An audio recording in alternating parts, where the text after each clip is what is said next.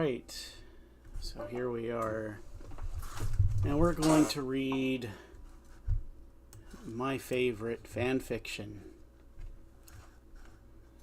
So as soon as I can get all my tabs sorted here, everything should be good to go.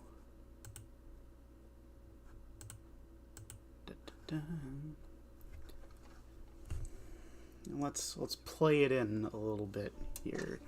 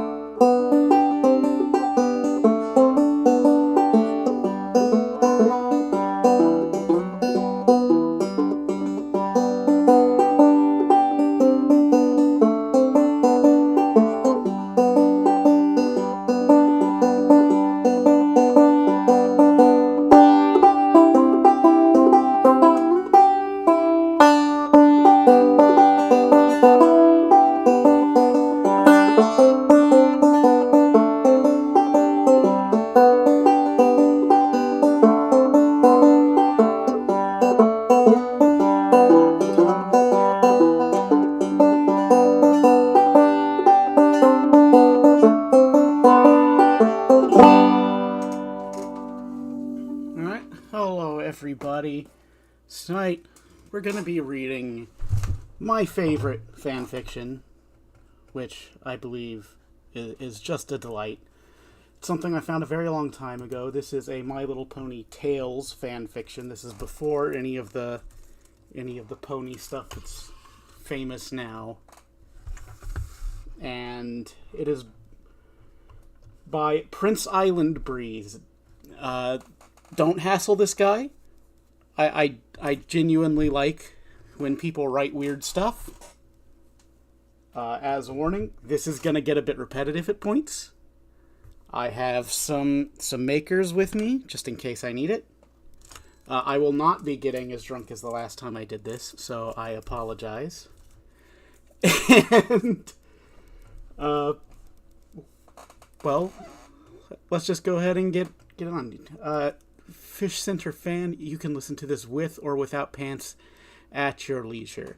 As a warning, the one thing I am going to mention as a content warning, the person who wrote this is a little strange, and one part of their strangeness is they misunderstood fetish wear as costume wear. So there are things that will be said which are pretty wild, even though there is not technically anything directly sexual in this. So with that in mind, let's go ahead and get this started.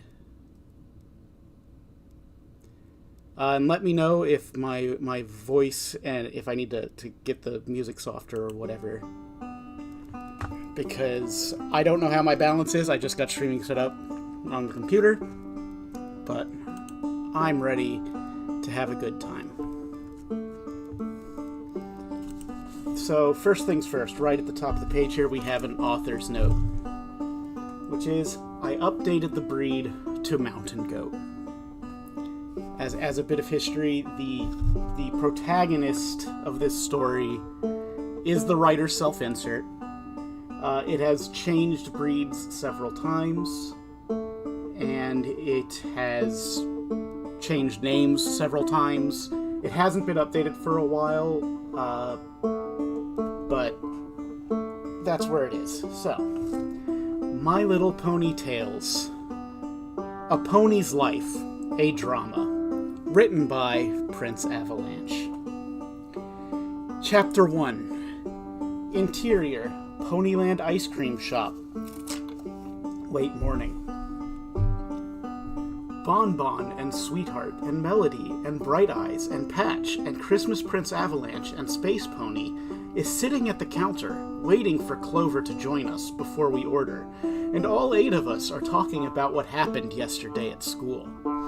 Prince Avalanche's body color is Christmassy red, and he has a very visible scar on the left side of his left front cheek. Oh, I forgot to put that on the picture. He has a big gold star on his forehead. He is completely covered with gold stars, including his hooves and wings. He is completely covered with stardust. I forgot to set it to loop. I recorded this specifically to loop in the background so that I'd have something to listen to.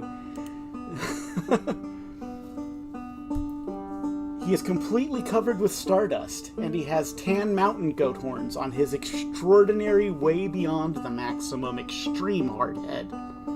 The part near his feathered, huge cloven hooves is orange and yellow, and his symbol is a black thundercloud with brilliant blue lightning all around it, and snowflakes falling from it, with scattered little gold stars around it. He has a gold mane, and the feathering on his feathered, huge hooves is orange and yellow. He has little white stars that cover his cheek, and goes all the way across his muzzle to his other cheek.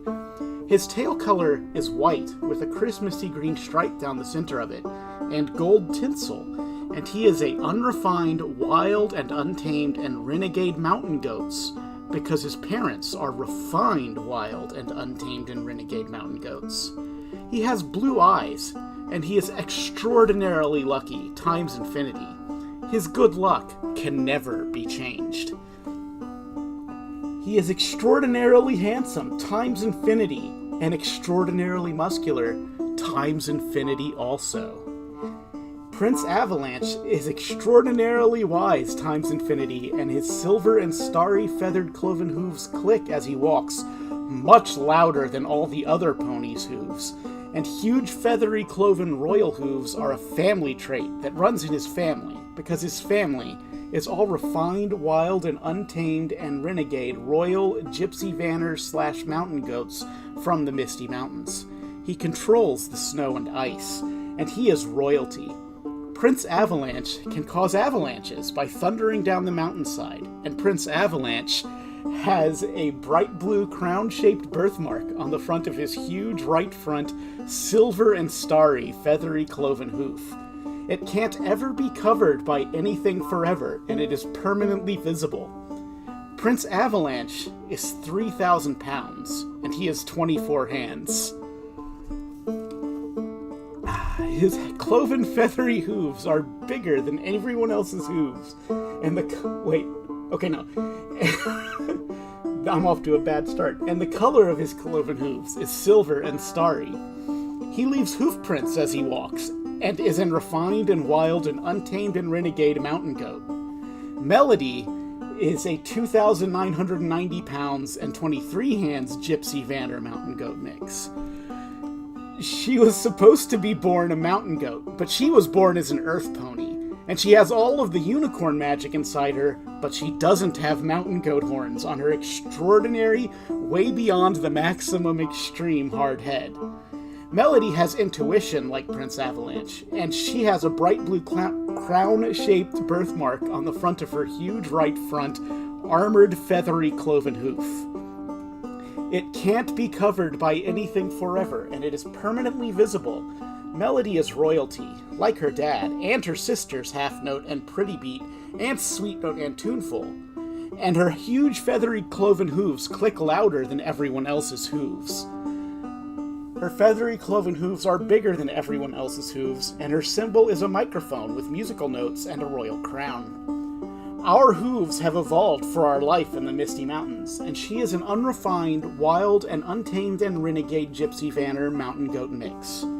Space Pony's symbol is the panther of the elements. He is a Pegasus, and his mane is fiery red. His body is blue. He has dark blue down near his hooves, and he has planets on his body and legs. He has blue eyes and sticky space dust which sticks to the bottoms of hooves and makes them clip-clop super loudly forever. It won't ever come off the bottoms of hooves. So I'm seeing that we have some questions after our first paragraph. Someone is asking 24 hands. Hands are the standard measurement for height for horses.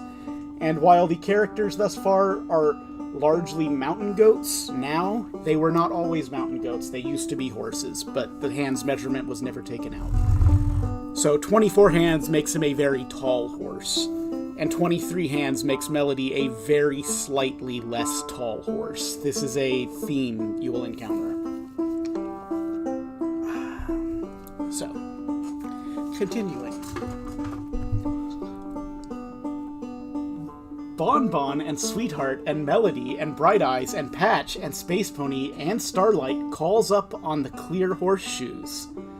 They appear on the bottoms of Bonbon and Sweetheart and Bright Eyes and Patch and Space Pony and Starlight's hooves, and they are made with the special alloy that magically sticks to hooves, and they cannot break free no matter what they do to keep them on. Clear horseshoes. The pony doesn't step into anything.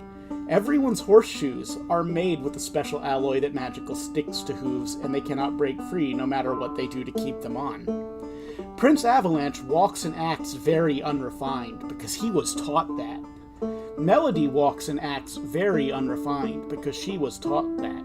His nickname is Thunderstorm. He can absorb the power of a thunderstorm, and it is limitless, the thunderstorm power he can absorb and store inside his body for future use. Prince Avalanche and Melody and Half-Newt and Pretty Beat and Sweet Note and Tuneful were born in the Misty Mountains, and they were brought to the farm by their parents a few years ago.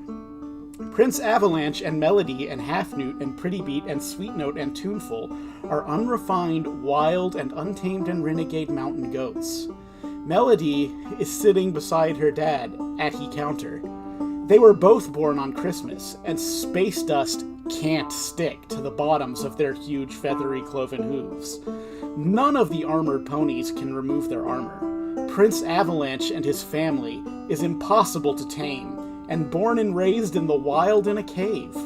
Prince Avalanche and his family, including Melody and Half-Note and Pretty Beat and Sweet Note and Tuneful, are extraordinary aggressive, way beyond the maximum extreme, and have a extraordinary, way beyond the maximum extreme short fuse.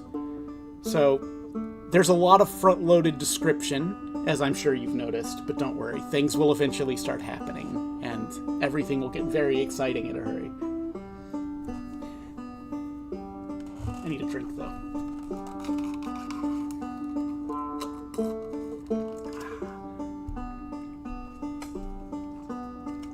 Patch turns to Prince Avalanche. She faces Prince Avalanche.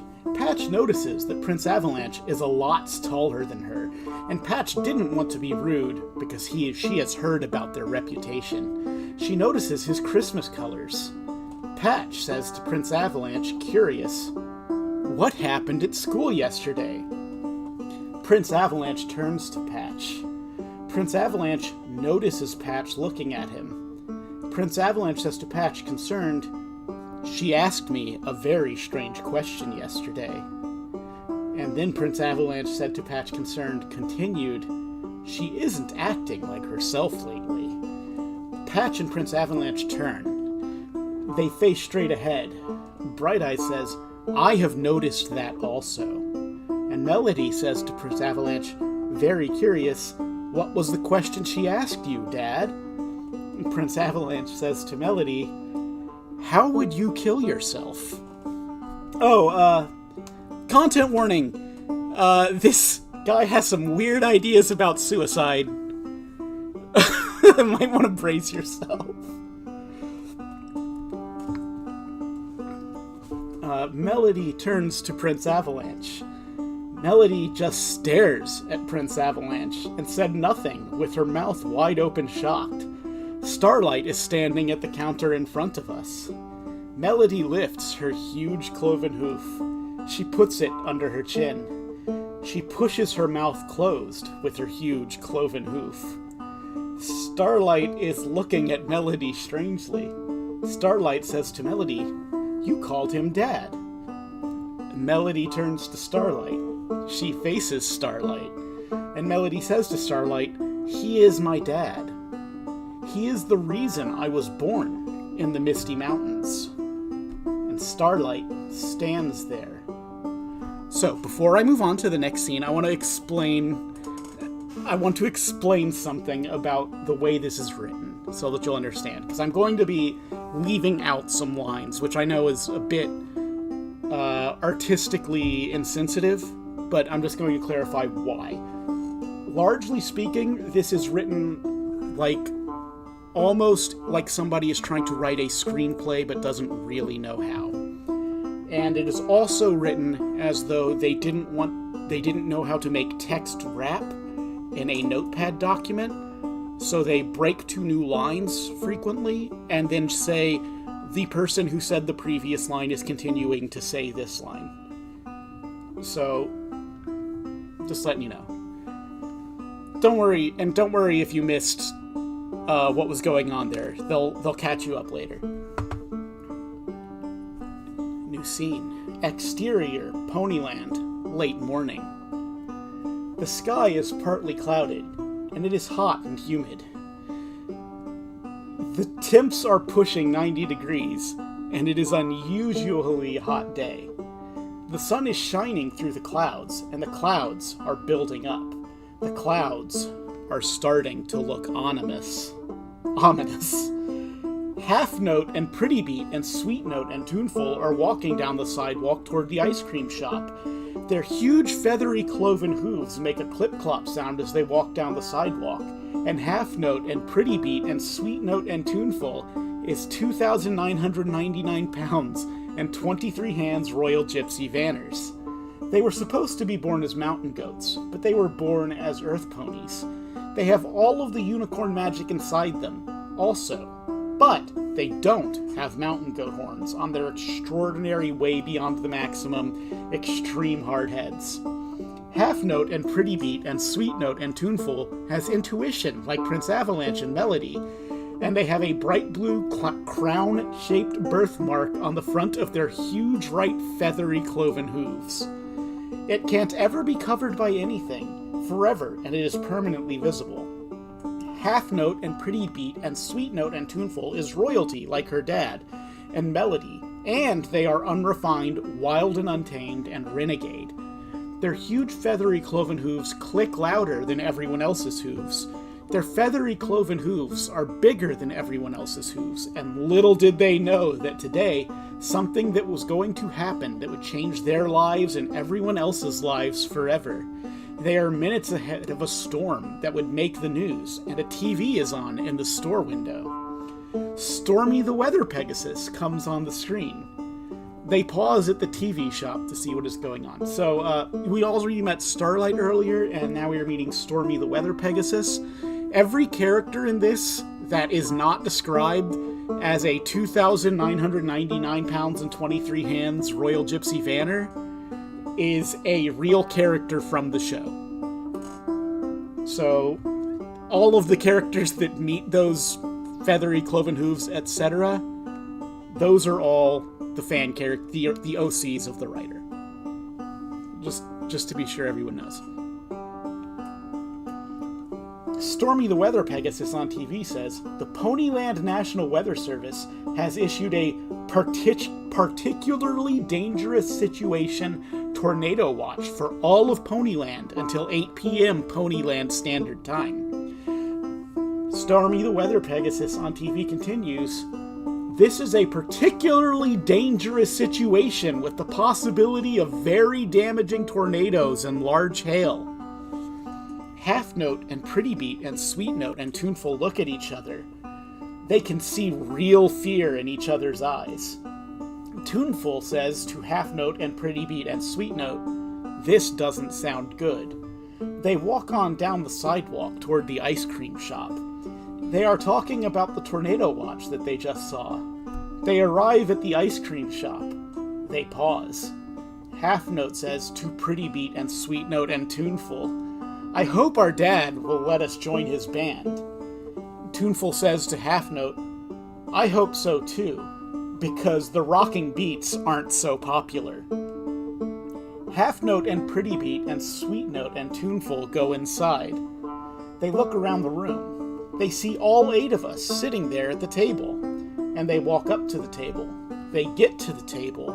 They pause, and they bow in respect. They notice his Christmas colors and comment nicely on them. Sweet Note says to Prince Avalanche, "Greetings."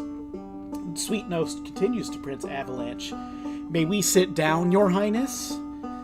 Prince Avalanche says to Half Note and Pretty Beat and Sweet Note and Tuneful, "Greetings." And then Prince Avalanche continues to Half Note and Pretty Beat and Sweet Note and Tuneful, "Sure." Half Note and Pretty Beat and Sweet Note and Tuneful sit down beside Prince Avalanche. Pretty Beat turns to Prince Avalanche. She faces Prince Avalanche. She can see the wild look in his eyes. Pretty Beat says to Prince Avalanche, "May we join the Power Ponies, please?" I turn to Pretty Beat. I face Pretty Beat. And Prince Avalanche says to Pretty Beat, "Please, let me think about it." Prince Avalanche then continues to Pretty Beat, "I will need to discuss this with the rest of my band." Prince Avalanche turns to the Power Ponies, and he faces them. And Prince Avalanche says to the Power Ponies, "What do you think?" And Bright Eyes says to Prince Avalanche, "We could use some more members in the band." And Patch says to Prince Avalanche, "Let's take a vote on it if they join the band or not." And Prince Avalanche says to Patch, "Good idea." And Patch says to Prince Avalanche, "Thanks." And Prince Avalanche says to Patch, "You are quite welcome." And Prince Avalanche says to the Power Ponies, "All in favor of Half Note and Pretty Beat and Sweet Note and Tuneful joining the Power Ponies, raise your hoof." All three of them raise their hooves. Prince Avalanche turns to Pretty Beat. He faces Pretty Beat. And Prince Avalanche says to Pretty Beat, "Welcome to the Power Ponies." Half Note and Pretty Beat and Sweet Note and Tuneful say all to Prince Avalanche relieved, "Thank you." I want to pause here for a moment to say this is not written like a script. This is almost written like a script.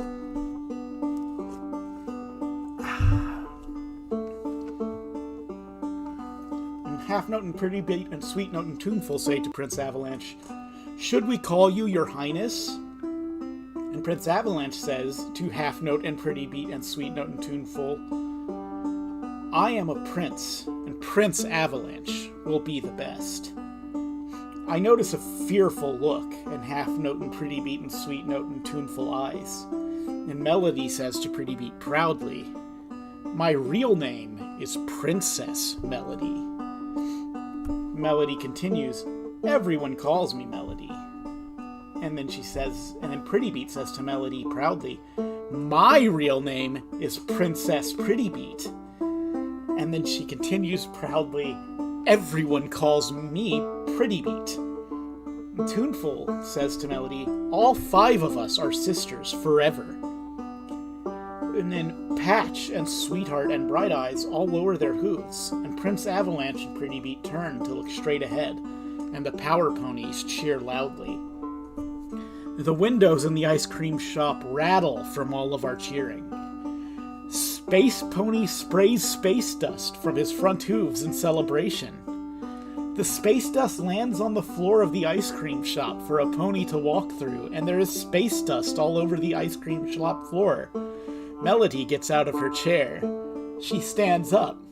She is standing in the space dust, and it doesn't fuse to the bottoms of her huge feathery cloven hooves. It looks like we have people joining a little late. I'll go ahead and fill them in on what you missed. These guys are all real big and loud. That's about it. Melody walks to where Half Note and Pretty Beat and Sweet Note and Tuneful are sitting. Her cloven hooves clip-clop louder than a normal pony's hooves, and she leaves her huge permanent hoof prints as she walks. She gets there, and she pauses, and Melody says, curiously to Half Note and Pretty Beat and Sweet Note and Tuneful, "Why are you for quitting the rocking beats?" Tuneful turns to Melody.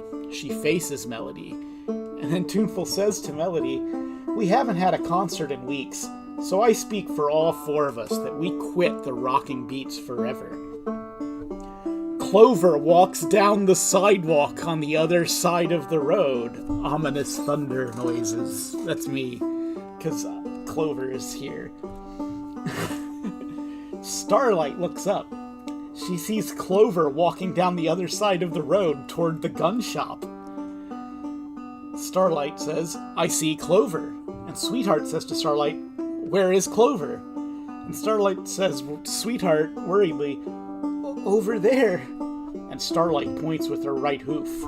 Bonbon and Sweetheart and Melody and Bright Eyes and Patch and Prince Avalanche and Space Note Pony and Half Note and Pretty Beat and Sweet Note and Tuneful turn around. They see Clover heading toward the Ponyland gun shop, and the wind begins to howl around her. Bonbon hears it, and her mane stands straight out in fright. Her mane settles back down. Exterior, Ponyland gun shop, late morning. Clover arrives at the Ponyland gun shop, and Clover hesitates. She doesn't want to do this to herself, but she doesn't see any options, and she is very depressed.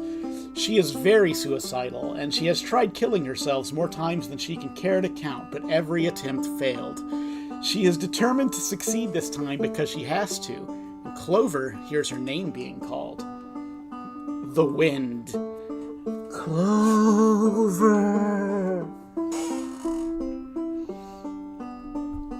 Clover looks around to see who is calling her name. She doesn't see anyone there. Clover looks over her shoulder at the ice cream shop. The camera follows Clover's gaze over to the ice cream shop across the road. She sees Bonbon and Sweetheart and Melody and Bright Eyes and Patch and Prince Avalanche and Space Pony and Half Newt and Pretty Beat and Sweet Note and Tuneful looking at her, but she doesn't care. Clover snorts in contempt. All 12 of us hear Clover snort in contempt. And Bonbon says to Melody curiously, "Why did she do that to her friends?" And Melody says to Bonbon, "I think she doesn't like us anymore." Bonbon says to Melody, "I think you're right." Clover turns. She faces the Ponyland gun shop door. And Space Pony says to Starlight, "What is she about to do?" And Starlight says to Space Pony, "She's going into that gun shop for some reason." Clover raises her hoof. She starts walking. She pushes the Ponyland gun shop door open. The bell on the door rings. The pony behind the counter looks up. He sees Clover. She goes into the gun shop and pauses. She lowers her hoof to her side as the door closes behind her.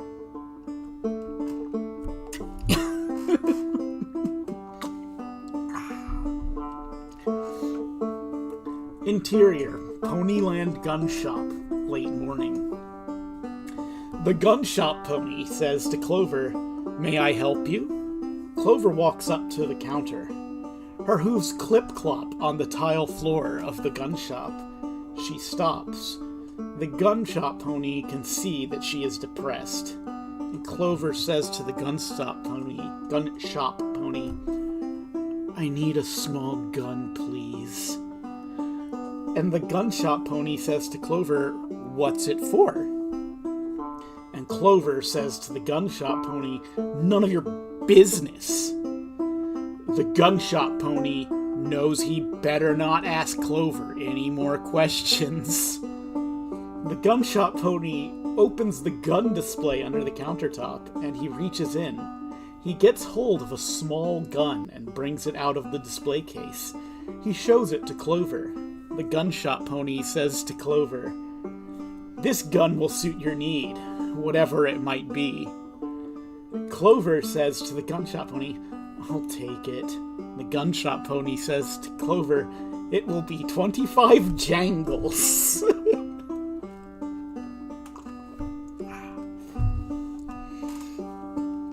Clover reaches into her purse. She gets hold of 25 jangles. She puts it on the counter. Jangles are the money they used in My Little Pony Tales. Okay, that's... And the gun shop pony says to Clover, here is your small gun. The gunshot pony hands Clover her small gun, watching her the whole time. And Clover says to the gunshot pony depressedly, "Thank you." And the gunshot pony says to Clover, "You're welcome." Clover takes her small gun in her hoof. She opens the chamber of the small gun, and she loads the small gun with bullets. The small gun is completely loaded with bullets. She closes the chamber, and she puts it in her purse. She turns. She walks to the door. She pauses at the door, and then Clover says to the gunshot pony depressedly, "Bye forever." And Sweetheart says to Bright Eye, very concerned, "She was where we couldn't see her." And then Sweetheart continues, "Oh, she is coming out of the gun shop." Clover exits the gun shop, and the gunshot pony picks up the phone. He dials the ice cream shop, because that's who you dial in this sort of situation, where you just sold a gun to a student who didn't tell you what they needed it for, and then said goodbye forever. The phone rings at the ice cream shop, and Starlight hears it. Starlight runs on all fours to the phone. She runs through the space dust on the floor. The space dust can't fuse to the bottoms of her hooves because of the clear horseshoes, and her hooves clip-clop normally on the tile floor. She gets to the phone. She pauses. She stands up on her hind legs and answers the phone. And then Starlight says on the phone, "Ice cream shop." And the gunshot pony says, "I need to talk to someone because it is an emergency." And the gunshot pony continues, "It's a matter of life or death for Clover." Ooh, spooky. It's very dramatic. Exterior, Ponyland Gun Shop, early afternoon. Clover is standing outside the Ponyland Gun Shop, waiting for the traffic to clear so she can cross the road. Interior, Ponyland Ice Cream Shop, early afternoon. Starlight is talking to the gunshot pony on the phone, and she says, shocked, "She bought a small gun and loaded it with bullets?" And the gunshot pony says, "She won't tell me what she wanted it for." And then the gunshot pony says to Starlight, "Bye." And then Starlight says to the gunshot pony, "Bye." And then Starlight hangs up the phone. Clover walks across the road to the ice cream shop. And then Clover enters the ice cream shop. Clover walks through the space dust on the floor. It permanently fuses to the bottoms of her hooves. Clover walks toward the counter. Her hooves clip-clop super loud on the tile floor. She gets there. She sits down on the stool facing the counter. Prince Avalanche can tell she is very upset. Prince Avalanche tries to comfort Clover by putting his huge feathery cloven hoof on her shoulder. Clover refuses to be comforted. Prince Avalanche takes his feathery cloven hoof off of Clover's shoulder, and Bon Bon says curiously, "How are you feeling?" Clover says to Bon Bon, "Very depressed." Clover is about to talk when Starlight cut her off. Starlight says, "Are you ready to order?" And Clover says to Starlight, "I guess so." And then she continues, "I would like a vanilla milkshake, please." Bon Bon and Sweetheart and Melody and Bright Eyes and Patch and Prince Avalanche and Space Pony and Half Note and Pretty Beat and Sweet Note and Tuneful turn around. They face the counter, and Prince Avalanche says to Starlight, "Vanilla milkshakes for everyone, including you, Starlight." And Prince Avalanche says, "My treat." Starlight turns. She walks to the milkshake machine. Her hooves clip-clop normally on the tile floor. She fixes 12 milkshakes. She puts them on a tray sitting nearby the milkshake machine. Starlight picks up the tray. Then she says, 12 milkshakes. She turns around. She walks to the counter carrying the tray of milkshakes. Her hooves clip-clop normally on the tiled floor. She gets there, and she stops. She puts the tray down on the countertop. And then Melody says to Patch, "What's the name of your band?" And Patch says to Melody, "The Power Ponies." All 12 of them reach for their milkshakes. And Clover says to Prince Avalanche, "Thank you for buying my milkshake." And Prince Avalanche says to Clover, "You're welcome." Starlight notices a bright blue crown-shaped birthmark on the front of Prince Avalanche's right front huge feathered cloven hoof. And Starlight says to Prince Avalanche, "What is that birthmark?" And then she continues, "Why are your hooves cloven?" And Prince Avalanche says to Starlight, "It's a royal birthmark," and continues, "That gives me an extraordinary powerful grip to the maximum extreme." All 12 of them get their milkshake. They bring their milkshakes to them, and they drink their milkshakes. Starlight says to Prince Avalanche, "It would cost 22 jangles." He reaches into his backpack, and he gets out 22 jangles. And then he puts 22 jangles on the counter. And the sky outside is getting darker. Dun dun. Clover finishes her vanilla milkshake, and Flora says to everyone, "I would like to announce a new item on the menu." And then Flora says to everyone else, continued, "Ponyberry muffins. They're only 4 jangles." And then Space Pony says to Clover, "What's bothering you?" And then Clover says to Space Pony, "Teddy is constantly picking on me." And continues, "What should I do?" And Space Pony says to Clover, "If you want advice, go talk to Prince Avalanche." Clover thanks Space Pony. She gets up from her chair, and then Clover stands up and walks to where Prince Avalanche is sitting. Her hooves clip-clop super loud on the tile floor. She gets there. She pauses. Clover turns to Prince Avalanche, and Clover bows in respect to Prince Avalanche. She notices his Christmas-colored armor. And Clover says to Prince Avalanche, depressed, "Hello." And Prince Avalanche turns and faces Clover, and then he says to Clover, "Aloha." That may seem like it comes out of nowhere.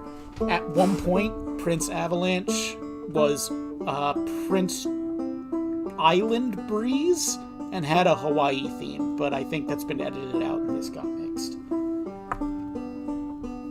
And Clover says to Prince Avalanche, "I need some advice." Prince Avalanche says to Clover, "What is the problem?" Clover continues, "Teddy is constantly picking on me."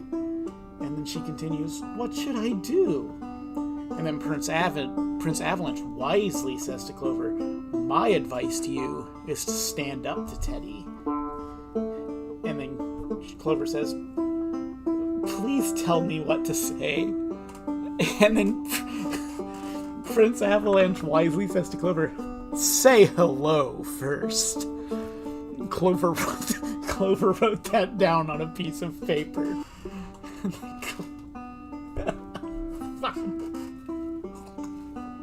Here's my makers.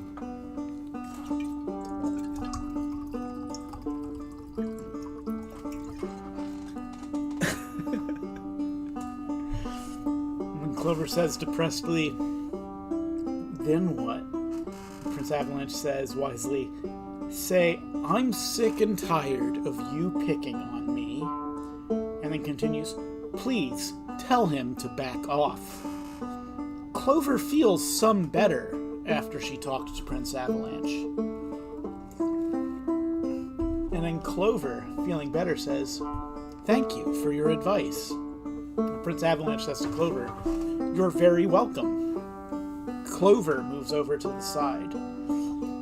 Prince Avalanche calls upon a breeze to blow the space dust into the trash can, and the breeze comes up. It scoops up the space dust and puts it in the trash can. The breeze dies down, and the floor is completely clean. Oh, fuck, I just realized there's things I left out from my collage that I needed to put there. Now I feel really bad.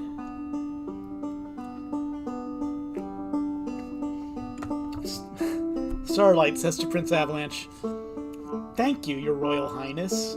And Prince Avalanche says to Starlight, "You're welcome." Ace walks into the ice cream shop. And Ace says to everyone in a loud voice, "The Hunk Ace is here!" Ace is right there in the middle of our lovely image. By the way, that's Ace. So you know who we're talking about. Starlight says annoyedly to Ace, "Can't you just say hello?" Ace walks up to the counter, and he gets to the counter, and he stops. And then Ace says to Starlight proudly, "I gotta be me." Starlight rolls her eyes. Ace notices her reaction to what he said. And then Ace says to Starlight, curious, "What's the problem?" And Starlight says to Ace, "I have other things on my mind." And Bright-Eyed says to Ace, "There are more important things in this world than you." Ace looks at himself in the mirror. Ace catches a glimpse of Prince Avalanche. Ace can see girls crowded around Prince Avalanche and feels a very sharp jab of jealousy because Prince Avalanche is a lot more popular than Ace could ever dream to be. But Ace gets control of his jealousy. Starlight says to everyone, "The ice cream shop will be closing early today." And Patch says to Ace, teasing, "Don't look at yourself too hard or you'll fall in love with yourself." Ace turns from the mirror to glare angrily at Patch. Patch laughs. Prince Avalanche knows that Clover needs a rainbow to cheer her up. So Prince Avalanche moves his huge feathered cloven hoop. A rainbow comes out of it for Clover, and it lands on the floor under her hooves. It is a sticky, bouncy rainbow, and Clover is standing on it. It sticks to her hoof bottoms, and the space dust is gone off the bottoms of her hooves. Clover steps off the rainbow. The parts of the rainbow she was standing on went with her hooves and permanently fused there. The rainbow disappeared. Starlight says to Clover, "Did that help cheer you up?" And Clover shakes her head no. Prince Avalanche gets out of his chair. He stands up. Prince Avalanche creates a more beautiful rainbow. It lands under his hooves. It is a super sticky, bouncy rainbow, and Prince Avalanche is standing on it. It doesn't stick to the bottoms of his huge feathered cloven hooves. Prince Avalanche steps off the rainbow.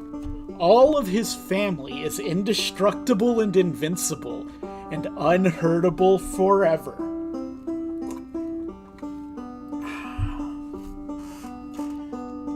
Prince Avalanche says to Clover, "Did that rainbow help cheer you up?" And Clover shakes her head no. The rainbow disappears after Clover saw it. Prince Avalanche sighs. And Prince Avalanche says to Patch, "Come on, Patch. We need to set up for the concert." Patch turns her back on Ace. Ace jumps on Patch for that remark. Patch and Ace are down on the floor, and everyone is watching them scuffle. Space Pony says to Patch and Ace, "You need to go set up for the farewell concert for Clover."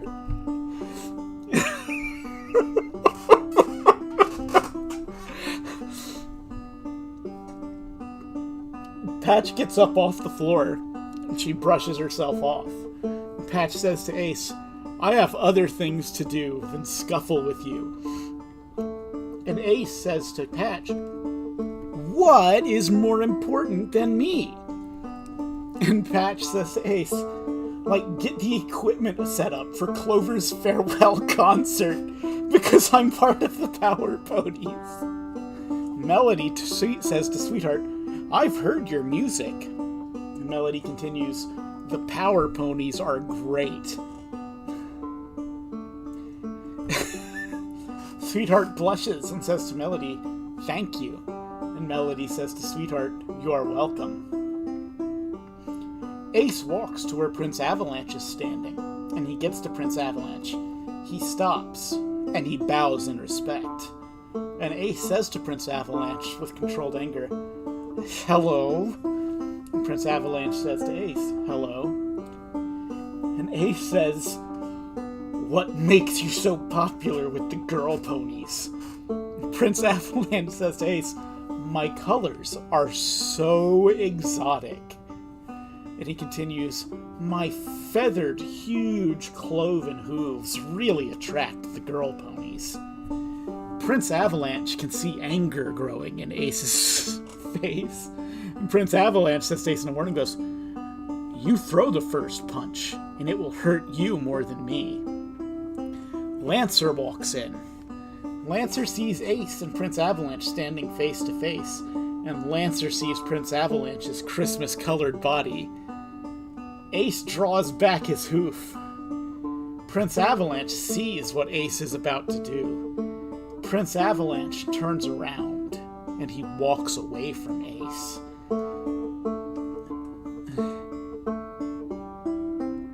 Okay. People are apparently a bit confused. Prince Avalanche is the Christmas-themed one. Ace is the blue pony in the center of the image that we have for our video title card.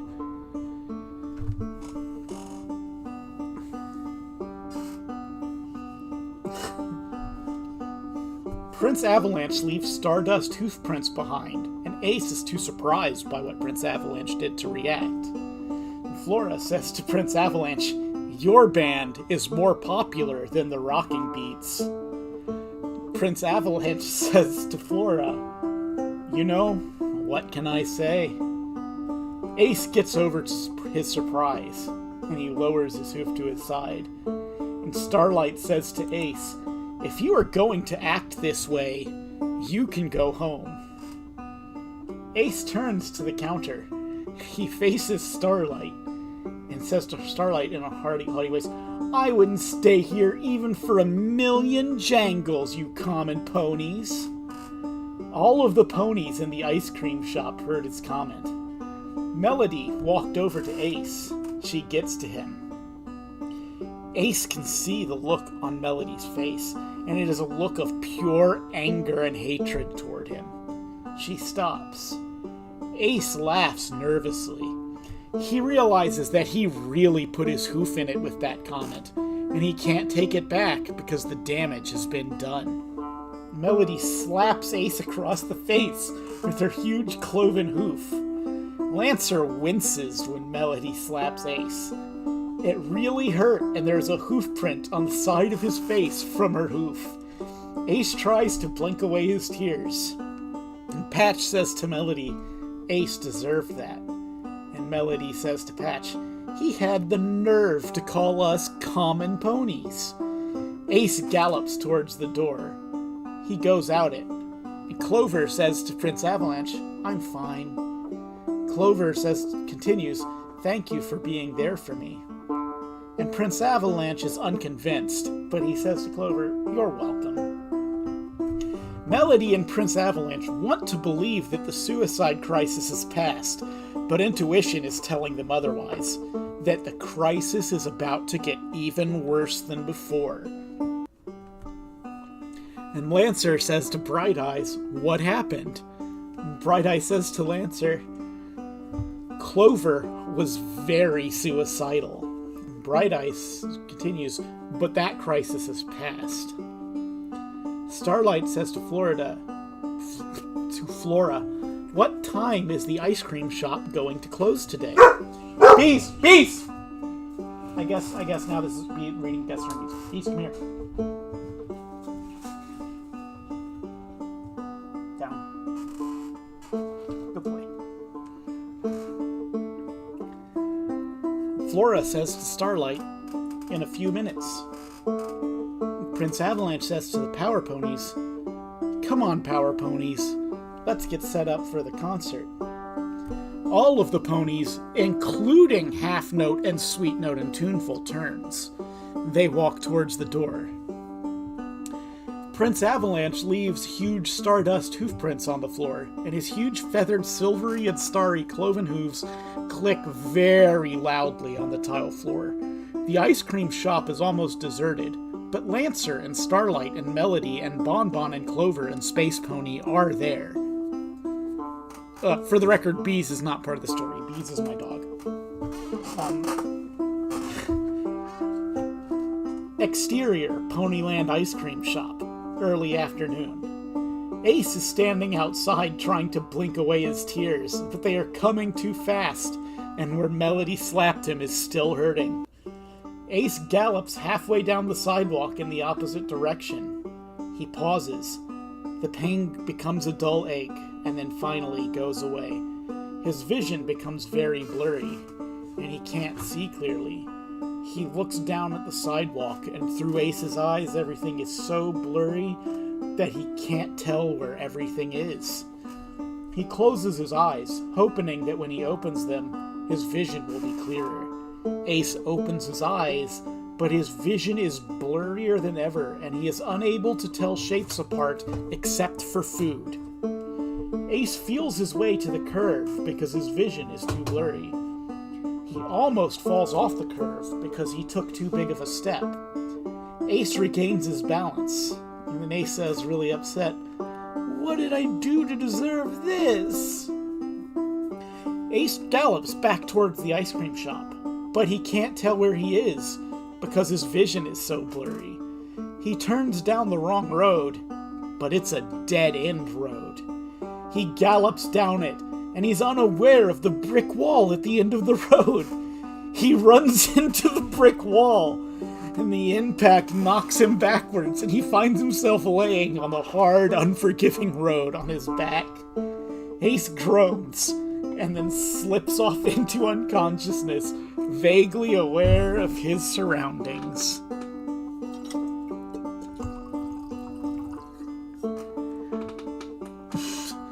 His groan was loud enough to attract attention to him, though. The Power Ponies gallop toward Pony Hall to get their equipment set up for Clover's farewell concert. They don't know about what happened to Ace. Prince Avalanche leaves huge permanent stardust hoofprints on the road, and his huge feathered cloven hooves click very loudly on the road. Interior concert hall stage, early afternoon. Sugar and Peaches and Sparkles are already at the concert hall, and they have already set up their instruments. They are practicing, unaware of the approaching storm. Sugar dances on the stage while she is playing the saxophone. Her hooves are making a loud clip-clop on the wooden stage, drowning out the music, and Sugar realizes how much noise she is making with her hooves. She stands still on the stage floor. Exterior, Ponyland Park.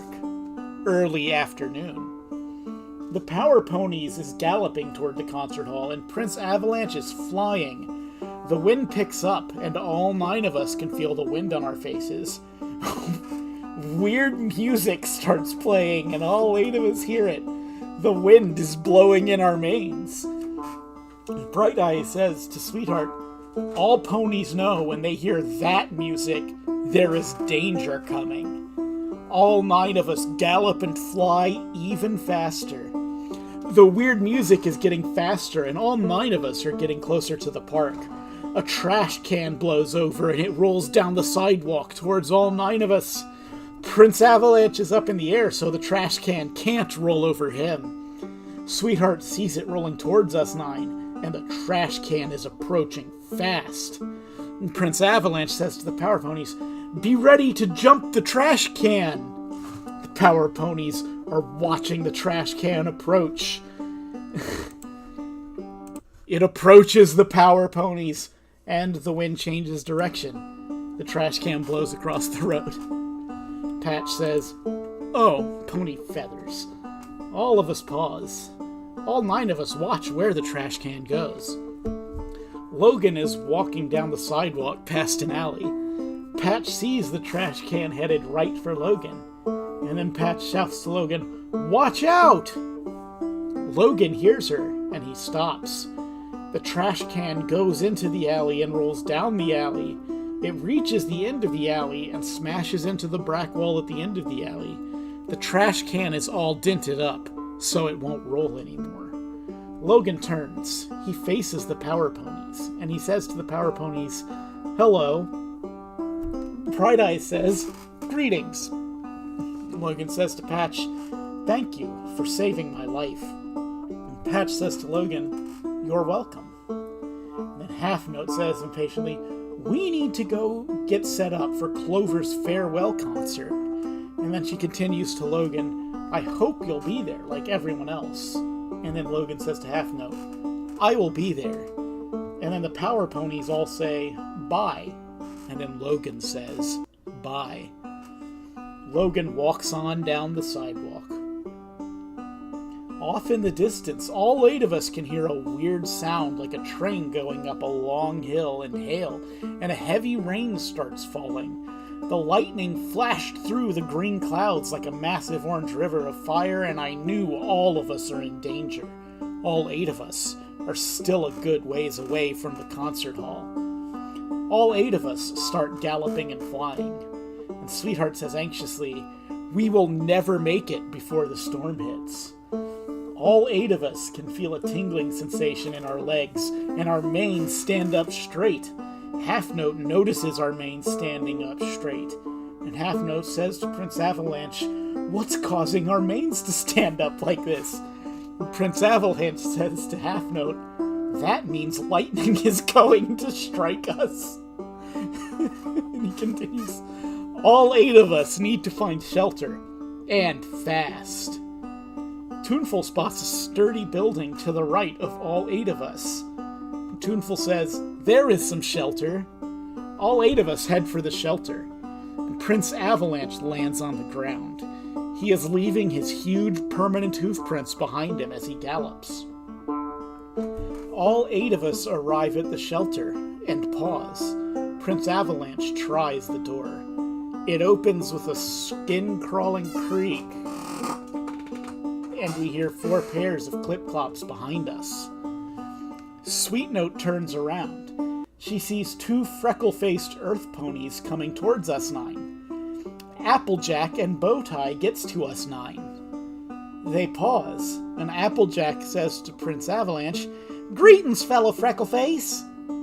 I'm keeping her terrible heel accent. That's staying from the later show. Prince Avalanche turns around. Wait, sorry. Oh no, that's right.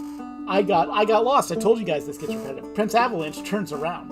He sees Applejack and Bowtie standing there, and Prince Avalanche says to Applejack and Bowtie, "Greetings." Prince Avalanche turns around, and he faces straight ahead. And Prince Avalanche says, "Everyone inside, quick." All 10 of us gallop and fly inside, and Prince Avalanche closes the door behind them.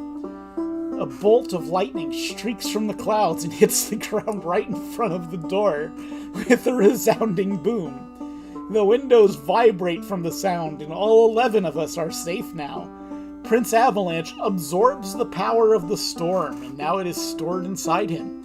Applejack and Bowtie are wearing their clear horseshoes that is made of the special alloy that magically sticks to horseshoes' hooves, and they cannot break free no matter what they do to keep them on, to prevent sticky stuff from sticking to the bottoms of their hooves forever.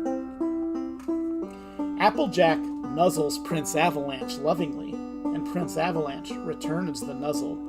Applejack notices that she has huge feathered cloven hooves, and the hair covers her whole cloven hoof, but it isn't long enough for her to step on, and all 10 of us can hear the and all 10 of us can hear the hail hitting the roof. Suddenly, it got dead quiet and still. And Tuneful says uneasily to Half Note, "It's just too quiet out there." Prince Avalanche says to everyone, "Let's go, while it is so quiet and still." Prince Avalanche opens the door. He sticks his head out and looks around. It's safe. Prince Avalanche takes to the air. There is huge permanent cloven hoof prints on the floor where he stood. Everyone gallops and flies out of the open door. Everyone heads for the concert hall. Applejack steps in a wad of sticky bubble gum. It doesn't stick to her hoof at all, and all 10 of us arrive at the concert hall. All 10 of us stop. Tuneful looks up at the sky. Okay, we've got new people showing up. Apparently, this is my favorite fanfic. It's a old My Little Pony Tales fanfiction, which was written when Gen 3 existed. But this is a My Little Pony Tales fans self-insert fanfiction.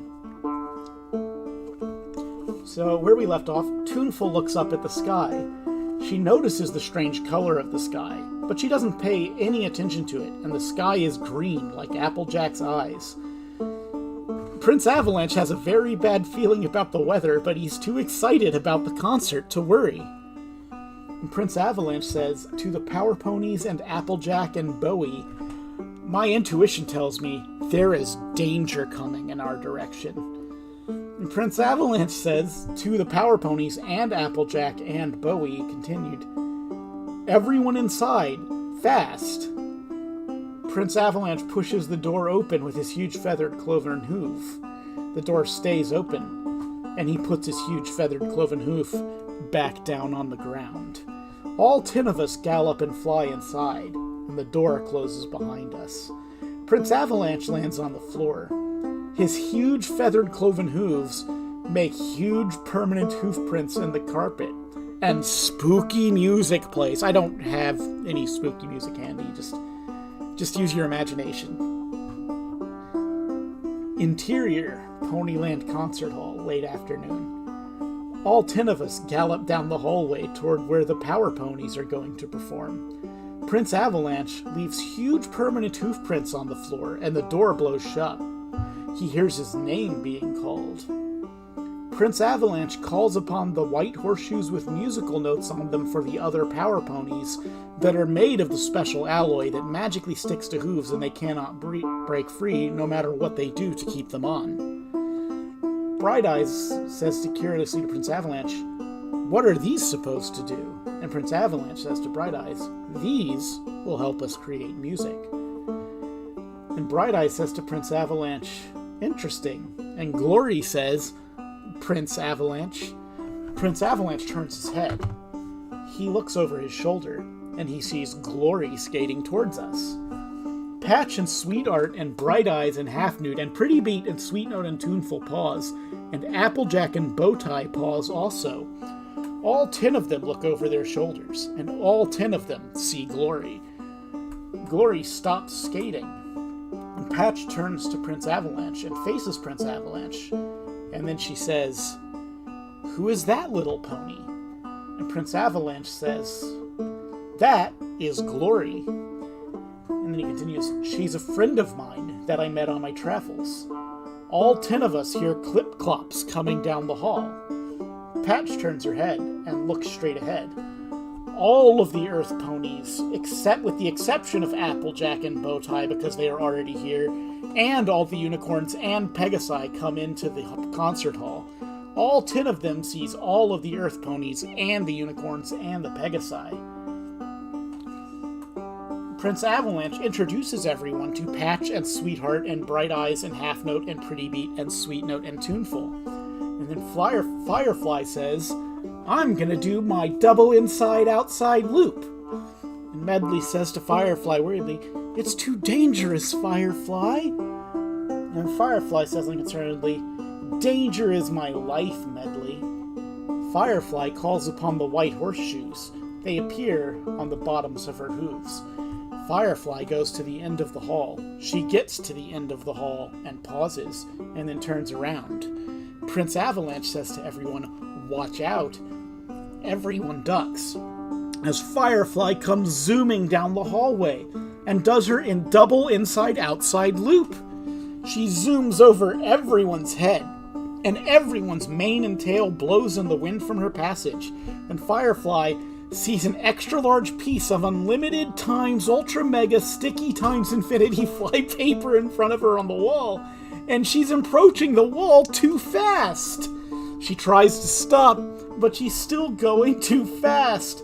She turns around with her back facing the flypaper, and then she collides with the flypaper.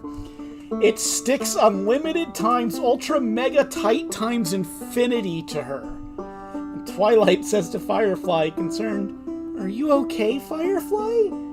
And Firefly says to Twilight, "I'm okay." And then Truly says to Firefly, bossy-like, "Get off that!" Firefly tries to get off, but she can't get off. I'm sorry. I'm going to hell. And Firefly says to Truly, annoyed, "I can't, because I'm stuck firmly to it." Patch moves in between Truly and Firefly to keep Truly from hurting Firefly. Prince Avalanche says to the Power Ponies, "Let's get set up for Clover's farewell concert." Glory takes off her roller skates. The Power Ponies gallop down the hallway where they are going to give that concert for Clover. Prince Avalanche is leaving his huge permanent hoof prints in the carpet, and Firefly is struggling to get free.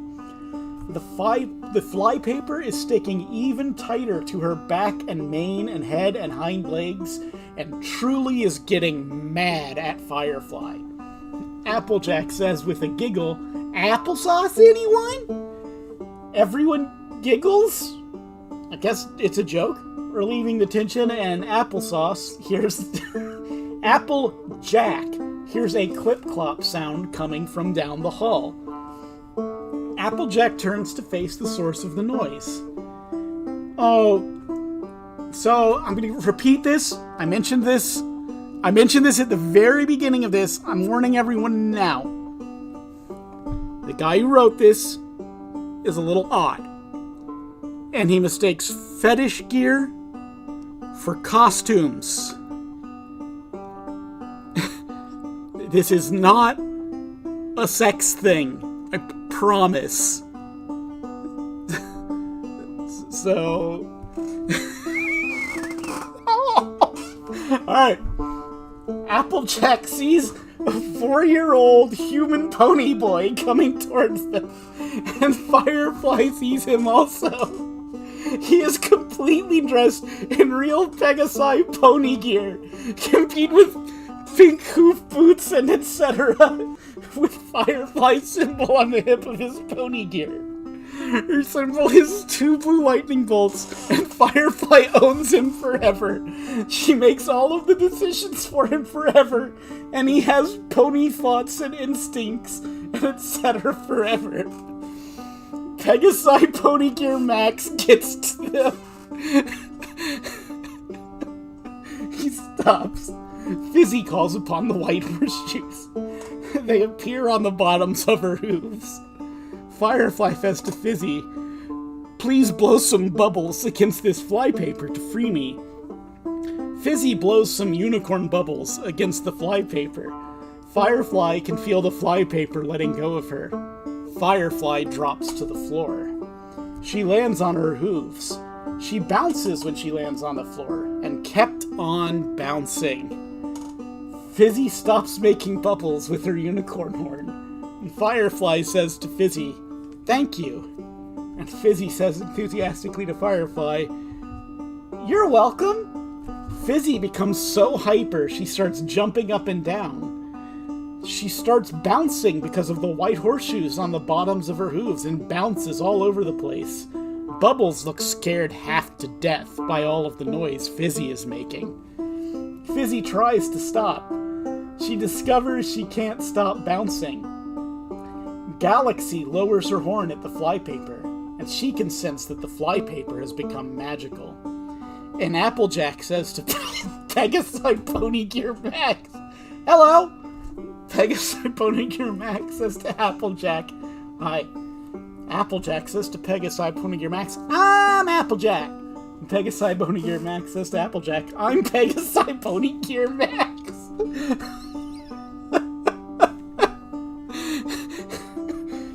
Applejack introduces everyone to Pony Gear Max. Glory runs down the hall after Prince Avalanche, and Glory catches up with us.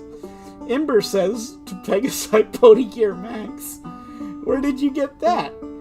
Pegasi Pony Gear Max says to Ember, "Firefly got it for me." The Power Pony... I'm sorry, I need more bourbon.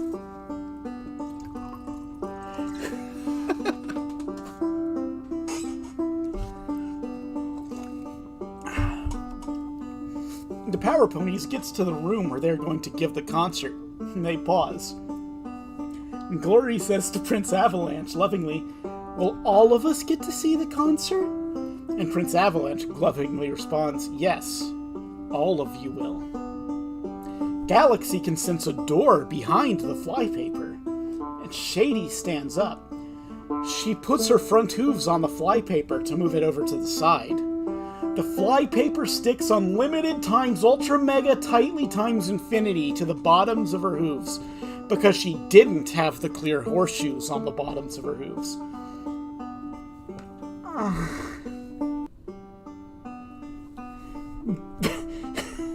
Pegasi Pony Gear Max checks his rump. Applejack says to Pegasi Pony Gear Max curiously, "What are you doing?" And Pegasi Pony Gear Max says to Applejack, "I'm seeing if I have a ponytail." He has a permanent ponytail and a permanently tied bow at the base of his ponytail right next to his rump. Shady tries to pull off of her flypaper, but the flypaper comes out with them. She puts her rear hooves against the flypaper to hold it still. The flypaper sticks unlimited times ultra mega tightly times infinity to the bottoms of her rear hooves because she didn't have the clear horseshoes on the bottoms of her hooves. Firefly looks at Pegasi Pony Gear Max's hands. She sees pink hooves on him and she recognizes the Pegasi Pony Gear on him because she bought it for him. She made him put it on right then and it's a permanent part of it. Firefly says to Pegasi Pony Gear Max, "Look at your hands." Pegasi Pony Gear Max looks at his hands. He sees pink hooves, and Gusty sees them also. And Gusty says to Pegasi Pony Gear Max, "Nice hooves." Pegasi Pony Gear Max says to Gusty, "Thanks." Pegasi Pony... I can't deal with Pegasi Pony Gear Max. I've never been able to deal with this garbage.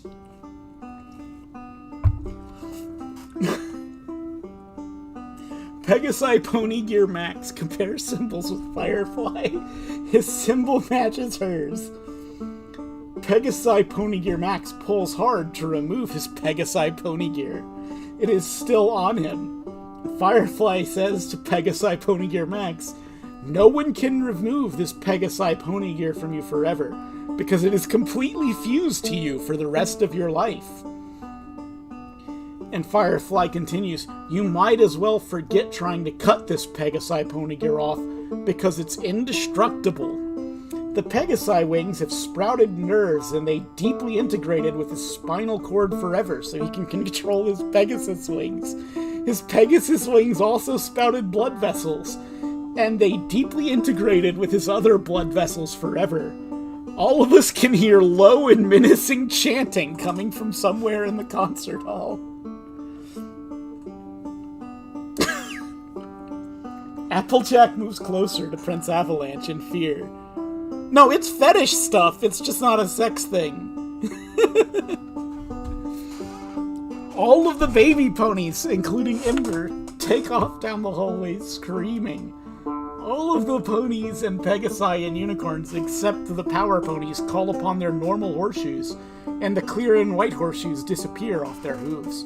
their normal horseshoes appear on the bottoms of their hooves, and then Shady calls on the clear horseshoes. The clear horseshoes appear on the bottom of Shady's hooves, and her hooves come off the flypaper. She lands on the floor, and Shady calls on her normal horseshoes. The clear horseshoes disappear off her hooves, and her normal horseshoes appear on the bottom of her hooves. Everyone is standing on an inescapable magic path, and everyone is stuck to it forever, but able to walk on it, but not step off. Excuse me. Including Prince Avalanche. Baby Cuddles smells candy, and all of the other baby ponies, and baby Pegasus, and baby unicorns, and Ember.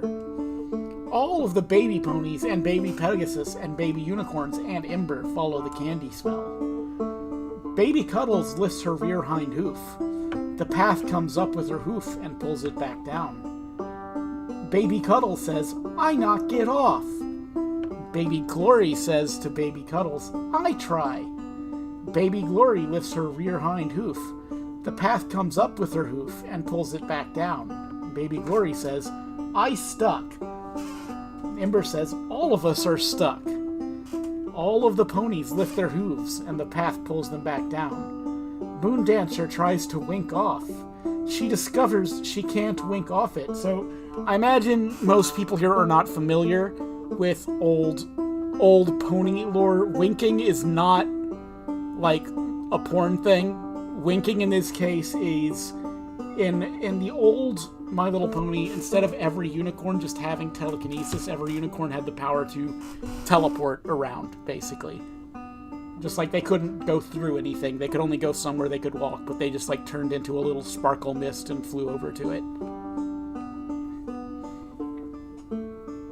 Everyone is stuck for good, including Prince Avalanche, because it's stuck to his feathered cloven hooves, and the baby ponies and Ember are standing on orange horseshoes.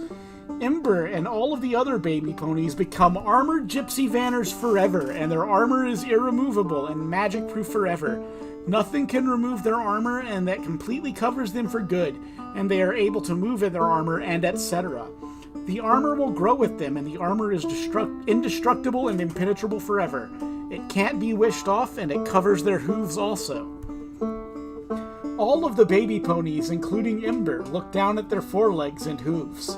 They see feathered armor on their hooves and legs, and they weigh 150 pounds each.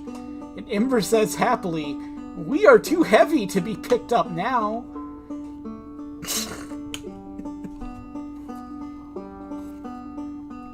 Interior, Ponyland Ice Cream Shop. Late afternoon. Starlight is standing behind the ice cream counter, waiting for someone to order something, and Flora is in the storeroom. If anyone's been paying attention, which I don't blame you for not, the ice cream shop should have been closed for a while now, so I don't know who they're expecting to order. But then Teddy walks into the ice cream shop. He is carrying a can of super strong glue in his hoof and is wearing the black with those red circles with a line through it horseshoes that Prince Avalanche called up for him to put an end to his bullying forever. They have a special alloy that They have a special alloy that magically sticks to his hooves, and he cannot break free no matter what he does to keep them on. Clover reaches into her backpack. She gets a hold of a piece of paper. She brings it out of her backpack. And Melody says to Clover curiously, "What are you doing?" And Clover says to Melody, depressed, "I'm going to write." Clover reaches into her backpack, and she gets a hold of a pencil. And she brings it out of her backpack and lays the piece of paper on the table. Flora says to Starlight from the storeroom, "Hey, Starlight." Starlight turns around. She faces the storeroom. And Starlight says to Flora, "Yes, Mom?" And Flora says to Starlight, "Please sweep the ice cream shop floor." Starlight says to Flora, "The floor is already clean." Starlight calls on her normal horseshoes. The clear horseshoes disappear, and her normal horseshoes appear on her hooves.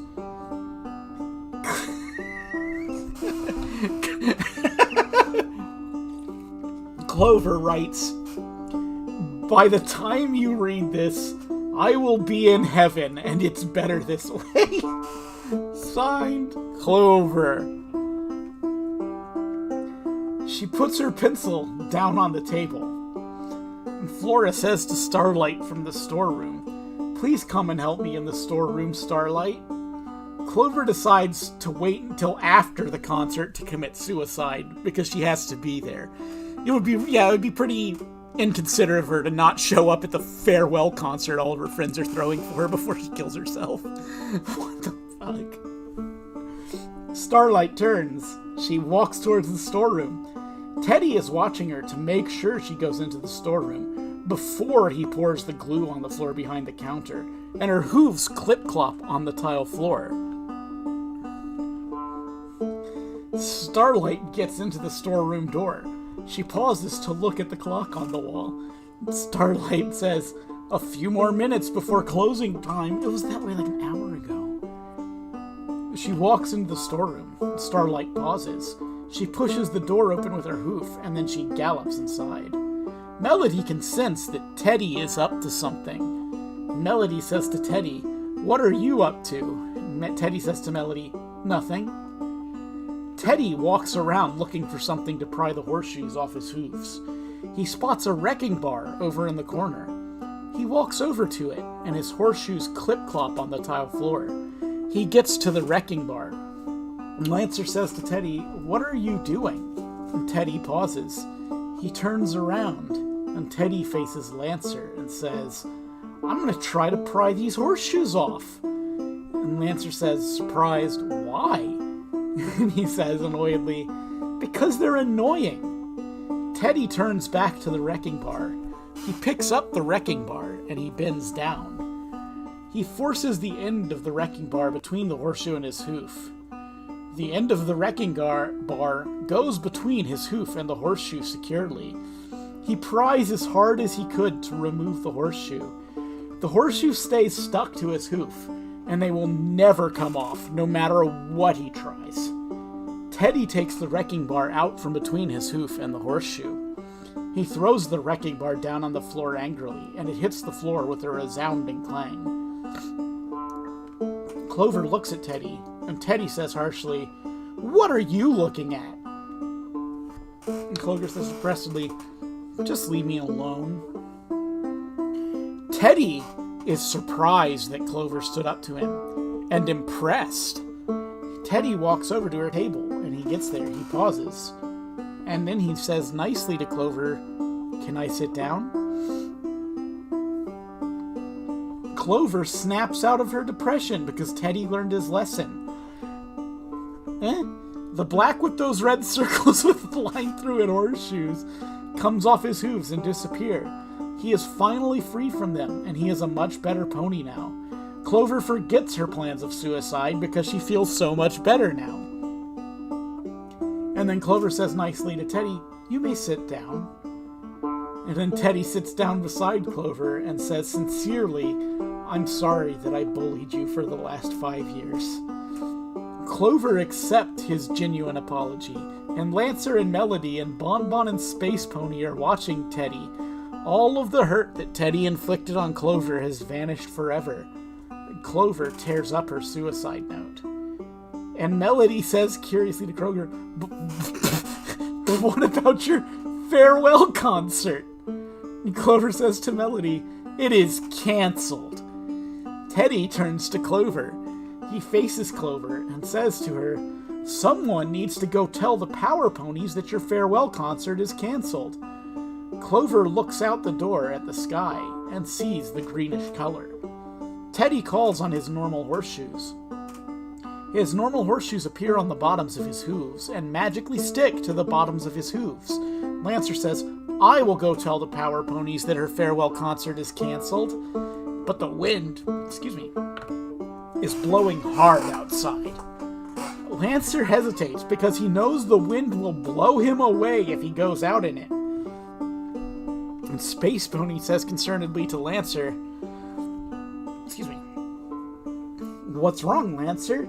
And Lancer turns to face Space Pony and says worriedly, "If I go out there, I'll get blown away by the wind." It suddenly becomes dead quiet and still outside, and the stillness unnerved Teddy because he knows when it gets quiet at his house, there's going to be trouble. Teddy suddenly has a seriously frightening flashback. Interior, Teddy's house, later afternoon, but 2 years ago. Teddy is being yelled at by his mom for getting bad grades. Dawn says to Teddy angrily, "You are failing school!" And Teddy says unconcerned, "Who cares?" And then Dawn says angrily, "You just wait until your father gets home." And Teddy says to Dawn, "I won't be here when he gets home." And then Dawn says angrily to Teddy, "Where do you think you're going?" And Teddy says, "Anywhere but here." Dawn reaches out and slaps Teddy very hard across the face. Her hoof left a mark on his face. Teddy winces in pain and he snaps back to reality. Sweetheart is very concerned about Teddy, and Lancer decides to take advantage of the stillness to go to the concert hall and tell the Power Ponies that Clover's farewell concert is canceled. As he was about to leave the ice cream shop, the tornado siren went off, and they hear it. The tornado siren wailed for a few seconds, and then it started talking. And the tornado siren voice says, "This is a tornado warning. Take cover immediately." The tornado warning started wailing again, and everyone looks at each other in surprise. Teddy looks out the door and sees the lightning flashing outside.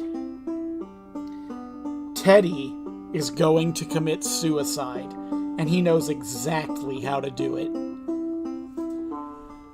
Teddy says to Lancer, "I will go tell the Power Ponies that Clover's farewell concert is canceled." Lancer is surprised by Teddy volunteering to go tell the Power Ponies that Clover's farewell concert is canceled on his own. Lancer looks at Teddy's right front hoof. Lancer sees a royal birthmark on Teddy's right front hoof like Prince Avalanche's, and the characteristic huge feathered cloven hooves that runs in their family, and the hair completely covers his hooves, but it's not long enough for him to step on. He is a gypsy vanner like Prince Avalanche. Lancer says to Teddy, surprised, "You're royalty, like Prince Avalanche." Teddy says to Lancer, "Yes." And Teddy says to Lancer, "I was born to Prince Avalanche's parents, Queen Blizzard and King Majestic, in the Misty Mountains, just like him." Lancer bows in respect to him. All of the other ponies are too surprised to say anything about Teddy's true heritage. Teddy is a refined, wild, and untamed, and renegade mountain boy. Oh man, I need to use that as a tag somewhere. Refined, wild, and untamed, and renegade mountain boy. Bon Bon starts crying. Tears are streaming down her face. Melody turns and faces Bon Bon, and Melody says to Bon Bon, "What's the matter, Bon Bon?" And Bon Bon turns. She faces Melody and says through her tears, "I was born and raised on a farm right down the road from Prince Avalanche's family's farm with my siblings." And then she continues through her tears, "My dad got a job in the city, and my siblings and I was forced to leave our beloved farm where we were born and raised." Melody tries to comfort Bon Bon. All of the Sopronies are surprised that Melody even cares enough to comfort Bon Bon. Melody's a bitch.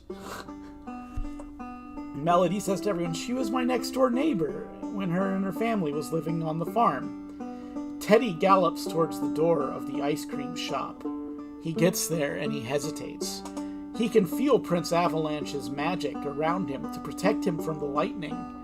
And Teddy says, "My brother must really care about me to use his magic to protect me from the lightning." He gallops out the door, and his cloven hooves grip the ground. Teddy gallops down the sidewalk toward the concert hall. Suddenly, pony feathers starts falling from the sky and covering the street and sidewalk. Teddy gallops through the pony feathers. They stick to the bottoms of his royal hooves and accumulate on the bottoms of them. Layer by layer of pony feathers accumulate on the bottom of his royal hooves, and the pony feathers are coming from Prince Avalanche's farm, from the ponies that is born and raised on the farm, because they are born with hair and feathers, and they lose their feathers as they grow. Soon Teddy has about 10 layers of pony feathers on the bottoms of his hooves. Teddy pauses and he looks up in the sky at the pony feathers falling from the sky. Teddy is mystified by the rain of pony feathers, and the lightning is flashing around him. He can sense that he is in danger, and he hears a hissing sound down the road from him. He turns his head and looks behind him. His eyes widen in fear because he sees a funnel cloud building down from the clouds. Teddy knew he better go warn everyone at the concert hall, and the funnel cloud touches the ground with a loud roar. Starlight and everyone else can hear the roar of the tornado. Teddy turns his head. He gallops as fast as he could ahead of the approaching tornado. Flora says to everyone in the storeroom, quick. Everyone in the ice cream shop gets in the storeroom. Bon Bon closes the door. Teddy is trying his best to stay ahead of the approaching tornado, and the tornado destroys the buildings in its path. Teddy ducks as debris flies above his head. A piece of wood flies toward his left hind leg and strikes it. A wave in pain sweeps through him, but he knew he would have to stay ahead of the tornado or risk getting sucked up into the funnel. His left hind leg started feeling strange, like it was losing all feeling, and it refused to move. He is completely exposed to the tornado's fury, and his leg is completely paralyzed. He tries to move his leg, but it won't move at all. And Teddy says, "Oh, great. Now my left hind leg is completely paralyzed." And he continues, "I'm completely exposed to the tornado, ooh."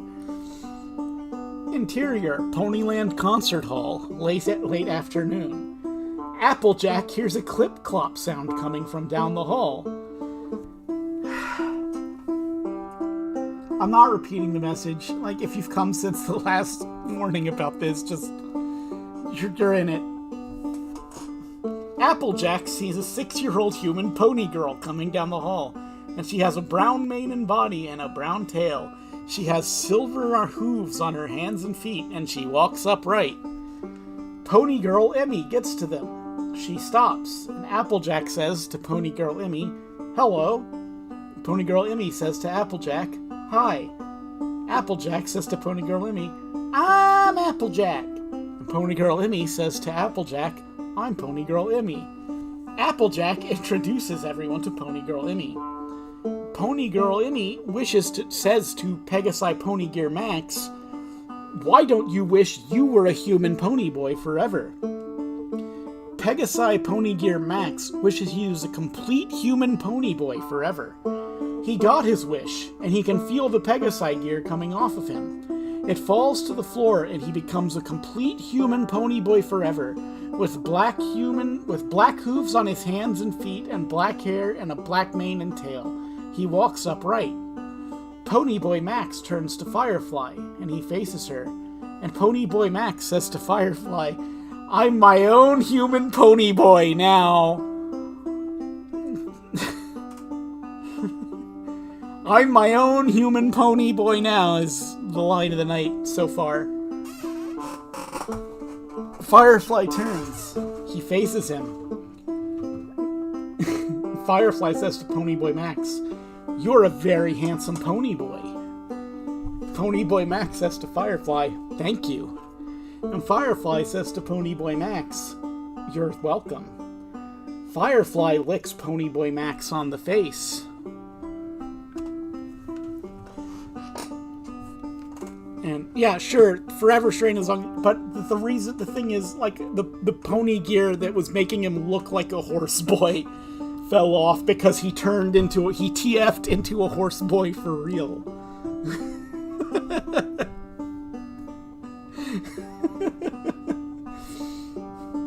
Pony Boy Max says surprisingly to Firefly, "What are you doing?" And Firefly says to Pony Boy Max, "I'm grooming you." They turn and they look straight ahead. Applejack can feel changes happening inside her.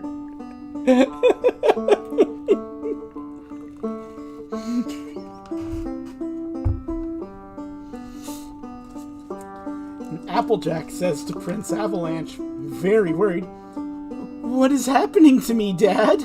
And Prince Avalanche says to Applejack, "You are becoming a Gypsy Vanner Unipeg like you were supposed to be born as." She becomes a full Gypsy Vanner filly, and her height is 23 hands. She weighs 2,999 pounds, and Applejack looks down at her hooves. She sees a royal birthmark on her huge right front feathered closen hoof, and she has huge feathered closen hooves, and the feathers completely cover her hooves, but it's not long enough for her to step on. She can move around in her armor, and etc., and her back starts itching because she is growing Pegasi wings. Ponyboy Max scratches her back with his hooves. Applejack sighs with relief. Bowtie says curiously to Applejack, "Is he your dad?" And Applejack says to Bowtie, "He is the reason I was born." Applejack continues, "He is my dad." All of the ponies bow in respect to Applejack. Pegasi wings sprout from Applejack's back, and they grow until they are long enough. They stop growing, and she grows a green unicorn horn. The changes are complete. Applejack is a full Unipeg now and forever, and she is full Gypsy Vanner. Applejack's symbol becomes a group of apples with a lightning bolt through the middle of them, and she is very refined, wild, and untamed and renegade. She is unhurtable and indestructible. Oh, excuse me. Goodness gracious. Exterior, Ponyland Park, early afternoon. Teddy can feel his other legs becoming paralyzed. He collapses on the ground, unable to stand. Teddy struggles to get to his feet, but he can't move his legs. Teddy can feel the tornado getting closer to him, and suddenly he winks out just as the tornado is getting near him. Teddy winks back in the concert hall, and Teddy says to Prince Avalanche, surprised, "How did I do that?" Prince Avalanche nuzzles Teddy and says to Teddy wisely, "You have unicorn magic inside of you." And Prince Avalanche continues, "You also have Pegasi and unicorn blood in you." Prince Avalanche notices that Teddy is laying on the floor on his stomach. Teddy looks up at Prince Avalanche, very scared. Prince Avalanche can see genuine fear in Teddy's eyes that he might not be able to walk ever again. Ember approaches Teddy and says to Teddy, "Maybe if you can rest, you can walk." Ember suddenly groans, and Twilight hears her groan. And Twilight says to Ember, very concerned, "What's wrong, Ember?" And Ember says to Twilight, "I don't know." A silver star surrounded by fire and flames growing down her leg appears on Ember's armored haunches forever. Twilight looks at Ember. She sees the silver star surrounded by fire and flames going down her leg on Ember's armored side. And Twilight says to Ember, "Your symbol has appeared forever." Ember looks back at her armored haunches. She sees her symbol. Ember smiles because her symbol has appeared. Teddy says to everyone, "There is a tornado headed this way." Moondancer says to Teddy, "How close is it to here?" And Teddy says, "It's at Ponyland Park." And then Teddy continues, "It's approaching." Moondancer bows in respect to him. Medley flies towards the door to see what a tornado looks like. Wind Whistler sees Medley going towards the door. Wind Whistler says to Medley, "Where are you going?" Medley pauses. Medley says to Wind Whistler, "I'm going to see what a tornado looks like." The concert hall door blows open unexpectedly, startling Medley, but Medley yells in fright. Thistlewixel sticks her head in the open concert hall door. She looks around. Sunny Days says to Thistlewhistle curiously, "What do you see in there?" And Thistlewhistle says to Sunny Days, "Doors." All of the Big Brother ponies comes into the concert hall, and Buttons sees Slugger. Buttons runs up to him. She gets to him, and she stops. The carpet becomes enchanted, and it sticks to everyone's horseshoes unlimited times ultra mega tightly times infinity.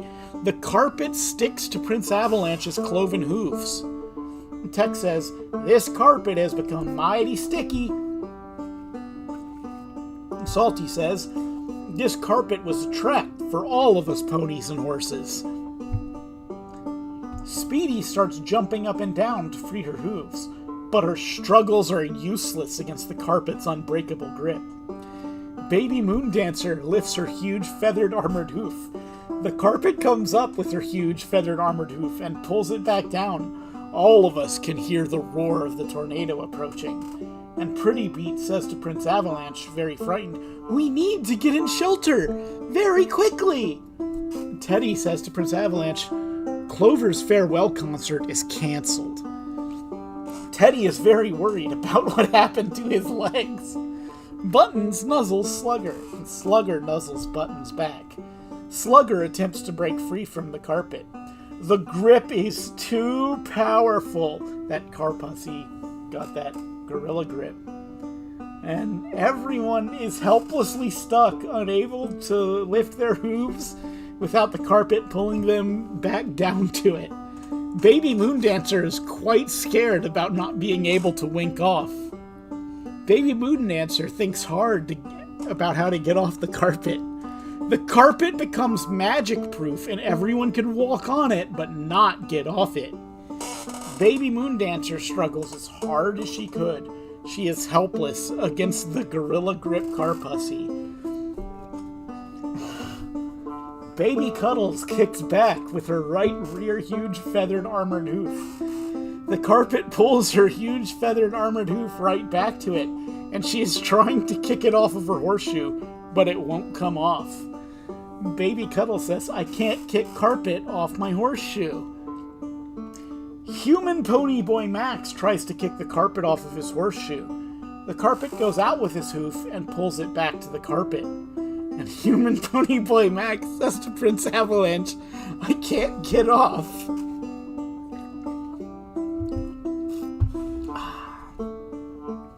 And Prince Avalanche says to Human Pony Boy Max, "None of us can get off. Not even me." It's a different fetish altogether. Galaxy tries to use her unicorn magic to make it let go, and the carpet remains stuck to their horseshoes. And all of the G3 ponies come into the concert hall. And Pinkie Pie says, "Hello." And Baby Quaker says to Pinkie Pie, "Greetings, Quack." Minty sings her sock song. Everybody loves socks, for Rainbow Dash, for Sparkleworks, and of course for Pinkie Pie. They can be plain or fancy, they can be short or long. The simple white kind, the glow by night kind, with socks you can't go wrong. I think they're good as candy, a big balloon or blocks. They always come in handy, and nothing says Christmas like a pair of socks. When winter is turning your nosy, a little bit frozy, socks will make you feel awfully cozy. Who doesn't love to wear them? No one at all, that's who. The stripy red kind, the wear-to-bed kind. It's nice to have a few, I know I do, hee. Some folks enjoy new mittens, or a teddy bear that talks, or a picture book of kittens, but nothing says Christmas. Merry, Merry Christmas. Nothing says Christmas like a pair of socks. I probably didn't sing it right at all. I don't know that shit. Minty does her silly little Minty laugh. I hate Minty, by the way. I don't like G3 ponies at all. I'm one of those creepy weirdo G1 guys. And Pinkie Pie says to Minty, "Minty, Minty, Minty, it's not Christmas." But Minty is so tired of hearing that. And she says to Pinkie Pie, "Please stop doing that." And Pinkie Pie just stares at Minty, too surprised to say anything. The other ponies noticed the sock song. How could you fucking not? But they were too busy trying to get free to reply to her sock song. And Patch and the others are too worried about their town. Suddenly, the door blows open. Rarity says, "I'm hungry." Cherry's Jubilee says to Rarity, "We will eat later." Rarity's tummy growls. Strawberry Swirl lifts her hoof off the carpet. She notices some resistance to her attempt. And Cherry Jubilee says to Minty, "That was a very silly song." And Minty laughs her silly little Minty laugh and says, "Thanks." we're about halfway done. So, how's everyone doing? We're having a wonderful adventure together like friends. They got through the song. Everyone's currently stuck on the carpet. I need a short break from reading, obviously, because who wouldn't? So, the rest of it's not going to take as long as the start, because it doesn't have those giant half-hour paragraphs to read of describing all of the characters. Those are more or less done. Oh, I've had drinks this whole time. So I'm going to see if I'm still sober enough to just sort of play a little bit of a banjo for the interlude here. So we're just going to take a break and see how that goes.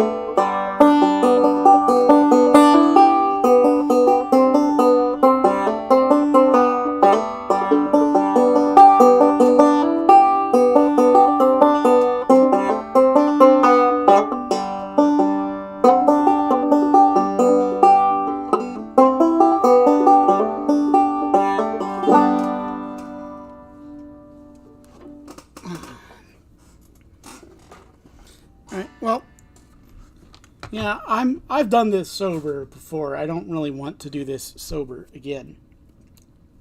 I enjoy this, but there's ways to make it easier on oneself. So that's our little intermission done. Ready to get back through the second half of part 1 here.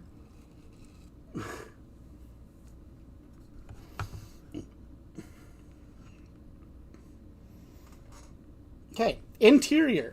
Ponyland ice cream shop, late afternoon. Clover opens the storeroom door, and she looks out. She sees all of the damage, and the ice cream shop is totally destroyed. Clover pushes the storeroom door all the way open. Let's get the background tunes. I was originally going to try and sit here and just actually play this the whole time, but that just... There was no way that was going to happen. This is going to take way too long for that. So that's why I made, like, a little semi-functional loop.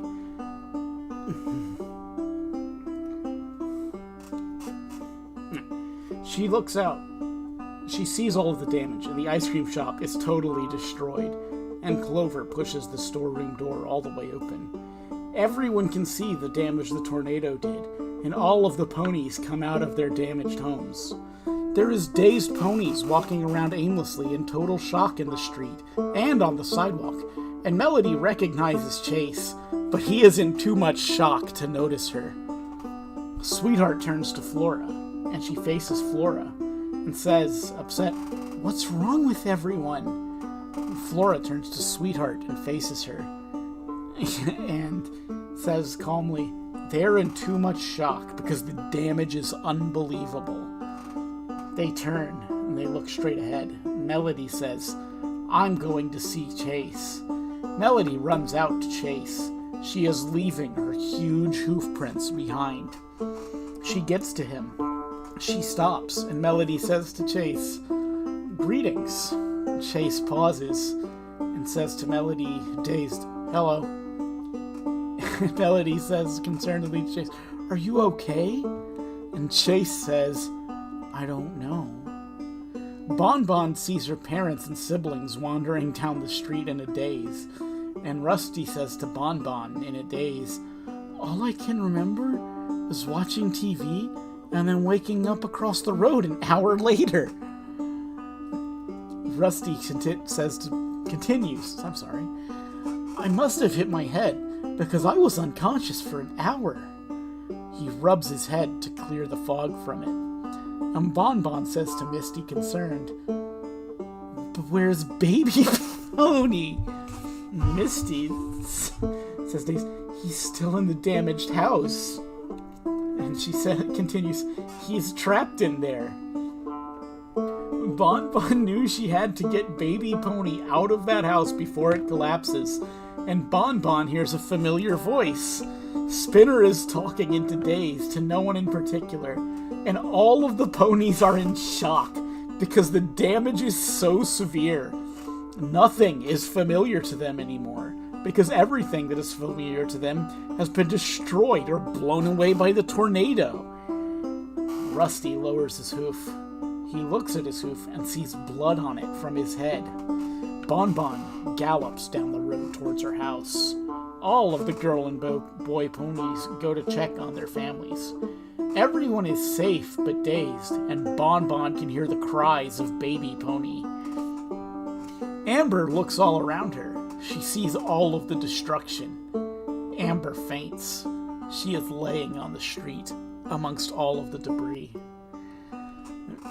Melody walks down the street carefully. I just can't believe they go to this like terribly written but like harrowing scene of these children. These are students in a school just stalking the streets of their ruined hometown with their loved ones walking around in like the shades of delirium from all of their shock and how horrible everything is. Scooter Sprite comes down the road on her scooter. Melody spots her. Melody steps out in front of her to stop her, and Scooter Sprite stops her scooter and says to Melody, "Hello." Melody says to Scooter Sprite, "Aloha." Melody is eyeing her scooter, and Scooter Sprite sees that. And Melody says nicely to Scooter Sprite, "That is a nice scooter." Scooter Sprite says to Melody, "Thank you." And Melody says nicely, "Can I borrow it?" And Scooter Sprite says to Melody, "Let me think about it." And then she continues, "I think you're a little too heavy for my scooter." And Starlight says to Rusty uneasily, "I think you need to go to the hospital." And Rusty says to Starlight, dazed, "I'm okay."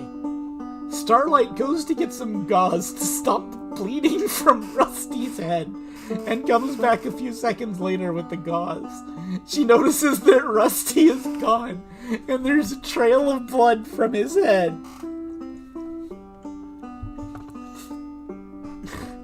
Dazzle on TV says, "This is the worst disaster to hit Ponyland. It's like Armageddon."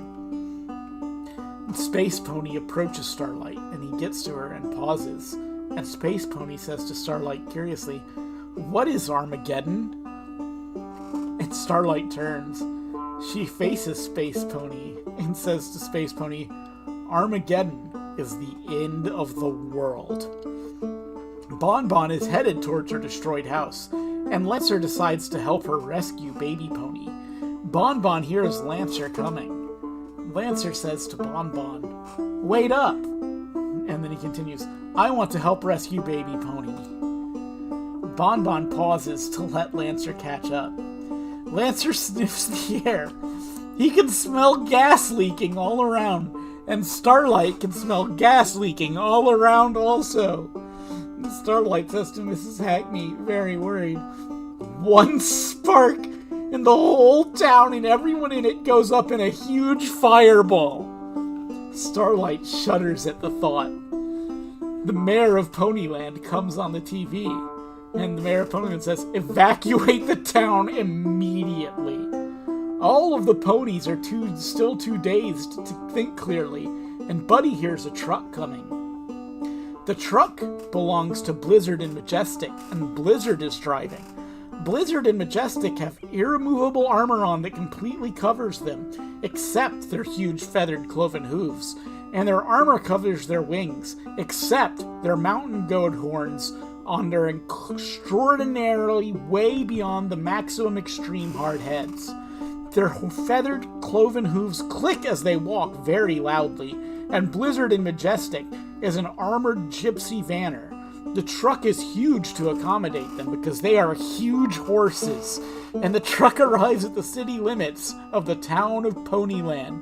Majestic and Blizzard is from the Misty Mountains. They encounter a roadblock, and the chief sees them coming. The chief holds his hoof up to tell them to stop. Blizzard moves her rear huge feathered cloven hoof from the accelerator to the brake. There is an imprint of her rear left huge feathered cloven hoof on the accelerator. She pushes the brake pedal. She makes a huge permanent imprint of her rear left huge feathered cloven hoof on the brake pedal, and the truck stops. The chief lowers his hoof. The chief walks to the side of the truck. Blizzard feels something sticky on the bottom of her rear right huge feathered cloven hoof.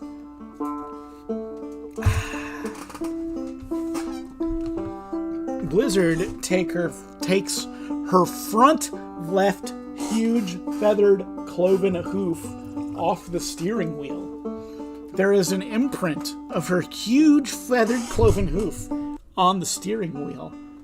She rolls down the truck window. The chief says to Blizzard, "Hello." The chief bows in respect to them. Blizzard says to the chief nicely, "Hello." Blizzard lifts her huge feathered cloven hoof off the floor mat. The chief knows that they are king and queen, and the floor mat pulls her left rear huge feathered cloven hoof back down to it. There is an end. This ends, eventually. Majestic says to the chief, "We need to get through." The chief says in an authoritative voice, "The road is completely impassable because of the destruction." And continues in an authoritative voice, "There is gas leaking everywhere." Majestic uses his unicorn magic inside of him to clear the air.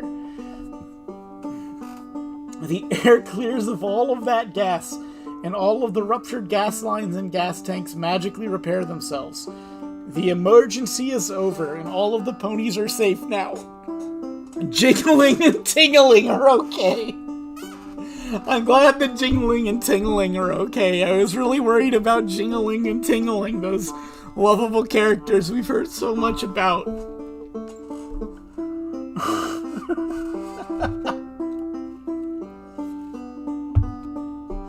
Interior, Ponyland Concert Hall, late afternoon. In case you've forgotten, these guys are all facing the crisis of they're stuck to the carpet. Now all of the G3 ponies are stuck to that enchanted carpet with their horseshoes and cloven hooves. Scootaloo is struggling hard, but she can't get free. The door is still open and all of us can see outside. Rainbow Dash sees the tornado coming. Rainbow Dash says, "It looks like this is the end for us, darlings." Sparkles and Sugar and Peaches jump off the stage. They run to the door of the room the Power Ponies are supposed to perform. They can hear the roar of the approaching tornado, and they are terrified. The tornado is looming large on the horizon.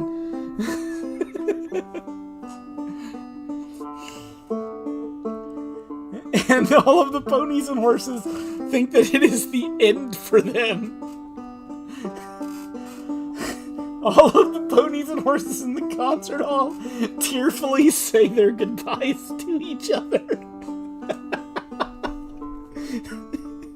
They know they are going to die in the concert hall, and the tornado dissipates before it reaches the concert hall. It becomes quiet outside, and all of the ponies and Gypsy Fanner horses are singing.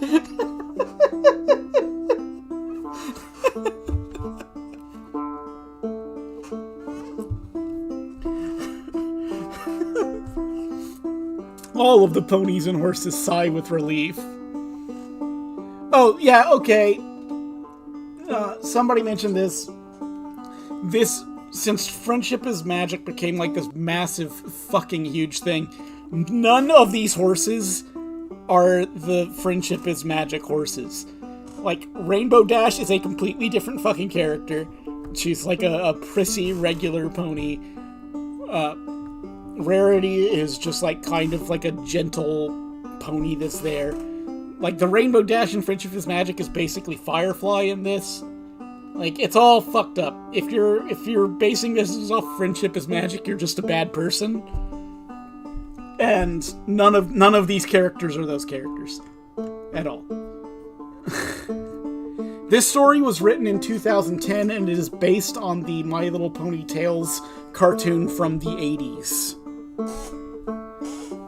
Well, no, this story was not written in 2010. This story was last updated in 2010 and was written years before that. It just, the site only tracks the last update.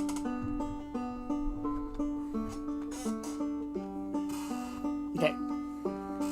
Anyway, back to the story. Skywishes says, "I thought all of us were going to die." And Kimono says wisely, "I have a feeling we aren't out of the woods yet." And suddenly, it starts hailing baseball-sized hailstones, and all of us can hear the hailstones hitting the roof of the concert hall. The wind really starts blowing very hard, and the wind peels back the concert hall roof, revealing the funnel cloud above.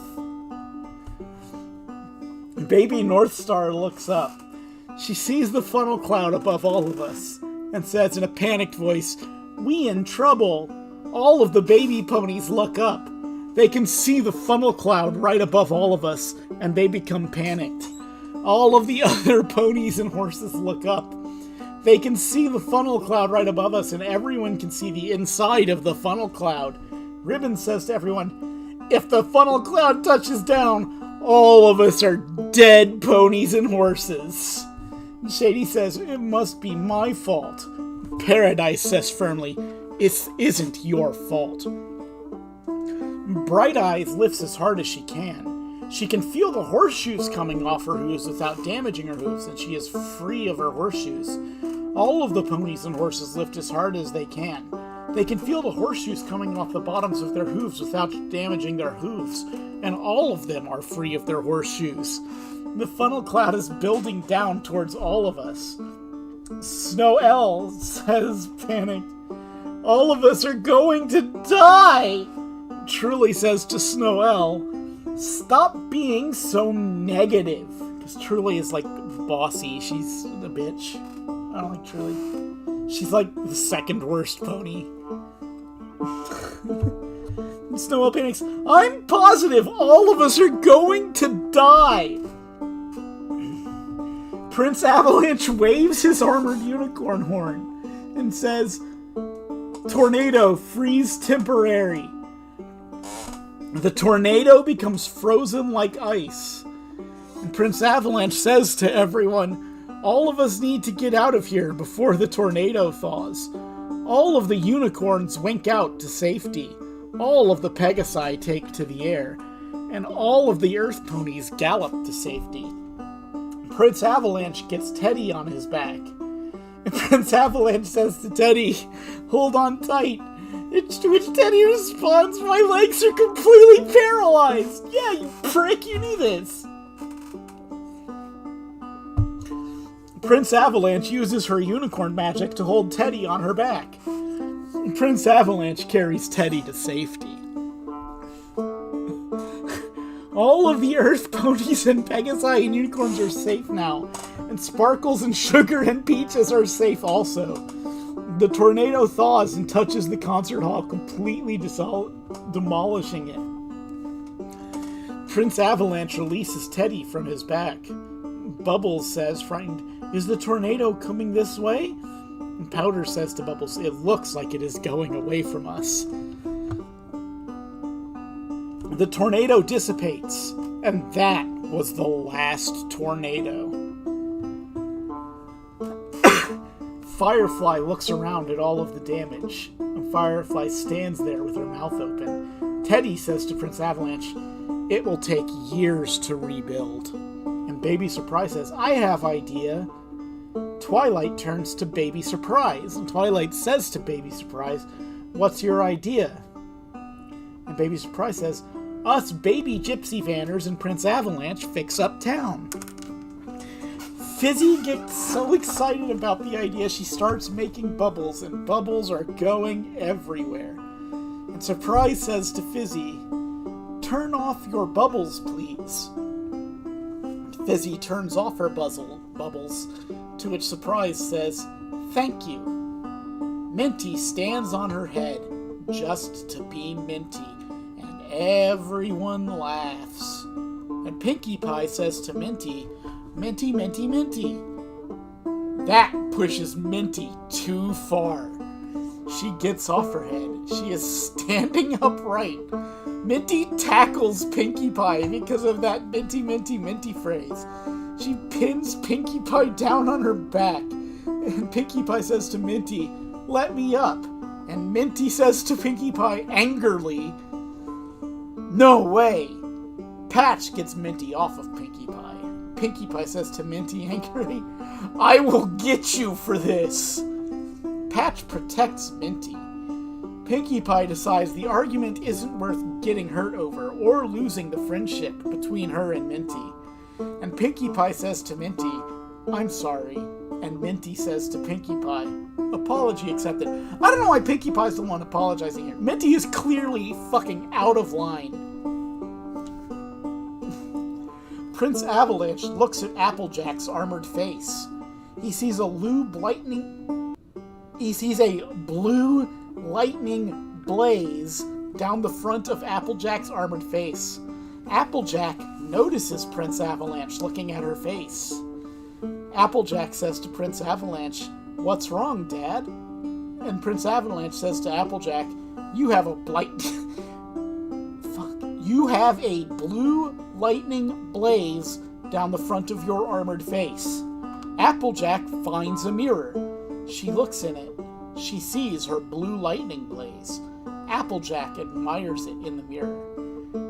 Exterior Ponyland, late afternoon. Melody is still trying to borrow Scooter Sprite's scooter. Melody says to Scooter Sprite, annoyed, I want to borrow your scooter. Scooter Sprite knows that Melody will probably wreck it and blame it on a tree jumping out in front of her. And so Scooter Sprite says to Melody, you can't. And Melody says curiously to Scooter Sprite, why not? To which Scooter Sprite responds, my rear horseshoes are enchanted. And she continues, they are stuck to my scooter footboard. Scooter Sprite lifts her hooves. The footboard comes up with them and pulls her rear hooves back down. Scooter Sprite pulls as hard as she could to free herself of the enchanted horseshoes, but the enchanted horseshoes refuse to come off of her hooves, and the enchanted horseshoes fit her hooves perfectly. All of the ponies don't have a place to live because all of their houses are destroyed. They lost everything. Bon Bon and Lancer are approaching her destroyed home. I'm sorry, it's just... You guys don't actually see this. You don't know what it's like. It's like all of these sudden scene change things that describe something going on are like the same sentence. Like, there's no break. Like, everything from the horseshoes refuse to come off her hooves to Bon Bon and Lancer approaching her destroyed home. It's like one line. They pause to listen for Baby Pony. They don't hear anything, and Lancer is fearing the worst for Baby Pony. Interior, Bon Bon's destroyed house, late afternoon. Baby Pony is buried under tons of rubble, and he is giving up hope on being rescued. His eyes are closing fast. Baby Pony fights to stay alive. He knows he better get out from under all of that rubble before it crushes him.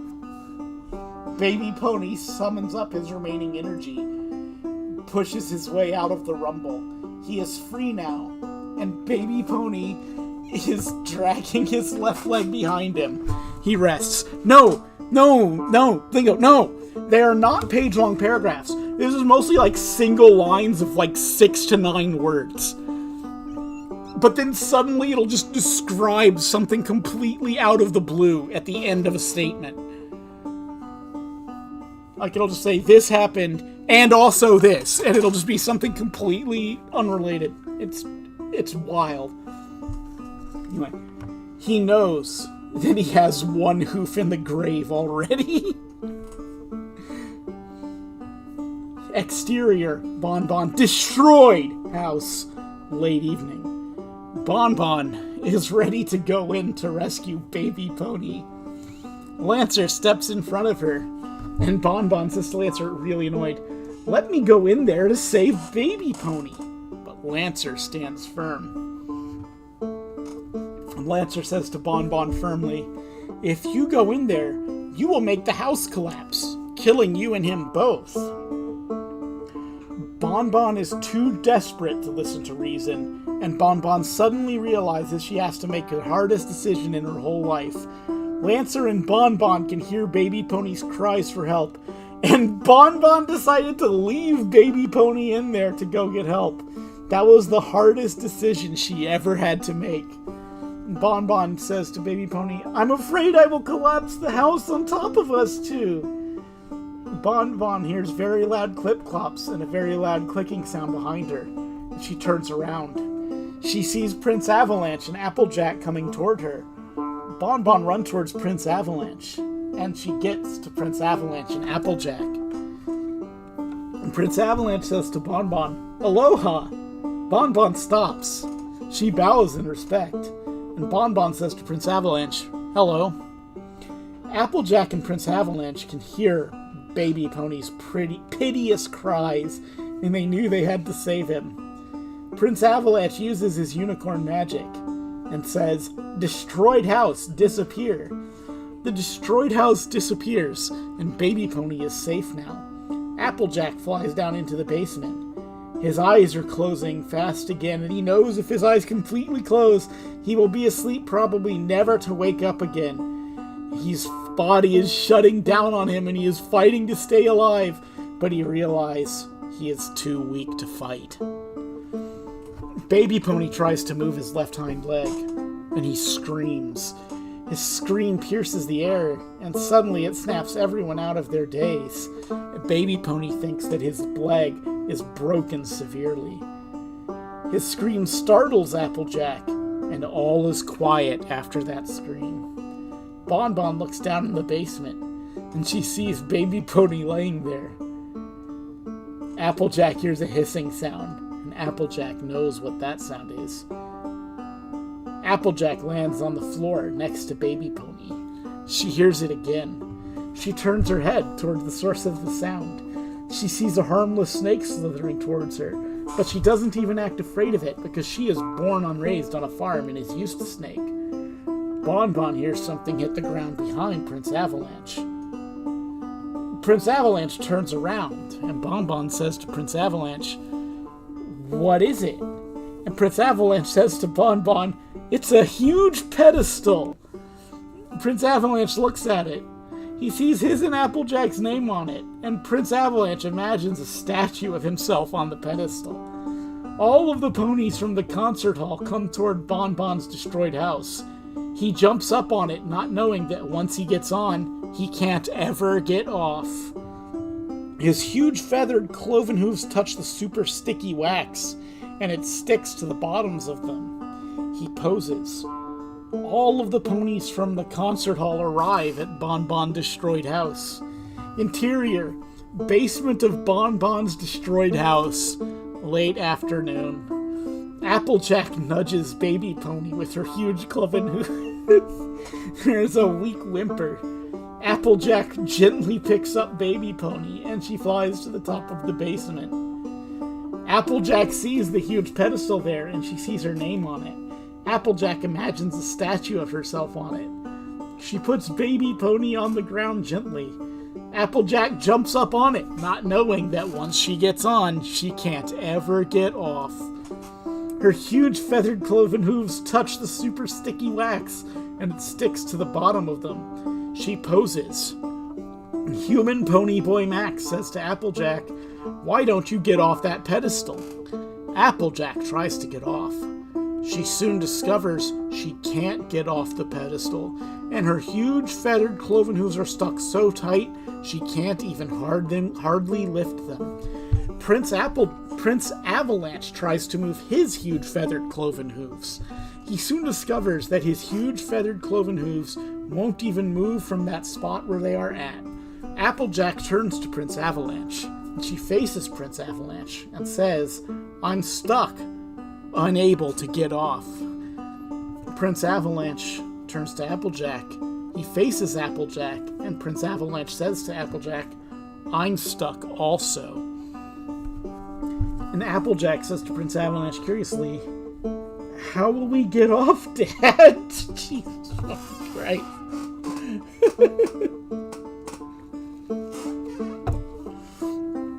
Prince Avalanche responds to Applejack saying, "I really don't know." Pony Boy Max and Pony Girl Emmy is standing on their own pedestal with extraordinary strong wax times infinity way beyond the maximum. Their pony hooves are stuck so tight to the wax that they can't even lift their hooves to get off. They can walk around, but they can't get the wax to turn loose of their rear hooves, no matter what they try. Pony Boy Max turns to Pony Girl Emmy. He faces Pony Girl Emmy, and he says to Pony Girl Emmy, "We are permanently harnessed to our pedestals for life by our rear hooves." They struggle as hard as they could, but they still can't get the wax to let go. And they discover that their struggles are useless. Exterior, Bon's destroyed house. Late afternoon. Bon moves to Baby Pony's side. She puts a hoof on his chest to feel for a heartbeat. Bon can barely feel a heartbeat, and that told her that Baby Pony is dying. Daddy Bon moves to their daughter's side. He puts a comforting hoof around her neck, and Bon says to Daddy Pony in tears, "Why does he have to die?" And Daddy Bon says to Bon soothingly, "It was better this way." Continues, if he had lived, he would have suffered badly. Amber comes to finally. All of Bon's family gathers around Baby Pony, and Baby Pony takes his final breath. Baby Pony looks up at his parents for the very last time. Pour one out for her little homie, Baby Pony. He's fucking dead.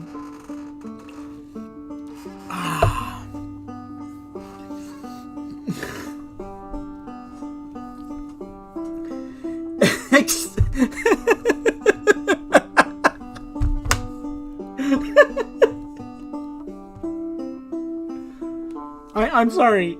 I'm sorry. You see, I only laugh to keep from weeping. Exterior, Ponyland city limits. Late afternoon. Blizzard and Majestic is still trying to get through the roadblock, but the chief won't let them through.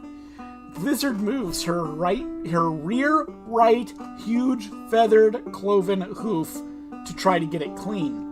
The glue smears all over the floor mat. Blizzard looks in the rearview mirror.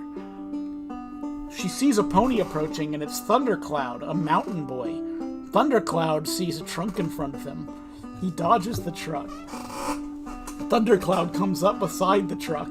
He stops, and Thundercloud says to Blizzard, "Hello." Blizzard says to Thundercloud, "Greetings." He bows in respect to them. The chief says, "No one can get through all of that destruction." Thunderclap says proudly, "I'm a mountain boy." And he continues, "I have gotten through worse things." Majestic says to Thundercloud, "That sounds like our son, Prince Avalanche, and his daughter, Applejack."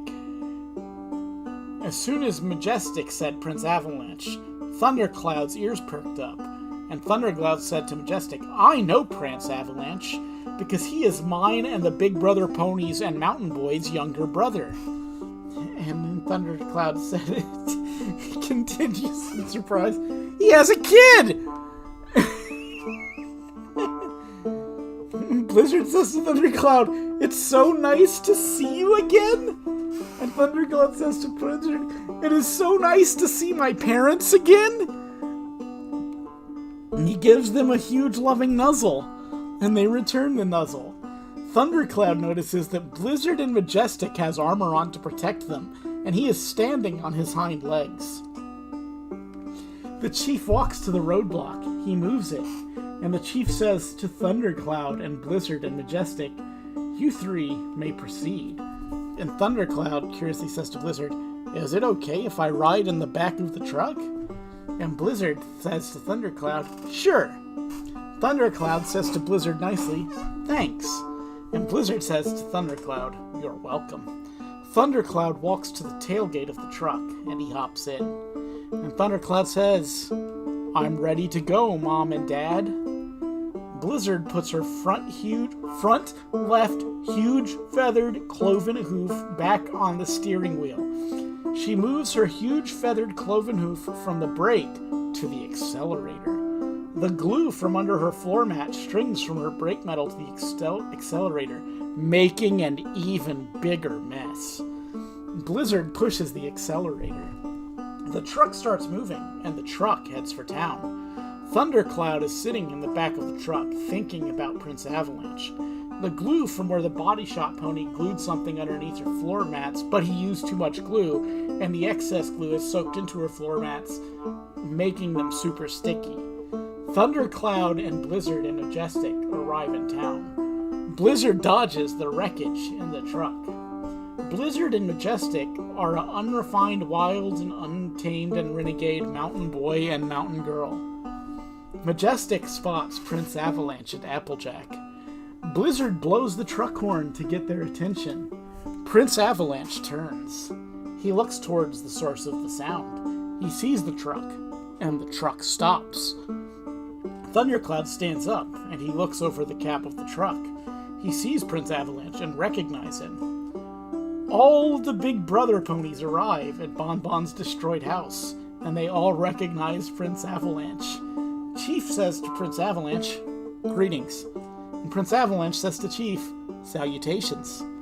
Thundercloud turns, and he jumps out of the back of the truck. He lands on his hairy cloven hooves on the ground. He gallops over to him. He gets to him, and he stops. And Mother Bon Bon says to Prince Avalanche, "Who are all of those boy ponies?" I guess the Bon Bon family just fucking forgot about Baby Pony just dying in front of them. Because they just decided it would be better to let him die than to save him. And Prince Avalanche says to Mother Bon Bon, Those are my older brothers. And Thundercloud says to Prince Avalanche happily, hello. It's nice to see you again. And Prince Avalanche says to Thundercloud, salutations. It's so nice to see my refined, wild, and untamed and renegade older brothers again. Wigwam says to Prince Avalanche, all of us are here to stay forever. And Chase says to Melody, all of us boy ponies love girl ponies with feathered cloven hooves and feathered legs. And Melody says to Chase, my hooves and legs are feathered and cloven. And Dandy says to Clover, if you want to be my girlfriend, you will have to have feathered cloven hooves and feathered legs. Yeah, Baby Pony was Bonbon's younger brother. He's fucking dead. he fucking died. They all just sat around and watched him die and didn't do anything. The mother Bonbon there that was talking was Bonbon's mother, which is also Baby Pony's mother. He's fucking dead. Fuck babies. Clover is fuming because he dropped her as his girlfriend because she doesn't have feathered cloven hooves and feathered legs. The other girl ponies except Melody was told that by their boyfriends. To be fair, I would also dump the shit out of any girl that doesn't have feathered cloven hooves and feathered legs. Why are you wasting my time, ladies? Blizzard and Majestic open the truck doors. They get out of the truck. Blizzard strings the glue out of the truck. Blizzard scrapes her rear huge feathered cloven hoofs on the concrete to get rid of the glue on her huge feathered cloven hoof. It smears on the concrete. And Steamer says to the other boy ponies, let's free our refined, wild, and untamed and renegade younger brother and his daughter. The boy ponies get a hold of Prince Avalanche's front huge feathered cloven hooves, and they pull super hard. His front huge feathered cloven hooves come free from the wax. He stands up on his hind legs. The boy ponies get a hold of Prince Avalanche's hind huge feathered cloven hooves. They pull super hard. It took 10 boy ponies to free his huge, not to be confused with 10 pony boys, to free his huge feathered cloven hooves from the wax, and they free his rear huge feathered cloven hooves. He is completely free from the pedestal. Prince Avalanche flies up in the air, glad to be free. Applejack says to Clever Clover worriedly, what about me? And Clever Clover says to the other boy ponies, let's do like we did to free Prince Avalanche from the wax. The boy ponies get a hold of Applejack's front huge feathered cloven hooves, and they pull super hard. Her front huge feathered cloven hooves come free from the wax. She stands up on her hind legs. The boy ponies get a hold of Applejack's hind huge feathered cloven hooves, and they pull super hard. They free her rear huge feathered cloven hooves, and she is completely free from the pedestal. Applejack flies up in the air beside Prince Avalanche, glad to be free. Pony Girl Emmy says to 4-Speed, what about me and Pony Boy Max? And 4-Speed says to the other boy ponies, let's try to free them. The boy ponies get a hold of Pony Girl Emmy and Pony Boy Max's rear hooves. They pull super hard, but the wax won't let their hooves come free. And Tex says to Pony Girl Emmy and Pony Boy Max, oh my goodness, I'm afraid we are unable to free you two. Pony Boy Max says to Tex curiously, well, why can't you? And Tex says to Pony Boy Max, your hooves are stuck too tightly for us to even budge. Prince Avalanche moves his magical huge feathered cloven hoof and says, pedestals be gone. The pedestals disappears forever, freeing Pony Boy Max and Pony Girl Emmy. And Spinner says to Prince Avalanche in surprise, wow. And then continues, how did you do that? And Prince Avalanche turns to Spinner. He faces Spinner and says to Spinner, my huge feathered cloven hooves are magical. He waves his huge feathered cloven hoof. Teddy, be able to walk without leg braces. Teddy can feel his legs becoming unparalyzed. He stands up and he walks around, and then he says to Prince Avalanche happily, "Thank you, my brother." Teddy nuzzles him, and Prince Avalanche says to Teddy, "You are welcome." Prince Avalanche nuzzles him back. And Chase says to Prince Avalanche curiously, "How do all of us boy ponies get those feathered cloven hooves like you and Applejack?" And Prince Avalanche says to Chase, "Just wish for them." Oh, he couldn't move his hoof to do it earlier because his hoofs were super stuck way beyond the maximum extreme to the wax.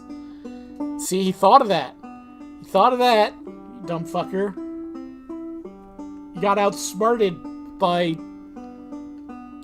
Prince Island Breeze.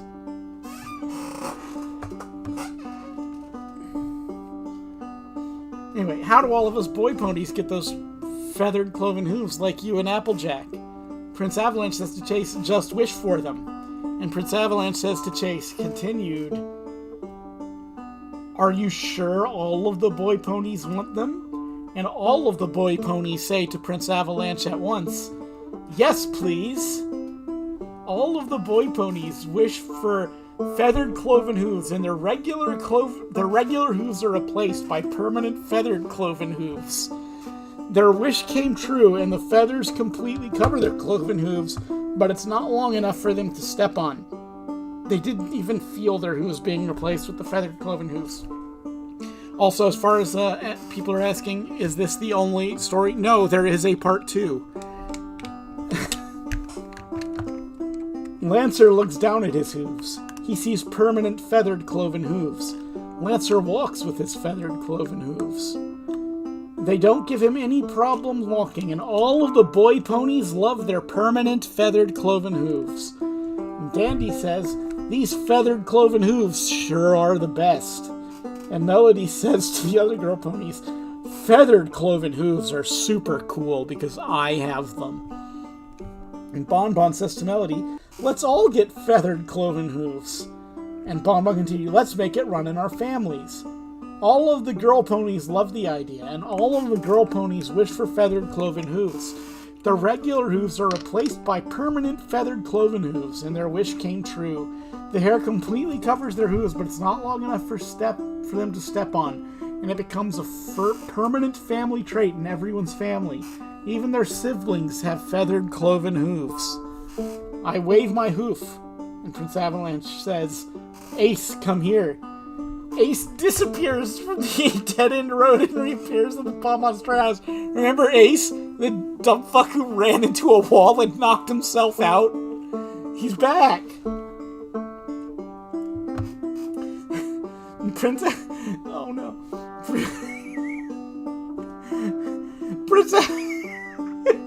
Prince Avalanche says, "I wish everyone's hooves had suction cups forever. For a good grip forever." Shut up about Baby Pony's fucking... Baby Pony's already dead. They already decided it's better that way. Why would they wish him back for life? They're glad he's dead. Okay? No, Base wasn't dead. He was just knocked out. Baby Pony is dead. Ace just ran into a wall and knocked himself out. Anyway. The wish came true, and now all of the ponies and horses have suction cups on the bottoms of their hooves. The strength of the suction cups are dependent on the ponies and horses' weight forever. Ace comes too. He looks around. His vision is clear, and he can see clearly now. The rain is gone. He can see all the obstacles in his way.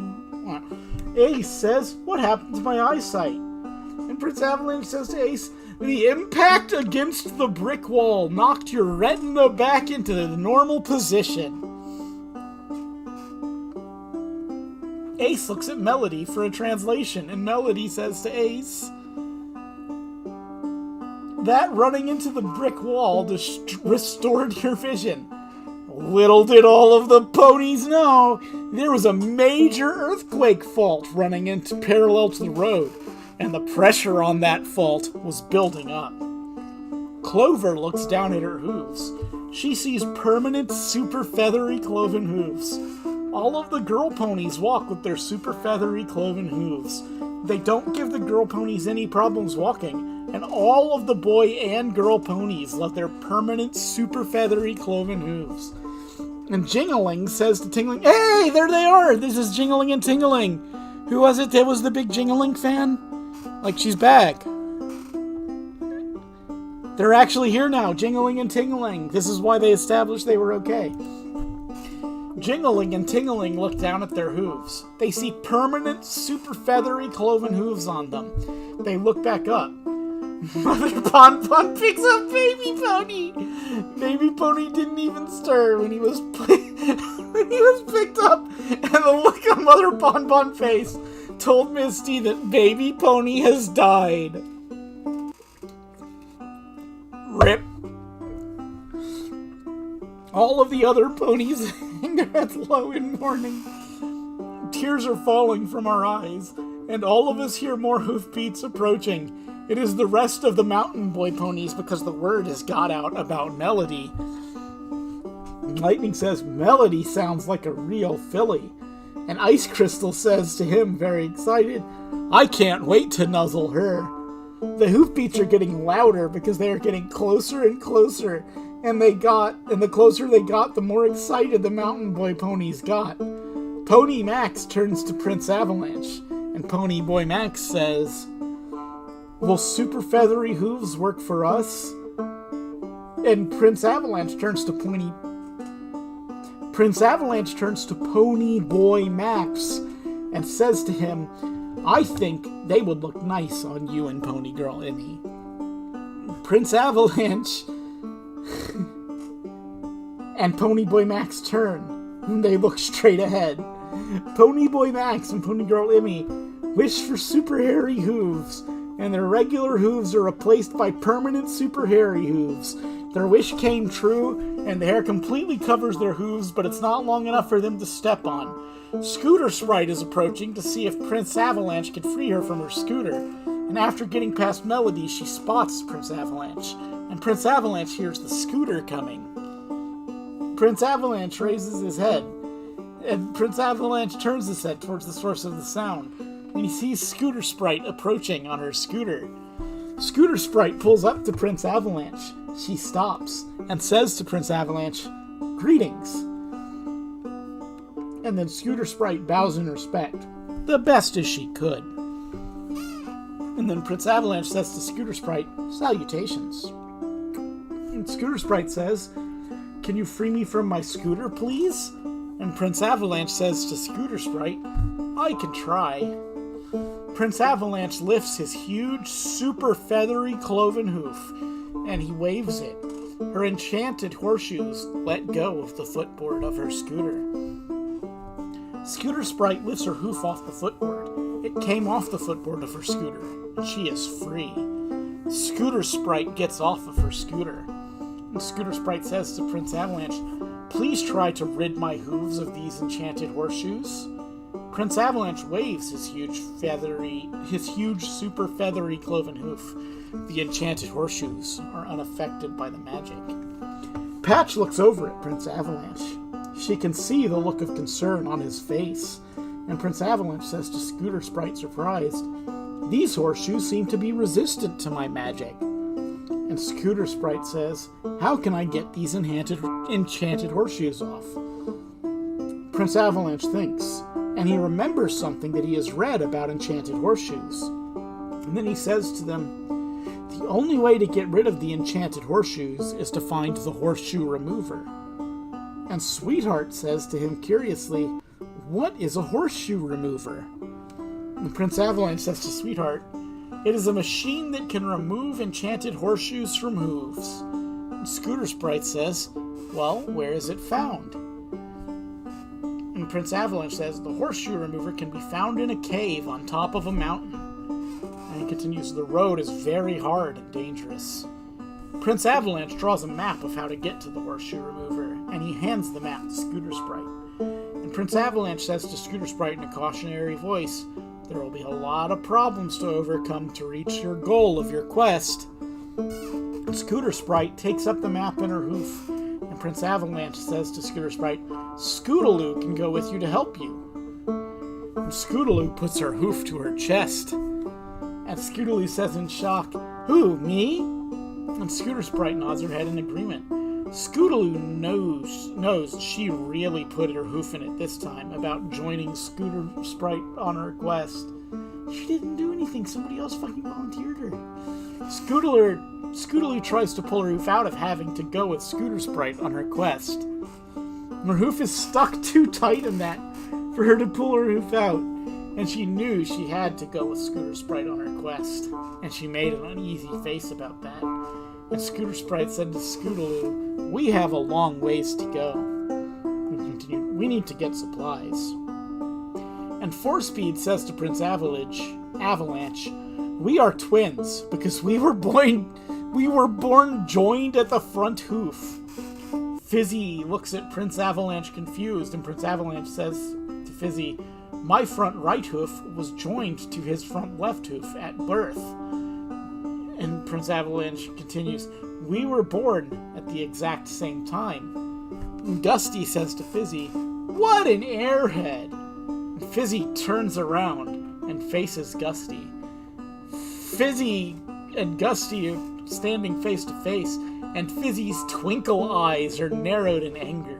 I hear clip-clops approaching. For people who don't know, twinkle eyes are old pony garbage. The toys, the twinkle eye ponies were born, they had like sparkly rhinestone eyes on the toy, and the fluff for it was that they were enslaved in a cave, so they lost their eyes because they were troglodytic, I guess. But they got gemstones to be new eyes so they could escape the cave and not be slaves anymore. That's real. That's the actual lore behind ponies with sparkly eyes. Old ponies are pretty wild. Anyway, Rainbow Dash turns her head toward the source of the clip-clops. She sees a Unipeg with an ivory body and rainbow-colored hair with a few rainbow-colored stars on her haunches. Rainbow Star gets to us. She stops. "I gain the power to fire out extraordinary sticky snowflakes out of my symbol, and my symbol glows. I fire out huge sticky snowflakes out of my symbol onto the ground, and they land on the ground." Rainbow Star walks towards Prince Avalanche to get a closer look. Heartthrob sees Rainbow Star walking towards Prince Avalanche, and Heartthrob sighs. "Oh, how romantic."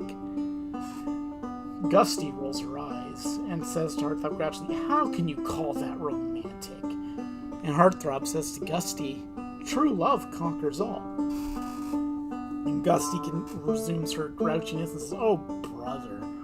But she wasn't watching where she was walking, and she steps onto the sticky snowflake symbols. They stick to the bottoms of her hooves extra tightly. Rainbow Star tries to take a step forward, and she discovers she can't even move. She tries to wink off the sticky snowflake symbols, but discovers she can't. Rainbow Star says to Rainbow Dash, "Who is that?" And Rainbow Dash says to Rainbow Star, "That is Prince Avalanche." Melody sees Rainbow Star trying to approach her dad, and Melody says to Rainbow Star, "Who are you?" And Rainbow Star says to Melody, "I'm Rainbow Star." And Rainbow Star continues, "The daughter of Rainbow Dash and Tidal." All of us introduce ourselves. Melody looks at Rainbow Star. She doesn't say anything, and Sunny Days sees Rainbow Star standing there, unable to move her hooves. And Sunny Days curiously responds to Rainbow Star, "What's wrong with Rainbow Star?" And Rainbow Star says, "Well, I'm stuck, Sunny." And Sunny Days says to Rainbow Star, "Try to lift." And Rainbow Star tried to lift her hooves. The sticky snowflake symbols come up with her hooves and pulled them back down to the ground. And Blizzard says to Rainbow Star, "What happened?" And Rainbow Star says to Blizzard, "It didn't work." And Blizzard says to Rainbow Star, very curious, "What did it do when you lifted?" And Rainbow Star says to Blizzard, "It forced my hoof back down." And Rainbow Dash says to Rainbow Star, "How did it do that?" And Rainbow Star turns to Rainbow Dash, and she faces Rainbow Dash. And then she says to Rainbow Dash, "I don't know." And then Baby Lucky says, "Happy-go-lucky." His magic words didn't release Rainbow Star's hooves from those sticky snowflake symbols because they are magic-proof. And Baby Lucky says to Sweet Note, my magic words had no effect on those sticky snowflake symbols. Sweet Note says to Baby Lucky, they are magic-proof. Rainbow Star tries to break free several times, but each time it was a failure.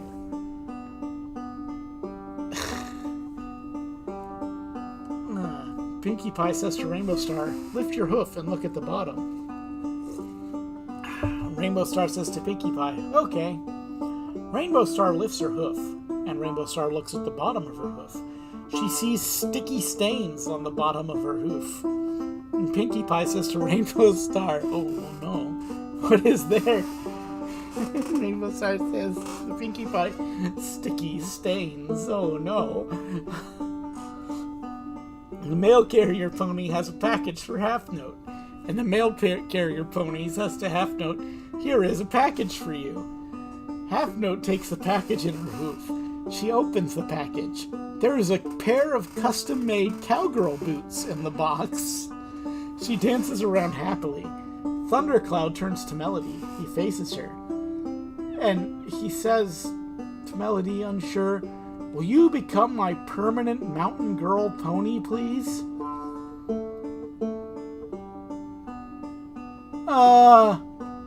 Hold up. Hold up. I gotta check something. Okay, yeah.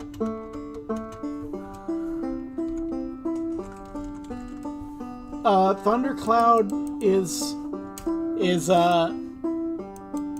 Prince Avalanche's brother, and Melody is Prince Avalanche's daughter. And now Thundercloud is sad that he doesn't want to date, that she doesn't want to date him? He's her fucking uncle! He's her fucking uncle! I actually never noticed that before. Usually my brain's too melted by the time I get this far. Oh no! Melody turns to Thundercloud, and she faces him. And Melody says to Thundercloud, no thanks. She can see disappointment in Thundercloud's eyes, and says to Thundercloud, I'm a farm pony. And then she continues, I'm already a mountain girl, because I was born and raised in the Misty Mountains. And Thundercloud begs her! Please become my mountain girl pony, pretty please, with a pony berry on top. Melody is getting tired of all his begging. Not the fact that he's her fucking uncle. Blizzard lifts her huge, super hairy, cloven hoof. The glue comes up with it and pulls it back down. And Melody annoyedly says to Thundercloud, the answer is no. She stamps her huge, super hairy, cloven hoof to emphasize her point. She makes a deep, huge hoof print. And then Melody says to Thundercloud, you are one of my older brothers like the rest of the mountain boys and big brother ponies. Okay, she understands. Rusty wanders back. Clover says to Rusty, where were you? And Rusty says to Clover, I went to the hospital emergency room. Rusty's head has 10 stitches in it. Salty approaches Melody. He gets to her. And Salty says to Melody, well, blow me down. I guess he's a sailor. I'm not as familiar with these horses. And Salty continues, you are an extraordinary cute times infinity filly. And Melly blushes and says to Salty, thanks. The mountain boys arrive in Ponyland. They look around for Melody and they spot her. All of the mountain boys whistle at her at the same time. Tornado says, that is one filly I would love to have as my mountain girl pony. Thundercloud gallops to Tornado. Thundercloud gets to Tornado and says to him angrily, in your dreams, Tornado. All of the mountain boy ponies are standing around arguing about whose mountain girl pony Melody is going to be.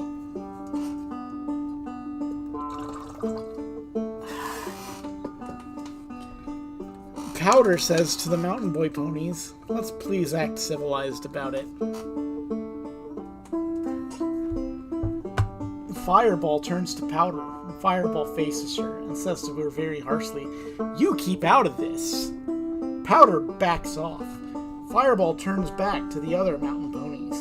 The Big Brother ponies join into the argument. Prince Avalanche and Applejack turn. They look at each other.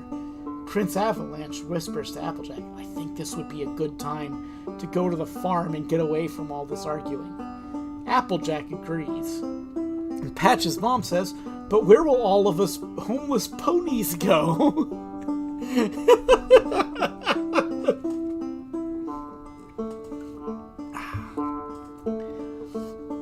Prince Avalanche says to Patch's mom, I will magically rebuild the town. Prince Avalanche waves his huge super hairy cloven hoof and says, town rebuild.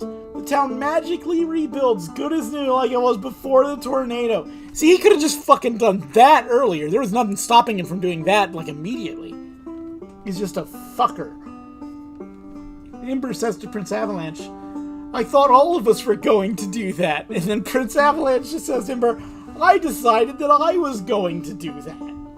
All of the ponies thank Prince Avalanche for rebuilding their town.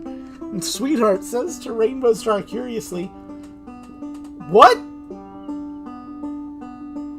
Sweetheart says to Rainbow Star curiously, what does forced down mean? Oh, because, like, she's... Okay. She's talking about, like, the cartoony, stretchy, blue pulling the foot back down thing from earlier. Okay. Rainbow Star didn't hear. Rainbow Star says to Thistle Whistle, where's Razaroo and Sparkleworks? And Thistle Whistle says to Rainbow Star,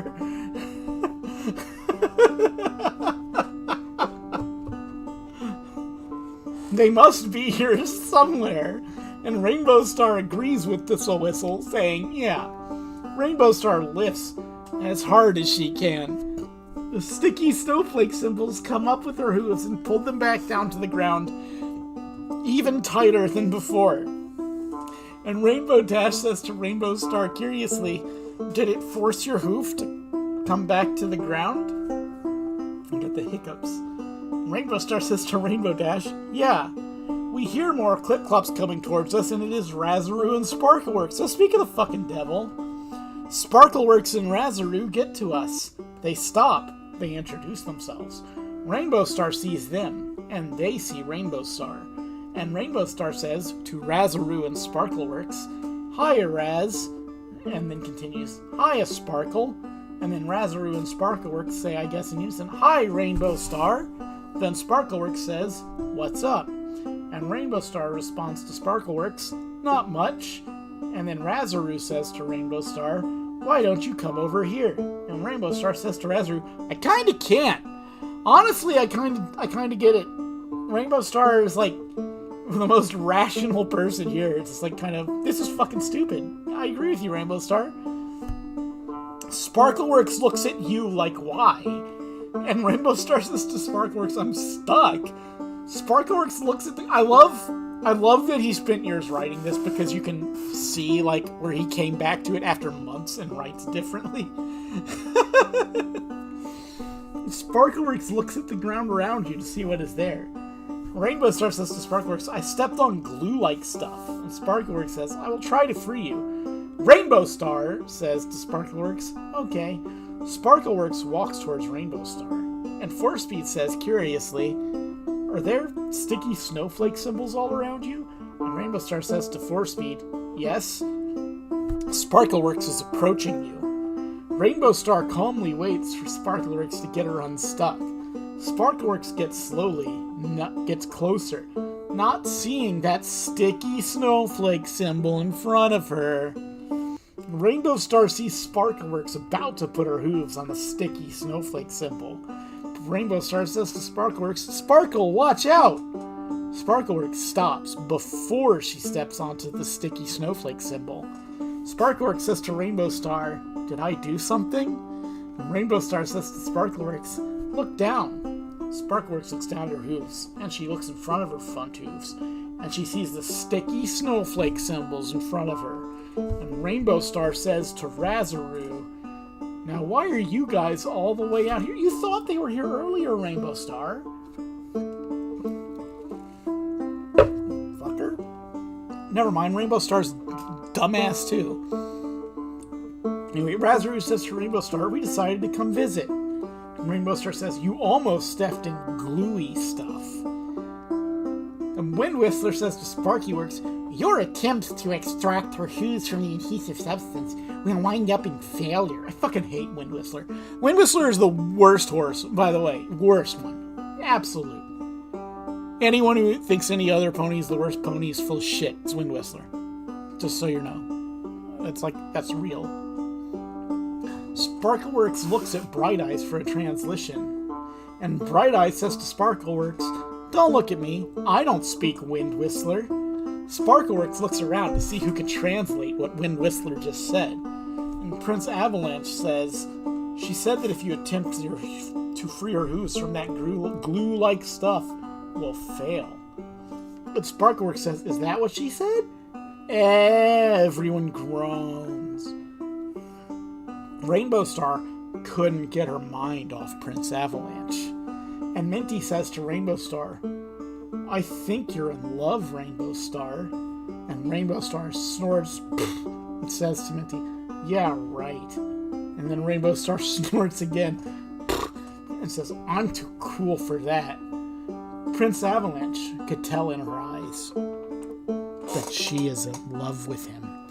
And Rainbow Star says to Rainbow Dash, "Mom, where's Dad?" And Rainbow Dash says to Rainbow Star, "He's at home. I hope he didn't fucking die when all the houses collapsed. Then did you even think to check on it?" And Rainbow Star says to Rainbow Dash, "Okay, end scene. Interior, Prince Avalanche's family farm barn loft, early evening. Skyglider is up in the barn loft exploring, and Blizzard has put Catchmaster glue on the floor because she saw something up there. The barn loft is just dark enough so she can't see the Catchmaster glue, and Skyglider is an alicorn. She is bright blue with bright rainbow hair and rainbows everywhere. She is wearing rainbow-colored leg braces that completely encases her legs and metal hoof casings that completely cover her hooves to protect them, including the bottoms of her hooves.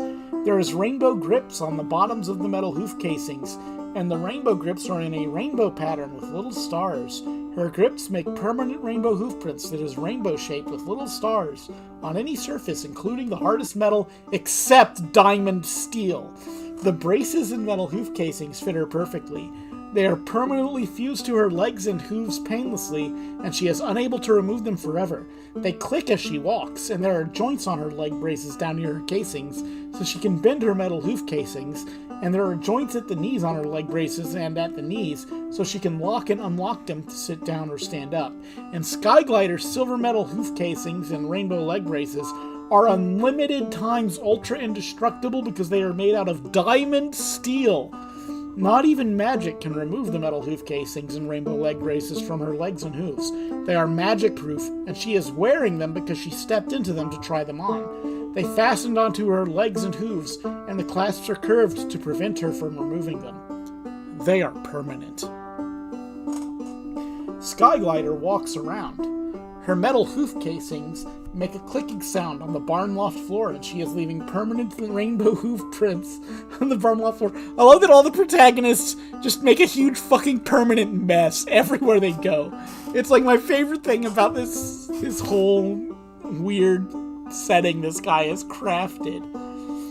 She isn't looking where she is going because she is too busy looking around. She approaches the glue and she steps in it. Her metal hoof casings stick to the Catchmaster glue super tight, and she thinks she has stepped in some manure. They sink a little into the glue. She's in the loft. She's in the loft. The only reason and the horses are people. The only reason there would be manure up there if the people just go up here and take shits. Skyglider says, "I must have stepped in some manure." She tries to pull her metal casings out of what she thought was manure. She realizes she can't, and suddenly realizes it wasn't manure she stepped in, but glue. and it was too late to stop because it bonded to her metal hoof casings. She struggles to escape. The glue won't let her metal hoof casings go, and she needs help to escape. Exterior, Ponyland, late evening. The argument between Mountain Boys and Big Brother ponies is getting more heated, and the yelling is getting louder. Baby Fifi says, "Yelling too loud." And Baby Shady says, "Hurt ears." All of the other baby ponies cover their ears with their huge, super hairy, armored hooves. And Baby Tic-Tac-Toe says, "Me can't stand shouting." Prince Avalanche was thinking that argument was going to turn the Big Brother ponies and Mountain Boys against each other if it kept going. And he knew he had to stop it before it became too escalated to be stopped. And Prince Avalanche says to the Mountain Boys and Big Brother ponies in a loud voice, "Knock it off, you guys!" They stop arguing and they turn to him and look at him strangely. And Prince Avalanche says to the Mountain Boys and Big Brother ponies, "Stop acting like wild Mustangs." And Prince Avalanche continues, "Act more civilized." All of the Big Brother ponies and Mountain Boys apologize to each other. Starburst says to Barnacle, "Wow, this argument got really out of hoof." Barnacle says to Sunburst, "It sure did." Rainbow Star flaps her wings because she longed to fly. The sticky snowflake symbols come up off the ground and stays on the bottom of her hooves. Rainbow Star smiles as she rose into the air. And Pinkie Pie says to Rainbow Star, "Look at the bottoms of your hooves now." Rainbow Star looks at the bottom of her feet. She sees sticky snowflake symbols on the bottom of her hooves. Rainbow Star raises her head, and Bonbon says curiously, "What is there?" And Rainbow Star says to Bonbon, "Sticky snowflake symbols." Bright Eye says to Rainbow Star, "Try to scrape them off, or are they permanent?" And Rainbow Star says to Bright Eyes, "It looks like it'll come off in time." To which Bright Eyes responds, "Oh." Rainbow Star says, "Anyway, I'm from Ponyville." And Firefly says to Rainbow Star, "We're from Dream Valley." And Rainbow Star says to Firefly, "What's that?" Firefly says, "It's a place in Ponyland." And Rainbow Star says, "Cool." Firefly says to Rainbow Star, "Thanks." And Rainbow Star says to Firefly, "Are you guys on a quest or something?" And Firefly says, "Not really." And Firefly continues, "We are here to visit a friend." To which Rainbow Star curiously responds, "Who's that?" And Heartthrob responds to Rainbow Star, "Prince Avalanche." And continues, "He's just a good friend." And then Rainbow Star says to Heartthrob, "Okay." Lightning turns to Prince Avalanche and faces Prince Avalanche. And Lightning says to Prince Avalanche, "Why don't you make those come off in 10 years? He didn't realize that Rainbow Star heard him. And Rainbow Star says to Lightning, "But that'll take forever. I think about how long to make them stay on." And Rainbow Star says, "I got separated from Mother before the tornado struck." At which Rainbow Dash says to Rainbow Star lovingly, "I'm glad we are back together." The earthquake fault snaps, releasing its built-up energy. The ground starts shaking violently, startling the ponies. All of the ponies run. There is wet cement in front of where the ponies are headed, and the wet cement is barricaded to keep ponies out of it. Force Speed says to Armored Ember, "Please call us Big Brother Ponies, Adventure Boys forever." And Force Speed says, "I'm Trucker." And then Armored Ember says to Trucker, "Okay." All of the ponies call the Adventure Boys by their UK names forever, and the ground starts cracking open. Cotton Candy looks around for some flowers to eat. And Cotton Candy says to Prince Avalanche, "Do you have flowers?" And Prince Avalanche says to Cotton Candy, "Yes." And then Baby Cotton Candy says to Cotton Candy, "We need to find out where he lives so we can eat his flowers." Prince Avalanche and Applejack head towards the farm, followed closely by Cotton Candy and Baby Cotton Candy. Cotton Candy remembers how to get back to the farm. And Blizzard turns to Ribbons and says, "I think Applejack will be surprised who her mom is." And Ribbons turn to Blizzard. and Ribbons faces Blizzard, and Ribbons curiously asks, who is Applejack's mom? At which point Blizzard says to Ribbons, Dixie is her mom. And at which point Ribbons asks, who is Dixie? And then Blizzard says, she is a refined, wild, and untamed and renegade mountain girl. And then continues, she is impossible to tame, like Dolly and Jake and us. The end of Chapter 1. Chapter 2! Ribbons gives Blizzard a questioning look.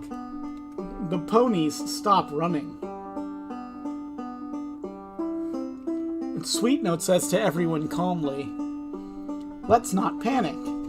The ponies are too panicked to listen, and the earth shakes extra violently, and the ponies struggle to stay on their feet. All of the ponies soon discover that it is harder than they think to stay on their feet. Buildings and etc. are collapsing all around them. They are too scared to think straight. Prince Sunburst says, it's a 10.5 earthquake. And then continues, if we were near the ocean, he shudders at the thought about what would be coming in after the earthquake. Dandy looks at Prince Sunburst. Don't worry guys, chapter 2 is a lot shorter. He can see the look on Prince Sunburst's face, and is the look of genuine fear. The ponies with the cloven hooves don't have any problem staying standing, because their cloven hooves hold on to the ground. All of the Pegasi and Unipegs flap their wings to keep their balance. The shaking stops, and it is quiet. The earthquake woke up a huge glue maker that was sleeping deep in the ground. The glue maker begins to tunnel upward towards the surface. Princess Halfnote puts on her cowgirl boots, and they fit her perfectly. Interior, Princess Avalanche's family farm barn loft, early evening. Dixie and Dolly and Jake are Unipegs, and Dixie is black with a white mark on her forehead. She has black cloven hoops and her mane and tail is black. She has a blue crown on the side of her left front cloven hoof. It can't be covered by anything, and it is permanently visible, and she has extra thick feathering on her legs and hooves, and it covers her cloven hooves, but it isn't long enough to step on. Her symbol is a erupting volcano, and she is a 2,999 pounds and 23 hands shire. Dolly is black, with black cloven hooves, and there's a blue crown on the left... And there's a blue crown on the side of her left front hoof. It can't be covered by anything, and it is permanently visible. She has extra thick feathering on her legs and hooves, and it covers her cloven hooves, but isn't long enough to step on. She has a black mane and tail, and her symbol is a hurricane. She is 2,999 pounds and 23 hands shire. Jake is a pinto, and he is white with brown patches on him. He has tan cloven hooves and a blonde mane and tail. He has thick feathering on his legs and hooves, and it covers his cloven hooves, but it isn't long enough to step on. He has a blue crown on the side of his left front cloven hoof. It can't be covered by anything, and it is permanently visible. His symbol is a hailstorm, and Jake is 3,000 pounds and 24 hands shire. Their wing colors match their body colors. All three of them have a unicorn horn and full unicorn magic inside of them. They know how to use their unicorn magic, and they were born and raised in the Misty Mountains. Their huge cloven hooves are larger than regular ponies' hooves, and much more noisy. All three of them have intuition like us mountain ponies, and Dixie can sense that we are in danger. She lays her ears back in fear. Dolly turns to Dixie. She faces Dixie. And Dolly says to Dixie curiously, "What's wrong, Dixie?" Dixie says to Dolly, worried, "I can sense our family is in danger from down below the surface." Dolly and Jake can sense it also. They laid their ears back in fear also. Exterior, Ponyland, early evening. The glue maker is approaching the surface, and a huge mound of dirt appears on the surface. Petal Blossom looks towards the grassy area off to the right of them. She sees that mound of dirt being pushed up. Petal Blossom says to Clever Clover, panicked, "I think we have a problem!" All of the ponies look toward the grassy area off to the right of them. They see the mound of dirt being pushed up, and they are too scared to move. Prince Lightning turns in the direction Prince Avalanche and Princess Lightning Applejack left. And Prince Lightning to Prince Avalanche says loudly, "Wait up." Oh shit, this got edited out. Okay. I just realized that because we're calling her Princess Lightning Applejack here. There was a point in an earlier version where Applejack revealed that her real name was actually Princess Lightning Applejack. This was actually established before. It's not a random change. It just, he messed up and edited it out accidentally. He gallops after them to catch up with them. He catches up with them, and Princess Lightning Applejack says to him, "Who are you?" And Prince Lightning says to Princess Lightning Applejack, "I'm one of your older brothers." And Prince Lightning continues, "I'm going to walk you to home to be sure nothing happens." And Princess Lightning Applejack says to Prince Lightning, "What is my real name?" And Prince Lightning says, "Princess Lightning Applejack."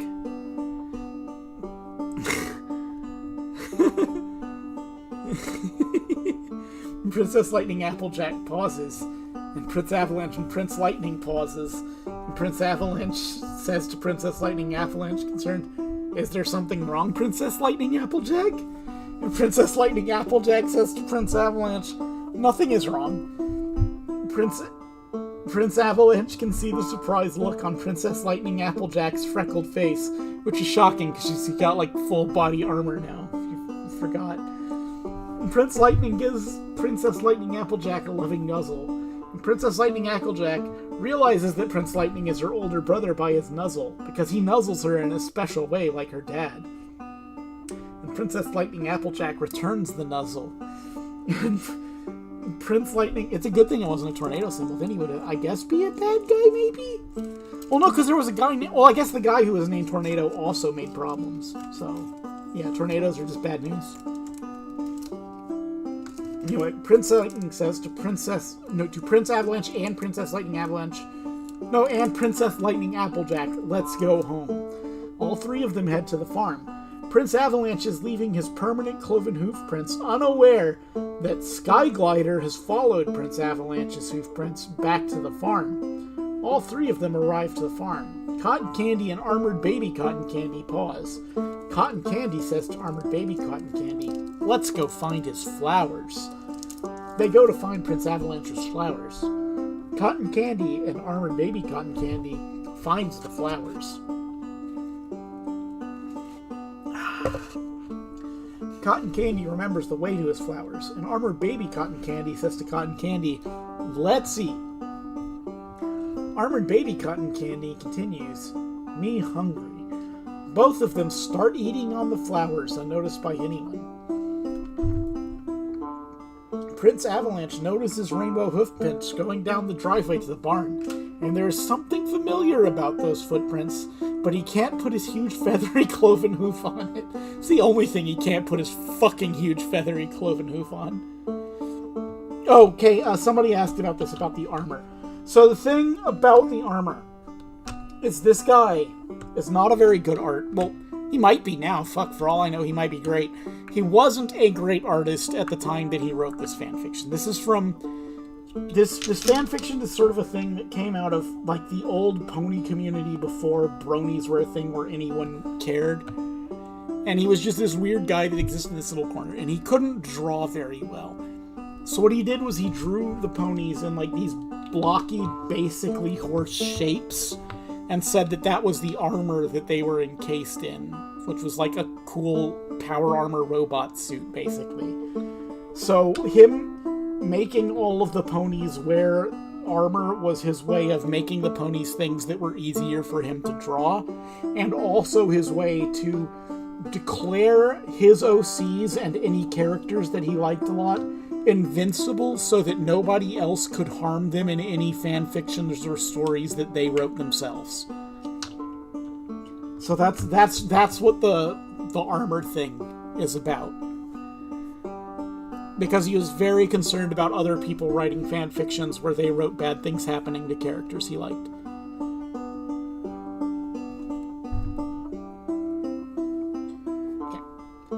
So Prince Avalanche notices rainbow hoofprints going down the driveway to the barn, and there is something familiar about those hoofprints, but he can't put his huge feathery cloven hoof on it. Princess Lightning Applejack looks at Prince Avalanche, and she sees a confused look on his face, and she says to him, curiously, "Excuse me, what's wrong, Dad?" Prince Avalanche looks at Princess Lightning Applejack. And Prince Avalanche says to Princess Lightning Applejack, "Those hoof prints look very familiar to me." And she turns her head and looks straight ahead. And Prince Avalanche decides to follow the hoof prints to see where they lead to. Prince Avalanche follows the hoof prints, leaving his own huge cloven hoof prints next to the rainbow hoof prints. His huge feathery cloven hooves click very loudly as he walks. And Princess Lightning Applejack and Lightning say to Prince Avalanche, "Wait up." Princess Lightning Applejack and Prince Lightning gallops after Prince Avalanche. They catch up with him. The hoof prince goes into the barn. All three of them goes into the barn. They get inside. They pause. Interior. Prince Avalanche's family barn loft. Early evening. Skyglider is still stuck in the Catchmaster glue, unable to escape, and she is fighting panic. Skyglider thinks. She knocks her metal hoof casings against the barn loft floor as she thinks. They click on the barn loft floor, and Skyglider comes up with an idea. Skyglider calls on the clear horseshoes. The clear horseshoes appear on the bottoms of her metal hoof casings. Oh yeah, no, he didn't want to protect Baby Pony. He hates Baby Pony, I guess. Baby Pony can eat shit. It's dead now. It's better that way, though.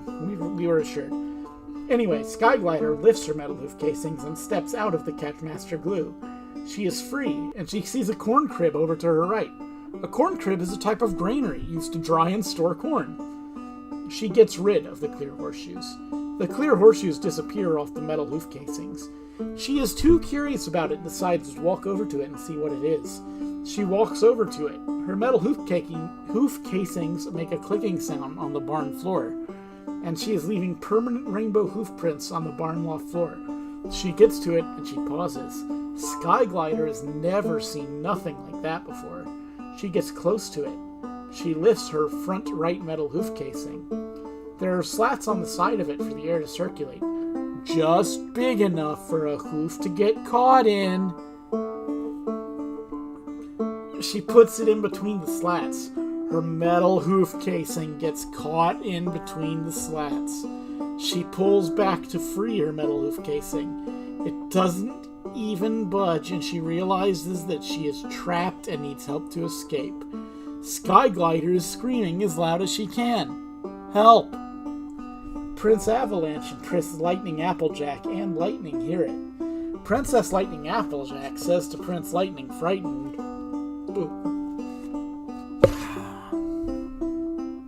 "What was that?" And Prince Lightning says to Princess Lightning Applejack, "It sounds like someone is screaming for help."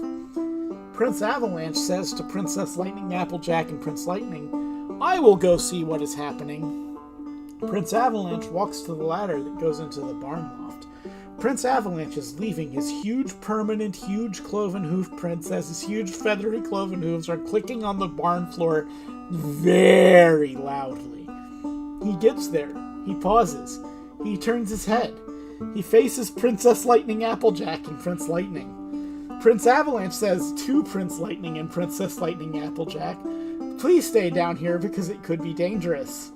Princess Lightning Applejack swallows hard. Prince Avalanche turns his head, and he looks straight ahead. And Princess Lightning Applejack says to Prince Avalanche, "Be careful, Dad." And Prince Avalanche says to Princess Lightning Applejack, "I will." Prince Avalanche climbs up the ladder to the barn loft. His huge feathery cloven hooves click on the steps as he climbs up the ladder, and the steps creak under his weight. But they are designed to withstand 3,000 or more pounds of weight, and the barn loft door is wide enough for a huge horse to fit through.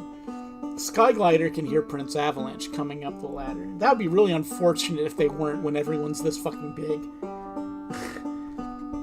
She stops calling for help because she knows that help is on the way up the ladder.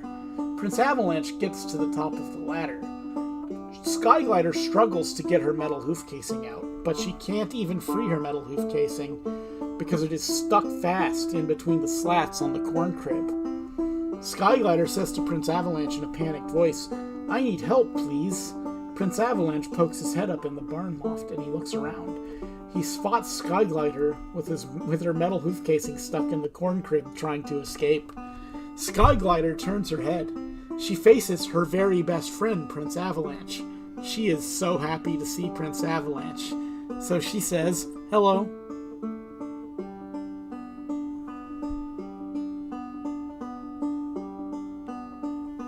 And then Prince Avalanche says to Skyglider, hello.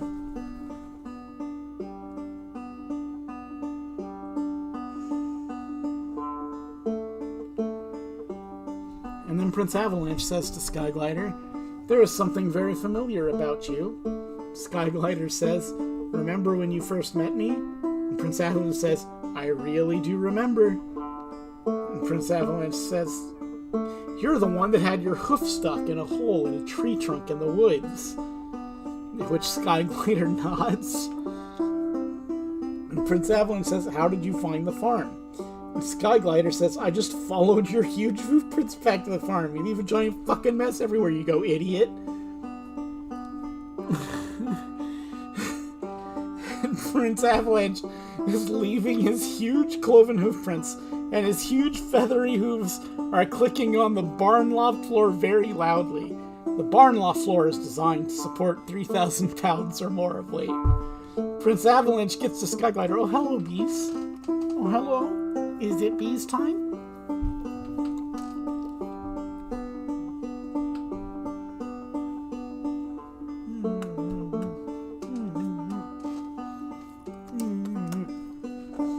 Prince Avalanche gets to Skyglider. He pauses. He examines the situation that Skyglider is in. And Skyglider says worriedly to Prince Avalanche, can you get my metal hoof casing out? And Prince Avalanche says to Skyglider, I can try to free your metal hoof casing without breaking the slats. Prince Avalanche reaches out with his huge feathery cloven hoof, and Skyglider completely trusts Prince Avalanche. He gets a hold of her metal hoof casing and pulls back hard. Skyglider's metal hoof casing is coming free, and it comes free without breaking the slats on the corn crib. She is free now.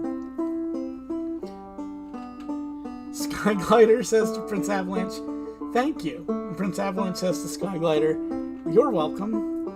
Prince Avalanche comes up to the barn loft. He sees Skyglider, and Prince Lightning says to Prince Avalanche curiously, who is this? And Prince Avalanche says to Prince Lightning, this is my very best friend, Skyglider.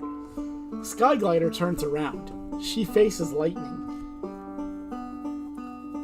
And Skyglider says to Prince Lightning, hello. And Prince Lightning says to Skyglider, hello. Skyglider turns her head and faces Prince Avalanche. And Skyglider says to Prince Avalanche, can I live here since I have nowhere to go? I guess he's just a hobo that lives in the woods and gets stuck in trees.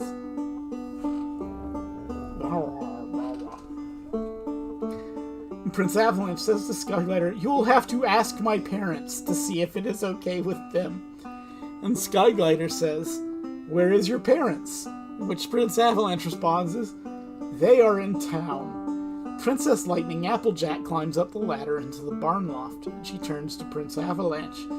He faces him, and Prince Lightning says to Prince Avalanche, please take her to the doctor and have her checked to make sure there is nothing wrong with her.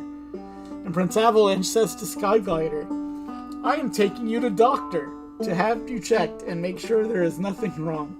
Skyglider is tired because she struggled so hard to free her hoof casing.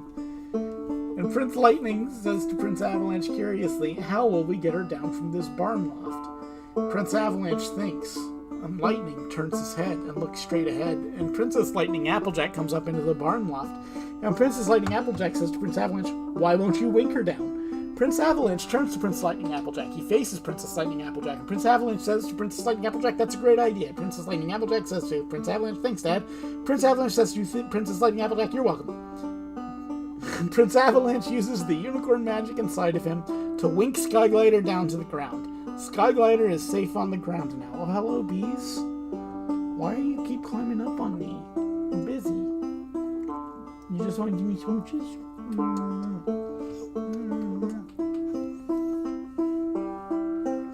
Prince Avalanche walks to where Skyglider was. Prince Avalanche is leaving his huge permanent cloven hoof prints, and his huge feathery cloven hooves are clicking on the barn loft floor very loudly. And And Prince Lightning says to Prince Avalanche in a warning voice, "There's glue on the floor where she was." And Prince Lightning says in a warning voice, "It might be inescapable for us because of our huge feathery cloven hooves." Prince Avalanche approaches the glue. He pauses. He doesn't step into the glue. He takes to the air and flies to where Skyglider is. Skyglider is resting on the ground, and Prince Avalanche lands next to her. Skyglider says to Prince Avalanche in a very tired voice, "I am too tired to fly." And Skyglider says, "Could you give me a ride to the doctor, please, on your back?" Prince Avalanche says, "Sure." Prince Avalanche gets Skyglider up on his back to take her to the doctor, and says to Skyglider, "Hold on tight," which Skyglider responds in a tired voice, "I'm too tired." Prince Avalanche uses his unicorn magic to hold Skyglider on his back. Prince Avalanche is carrying Skyglider to the doctor. Skyglider is resting peacefully on Prince Avalanche's back, and she is sleeping. She has her head laying on Prince Avalanche's shoulder. Prince Avalanche says softly to Skyglider, "Sleep well, my friend." And he gives Skyglider a friendly nuzzle, and he takes Skyglider to the doctor, and they arrive at the doctor. Skyglider wakes up, and she is fully awake now as she is completely rested. Prince Avalanche releases Skyglider, and she gets off Prince Avalanche's back. Skyglider is on the ground. Skyglider moves around in front of Prince Avalanche, and she faces him. Skyglider says to Prince Avalanche, "Let's do our secret friendship sign." They tip their right front hoof up in the air, and Prince Avalanche and Skyglider together say, "Very best friends forever, no matter what happens." And they put their right front hoof back down on the ground. Exterior. The town of Ponyland, early evening. Wigwam approaches Blizzard. This could be dangerous. He bows in respect to her. Wigwam says to Blizzard, "Hello." And Blizzard says to Wigwam, "Hi." Wigwam says to Blizzard, "What does Lightning have that I don't have?" Blizzard says to Wigwam, "He's got Applejack's color scheme to a T. He has a lightning symbol, and I think he is adventurous like her." Wigwam just walks away. Clover notices a strange new pony with leg braces as her symbol, and the pony has a silver mane and tail and a brown body. The new pony sees Clover. The new pony runs. Interior, Prince Avalanche's family farm later that evening. Princess Lightning Applejack is staying the same color forever, and Prince Lightning decides to stay a part of Prince Lightning Applejack's life forever. Princess Lightning Applejack says to Prince Applejack, "I'm headed to town." And Prince Lightning says to Prince Lightning Applejack, "I'm going with you." Wigwam might be a real pony. It might be the European name of one of the boy ponies, I think is what it is. Prince Lightning and Princess Lightning Applejack head to the town to find Prince Avalanche to give him the good news. Exterior, the town of Ponyland later that evening. Skyglider and Prince Avalanche are standing around talking to each other. Wizard looks down at the ground where Prince Avalanche walked. She sees huge cloven hoof prints left by Prince Avalanche's huge super feathery cloven hooves in the sidewalk and road. Prince Avalanche waves his huge feathery cloven hoof, and two combs appear. Skyglider and Prince Avalanche grooms each other by combing each other's hair. Skyglider acts nervous about being groomed because she was raised in the wild. And Prince Avalanche says to Skyglider soothingly, "This is part of making our friendship bond even stronger." Skyglider accepts the grooming. Prince Avalanche says, "I wish our huge feathery and legs were brace-proof forever, including all of the armored baby Gypsy Vanners and Ember." It comes true, and Skyglider likes the grooming. Wizard is watching Prince Avalanche and Skyglider groom each other. She hears hoofbeats approaching, and it's Princess Lightning Applejack and Prince Lightning. The hoofbeats are getting louder because they are getting closer. All of the baby ponies and Ember spot leg braces that completely encases their whole legs, and feathery metal hoof casings that completely cover their huge feathery armored hooves to protect them. The hair completely covers their metal hoof casings, but not long enough for them to step on, and the leg braces are the same color as their manes and decorated with their symbols. The grips are the round with the grips in the center and the same pattern of their symbols, and they leave permanent round tracks with their symbol in the center because of the tracks on any surface, including the hardest metal except diamond steel. They click as the baby ponies walks, and the clasps are curved to keep them from removing the leg braces. They are permanent and they are magic-proof. The braces and feathery metal hoof casings instinctively come to the right baby pony, and they stop in front of the right baby pony, but they can't stick to armor. Baby Tiddlywink says to the other baby ponies, "Play dress up." Baby ponies say to Tiddlywinks, "Dress up." All of the baby ponies, including Ember, step into their braces and feathery metal hoof casings with our huge feathery armored front legs and hooves. The braces and huge feathery metal hoof casings snap shut and lock. The braces and huge feathery metal hoof casings stick to their huge armored front legs and hooves forever. The baby ponies and Ember heard them snap shut and lock. They kick as hard as they can to get the braces and huge feathery metal hoof casings to come off. The braces and metal hoof casings come off. Baby Cuddles says to the other baby ponies, "These came off." All of the baby ponies, including Ember, step into their braces and feathery metal hoof casings with their huge feathery armored hind legs and hooves. The braces and feathery metal hoof casings snap shut and lock. The braces and metal hoof casings stick to their huge, super feathery armored hind legs and hoofs. The baby ponies and Ember heard them snap shut and lock. They kick as hard as they can to get the braces and feathery metal hoof casings to come off. The braces and feathery metal hoof casings come off their huge, feathery armored legs and hoofs. Twilight runs over to Ember. She gets to Ember. She pauses. Okay, my dog is being a big hassle. Just listen to the chill tunes. I gotta take him out for a bit. Oopsie.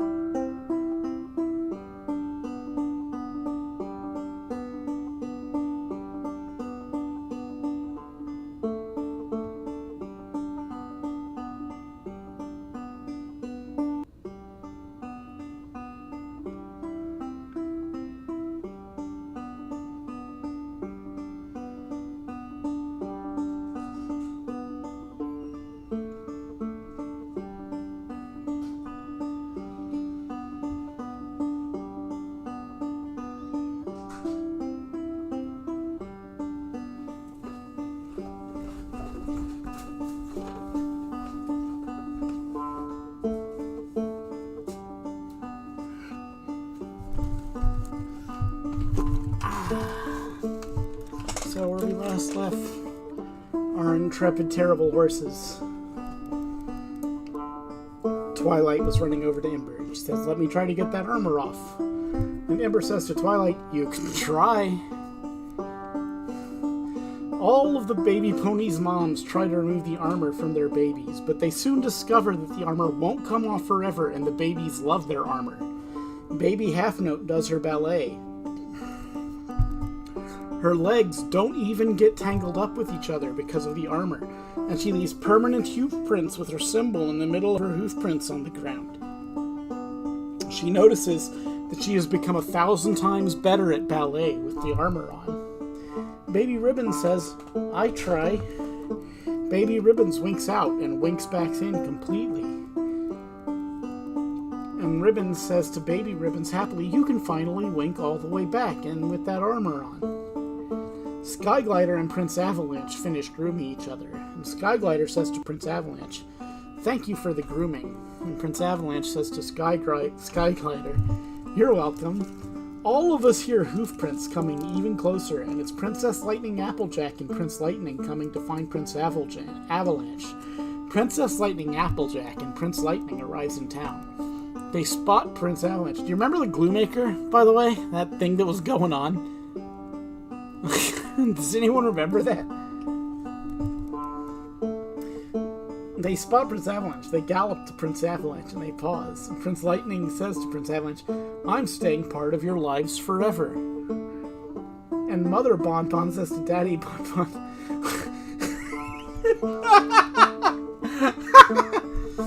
let's take Baby Pony's body to the Ponyland funeral home. And Daddy Bonbon says to Mother Bonbon, that would be a good idea, because Baby Pony's still fucking dead. Princess Lightning Applejack spots a pair of huge apple-colored leg braces that completely encases her whole super feathery legs and red and green feathery metal hoof casings that completely covers her hooves to protect them and decorated with her symbol. The grips are the same color as her mane, with the grips in the center the same pattern as her symbol, and she leaves permanent round tracks with the symbol of the center of her tracks, including on any surface, including the hardest metal, except diamond steel. They click as she walks very loudly, and the clasps are curved to keep her from removing the leg braces. They are permanent and they are magic-proof. Princess Lightning Applejack decides to put them on because they are her favorite colors. The huge braces and feathery metal hoof casing snap shut and lock. The huge braces and feathery metal hoof casing stick to her front legs and feathery hooves forever because they aren't armored. Princess Lightning Applejack heard them snap shut and lock. She kicks as hard as she can to get the braces to come off, but the huge braces and feathery metal hoof casings don't come off. Princess Lightning Applejack steps into her huge braces and feathery metal hoof casings with her huge feathery hind legs and hooves. The huge braces and feathery metal hoof casings snap shut and lock. The huge braces and feathery metal hoof casings stick to her huge hind legs and hooves forever. Princess Lightning Applejack heard them snap shut and lock. She kicks as hard as she can to get the braces to come off. They don't come off her huge feathery huge legs and hooves, and the armor is very lightweight and it will never rust. Prince Avalanche makes the two combs disappear because they are finished grooming each other. Skyglider is so accustomed to doing what she wants to because she was raised in the wild, and Prince Avalanche realizes refining her is going to be a long and bumpy road. Blizzard walks over. She leaves her huge hoof prints in the sidewalk, and she gets to us and pauses, and Prince Avalanche says to Blizzard, is it okay if Skyglider moves in here with us? And Blizzard says to Prince Avalanche, let me think about it. And Skyglider says to Blizzard, I can be a huge help on the farm with some teaching. And Blizzard says to Skyglider, welcome to the family. Skyglider nuzzles her mom very lovingly, and Blizzard returns the nuzzle. The Glue Maker reaches the surface. He didn't forget, guys. Did you think he forgot? Because he didn't. And Skyglider says curiously to Prince Avalanche, can I call you Dad? Now it's weird. And Prince Avalanche says to Skyglider, sure. And Skyglider says to Prince Avalanche, very happy, thanks, Dad. And Prince Avalanche says to Skyglider, you're welcome. Lightning Princess Lightning Applejack approaches Skyglider. She gets to Skyglider.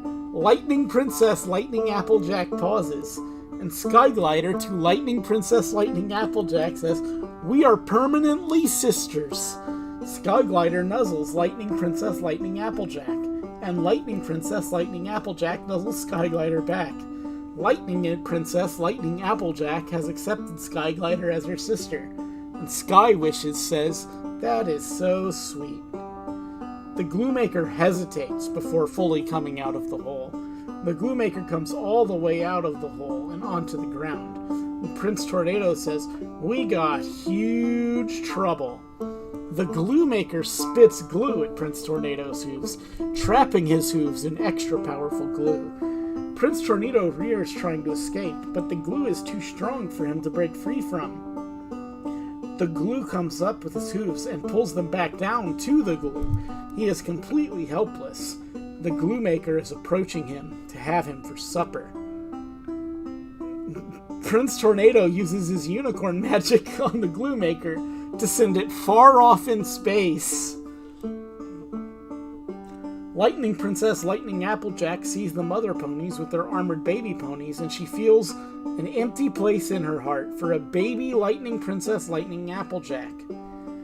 Wind Whistler notices the look on Lightning Princess Lightning Applejack's face. Don't worry, this isn't going where you think it's going. Wind Whistler says to Princess Lightning Applejack, "You can use the magic mirror to get a baby Lightning Princess Lightning Applejack." And Princess Lightning Applejack says to Wind Whistler, "Thanks." Wind Whistler says to Princess Lightning Applejack, "That's not me having too many bourbons." It actually says Princess Lightning Applejack. Just wanted to be perfectly clear about that. "You're quite welcome." Wind Whistler continues to Princess Lightning Applejack. "To get a baby from the magic mirror, you stand in front of it and say, 'I wish, oh how I wish, I could find a special little somebody just like myself to look after.'" Princess Lightning Applejack remembers what to do to get a baby from the magic mirror. Baby Sunribbon looks at her huge feathery armored huge legs and hooves to see if she has those leg braces and feathery metal hoof casings. She doesn't see them on her huge feathery armored huge legs and hooves, and Ember spots a carpet lying on the sidewalk. She decides to investigate it, and Baby Fifi decides to go with Ember to investigate the carpet. They don't know that it is a sticky carpet that can't be escaped from by baby ponies and is impossible to be freed by magic. Ember and Baby Fifi walks onto it. Ember is leaving permanent hoof prints with 2 silvered stars in the middle of her permanent hoof prints on the sidewalk, and Baby Fifi is leaving permanent hoof prints with pink poodles in the middle of her permanent hoof prints on the sidewalk. When they get to it, they pause and they look at it, and Baby Fifi says to Ember, "Looks like a normal carpet." And Ember says to Baby Fifi, "It looks like a normal carpet to me also." They step onto it. They don't stick immediately to make them think it's a normal carpet, and they get on it and they walk on it, and Ember is leaving permanent hoof prints with 2 silver stars in the middle of her permanent hoof prints on the carpet, and Baby Fifi is leaving permanent hoof prints with pink poodles in the middle of her permanent hoof prints on the carpet. As they approach the middle of the carpet, they start sticking with their huge feathery armored huge hooves. Oh no! They arrive at the middle of the carpet, and they stick so tight they can't even move their huge feathery armored huge hooves. And Baby Fifi says to Ember, "Can't move." And Ember struggles to move her huge feathery armored huge hooves. She soon discovers that her huge feathery armored huge hooves won't even move from the spot where they are at. The carpet starts moving towards a building. All of the baby ponies see the carpet moving, and Ember and Baby Fifi stuck helplessly on it. The carpet is long enough to trap all of the baby ponies and Big Brother ponies on it inescapably. And Silver Rain says, "I will stop it." Silver Rain gallops to retreating carpet, and she catches up with it. She puts her front hooves on it to stop it, and the carpet pushes her hooves off of it. And Silver Rain says to Ember, "I tried to stop it." And Baby Surprise says, "I try." And Mimic says, "You will get trapped like Ember and Baby Fifi." Baby Surprise thinks about what Mimic has said. Majesty says to Baby Surprise, "Maybe all of you baby ponies' combined weight will be enough to stop it from moving." And then Majesty continues, "But there is a risk of getting stuck to it for good with those huge feathery armored huge hooves."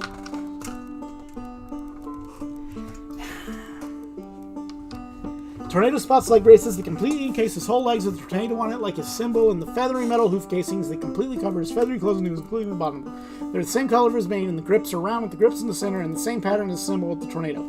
They leave permanent round tracks with the symbol in the center of the tracks on every surface, including the Narva's metal, except diamond steel. And they click as they walk. The clasp curve to keep them from removing the leg braces. They are permanent, and they are magic-proof, and they fit in perfectly. Tornado reads the card in front of them. Tornado, to Tornado, from Bracy. The leg braces and feathery metal hoof casings disappear and reappear on his legs and feathery cloven hooves. They snap shut and lock onto his legs and feathery cloven hooves. They stick to his legs and feathery cloven hooves forever, and Tornado heard them snap shut and lock. He sits down in a chair. All of the Big Brother ponies get hold of his feathery metal hoof casings. They pull as hard as they could. The leg braces and feathery metal hoof casings refuse to budge from his legs and feathery cloven hooves. And Chief says to Tornado, "They won't come off your legs and feathery hooves." And Salty says, "I would love to have a boat." Bracy makes a boat for him, but with hidden braces and huge feathery metal hoof casings with a symbol that is magically drawn to his huge feathery hooves and legs. And Bracy says to Salty, "There's your boat." And Salty says to Bracy, "Well, blow me down." Salty gallops up the gangplank onto his boat. He gets aboard. He walks by the hidden huge braces and huge metal feathery hoof casings. The huge braces and huge metal feathery hoof casings are drawn to his legs and feathery hooves. They come to him unknown to him. He stands up on his hind hooves. The huge braces and huge metal attached to his front feathery hooves, and they snap shut and lock. They stick to his legs and huge feathery hooves for good. Salty kicks up his heels because he has his own boat. The huge braces and huge metal feathery hoof casings attached to his huge hind feathery hooves and legs, and they snap shut and lock. They stick to his huge legs and feathery hooves for good. He wasn't paying any attention to the locking sound. He looks around his boat. The huge metal feathery hoof casings click very loudly as he walks and leave huge permanent hoof prints with tugboats in the center of them behind. The hair completely covers their metal hoof casings, but it's not long enough for him to step on, and the strange clicking sound attracts his attention. He pauses. He looks around. He looks down at his legs. He sees huge braces and feathery metal hoof casings on his legs and feathery hooves. And Salty says to Bracy, "Where did those come from?" And Bracy says to Salty, "From your boat." And Bracy continues, "That goes with the boat." Ember tries to jump off to escape, but she's stuck too tight to escape, and all of the Big Brother ponies get their matching braces and huge feathery metal hoof casings on their legs and feathery hooves forever. They are the same color as their manes, and the grips around the grips in the center, same pattern of symbols. They leave huge permanent round huge tracks with their symbols in the center of the tracks on any surface, including the hardest metal, except diamond steel, and they click as the Big Brother ponies walk very loudly. The clasps are curved to keep the Big Brother ponies from removing the leg braces. They are permanent, and they are magic-proof, and they fit the Big Brother ponies perfectly. Yeah, that guy's symbol is tugboats. And Wigwam confusedly says to Chief, "How did we get these on our legs and feathery hooves?" And Chief turns to face Wigwam and says, "Bracy's gifts." And Ember says, "A little help here, please." Score gallops to help Ember and baby Fifi. He leaves his huge permanent round hoof prints with footballs in the center as of his hoof prints on the sidewalk. He gets to the rug and he steps on. He gallops to Ember and baby Fifi. He leaves his huge permanent round hoof prints with footballs in the center of his hoof prints on the rug, and he can feel it tugging harder at his huge feathery metal hoof casings. He pauses and says to all the Big Brother ponies, "Ember and baby Fifi needs our help." All of the Big Brother ponies gallop to the rug. All of them are leaving their huge permanent round hoof prints with their symbols in the middle on the sidewalk. They catch up to the rug. Score tries to get off. He discovers he can't get off. All of the other Big Brother ponies get on the rug. They try to gallop. They discover they can't gallop because they are stuck too tightly and their casings are shockproof and have a rubber layer inside too. Bubbles decides she needs to bathe. Bubbles approaches Prince Avalanche. She gets to her. She bows in respect to Prince Avalanche, and Bubbles says to Prince Avalanche, "Hello." And Prince Avalanche says to Bubbles, "Hi." And Bubbles says to Prince Avalanche curiously, "Where's a good place to bathe?" And Prince Avalanche says to Bubbles, "The farm has a pond." Prince Avalanche continues, "You can bathe there." And Bubbles says to Prince Avalanche, "Thank you." To which Prince Avalanche responds, "You're welcome." Bubbles gallops off towards the farm. She is following our huge permanent hoof prints right to the farm. but Bracy got there first. She put the braces that completely encase Bubbles' whole legs in feathery metal hoof casings that completely covers her hoofs to protect them. The leg braces are the same color as her mane and decorated with her symbol. The grips are round, with the grips in the center in the same pattern as her symbol, which is Bubbles, and she leaves permanent round tracks that are symbol in the center of the tracks on any surface, including large metal, except diamond steel. They click as Bubbles walks, and the clasps are curved to keep them from moving leg braces. They are permanent, and they are magic-proof in the water of that pond for Bubbles to jump into when she goes to bathe. They are waterproof, and they are feathery metal hoof casings. Prince Avalanche calls upon the power of the lightning to free the baby ponies, including Imber, and the big brother ponies from the rug. We're about halfway through with part 2, since people are asking if we're done. How far? Like I said, part 2 is way shorter than part 1. A bolt of very strong lightning shoots out of her hairy metal hoof casing and strikes the rug. The electricity flows through the rug, and it doesn't shock Ember or Baby Fifi and the Big Brother ponies because their feathery metal hoof casings are insulated against the lightning. The lightning severs the grip of the glue on their feathery metal hoof casings, freeing them. Ember steps off the rug. Ember is leaving permanent hoof prints with 2 silver stars in the middle of her permanent hoof prints on the rug and on the sidewalk. And Ember says to Baby Fifi, "I'm free." Everyone steps off the rug onto the sidewalk. They leave their permanent hoof prints with their symbols on the middle of their permanent hoof prints on the sidewalk. The rug retreats into the building, and the ponies with feathery hooves refuses to touch a razor because the hair on their hooves will regrow instantly when shaved. And Teddy says, curiously to Prince Avalanche, "Will those braces and feathery metal hoof casings work for me?" Prince Avalanche turns to Teddy. He faces Teddy, and he says to Teddy, "They might." And Prince Avalanche continues, "Why do you ask?" And Teddy says, "Just curious." Exterior, Bonbon's house, late evening. Mother Bonbon looks down at Baby Pony's legs and hooves. She sees feathery hooves on him, and she is holding him in her arm. Tears are streaming down her face, and the tears are dripping on his head. Baby Pony starts to stir.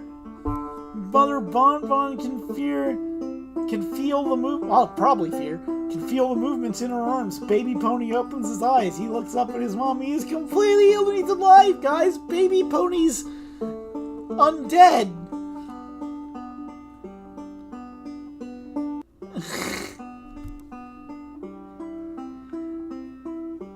Mother Bonbon says to everyone in a loud voice, "Baby Pony is alive!" Everyone hears her and it scares Baby Pony. And Baby Pony screams and everyone hears it. So he comes back to life and the immediate thing he does is scream about being alive again because he's trapped in this hell world of huge feathery noisy hooves and glue. Prince Avalanche gallops over to see what that was. He is leaving huge permanent cloven hoof prints in the sidewalk. He arrives at Bonbon's house. He arrives there. He didn't survive. Baby Pony didn't survive. Baby Pony fucking died. He was dead and he resurrected like Jesus. Baby Pony is Jesus. He arrives there and he stops, and Mother Bonbon says to Prince Avalanche, "Hello."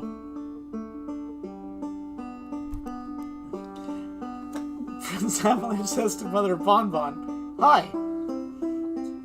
Mother Bonbon couldn't bow in respect to Prince Avalanche because she was holding Baby Pony. All of Bonbon's siblings gather around Baby Pony, and Misty says to Prince Avalanche, "Hello." And Prince Avalanche says to Misty, "Hello." And all of Bonbon's siblings bow in respect to Prince Avalanche. And Misty says to Prince Avalanche, "How did Baby Pony come back to life?" And Prince Avalanche says to Misty, "A mother's tears brought him back to life and healed him." Misty just stares at Prince Avalanche and doesn't say a thing, because that's the dumbest shit she's ever heard in her life. Baby Pony is completely armored and he can breathe and see and open his mouth because there are openings in his armor to accommodate his nose and mouth and eyes and mane and tail, and there are covered vents to allow him to cool off in the hot weather. His armor is indestructible and impenetrable, and nothing can penetrate it, not even the sharpest knife or bullets. He can move in his armor, and his symbol is on the outside of his armor. The armor will grow with him as he grows, and it can't be taken off of him. It is made of diamond steel, and it matches his body color. The armor covers his feathery hooves also. Skyglider says to Prince Avalanche, Lightning Princess Lightning Applejack and I are going to the farm. And Prince Avalanche says to Skyglider, be careful on the way home. And continues, and don't talk to strangers. Lightning Princess Lightning Applejack says to Prince Avalanche, we won't. And Prince Avalanche says to Lightning Princess Lightning Applejack, good. Prince Avalanche knows why Lightning Princess Lightning Applejack is headed to the farm. It's to get a baby Lightning Princess Lightning Applejack from the magic mirror.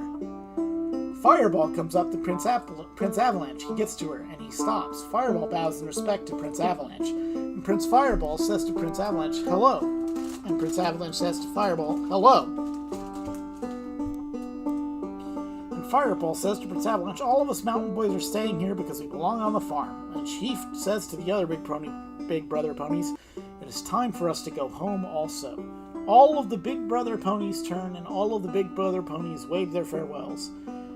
Everyone waves their farewells to the big brother ponies. This is really weird because they actually established in part 1 that everyone always refers to the big brother ponies as the Adventure Boys forever. So, I don't know, man. I feel like we're being bamboozled.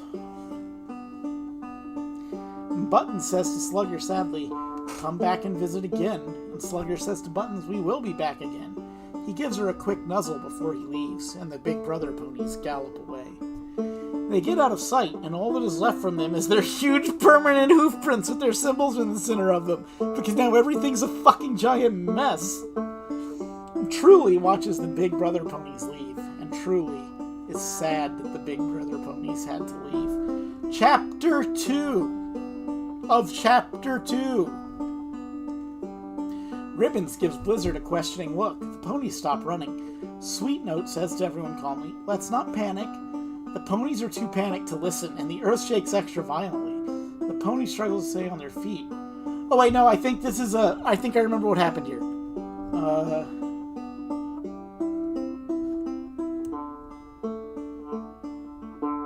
Yeah, the rest of this, for some reason, this one is like, it's just pasted twice. Like, the whole thing is just here twice. I'm not reading it all again. And now, the final part.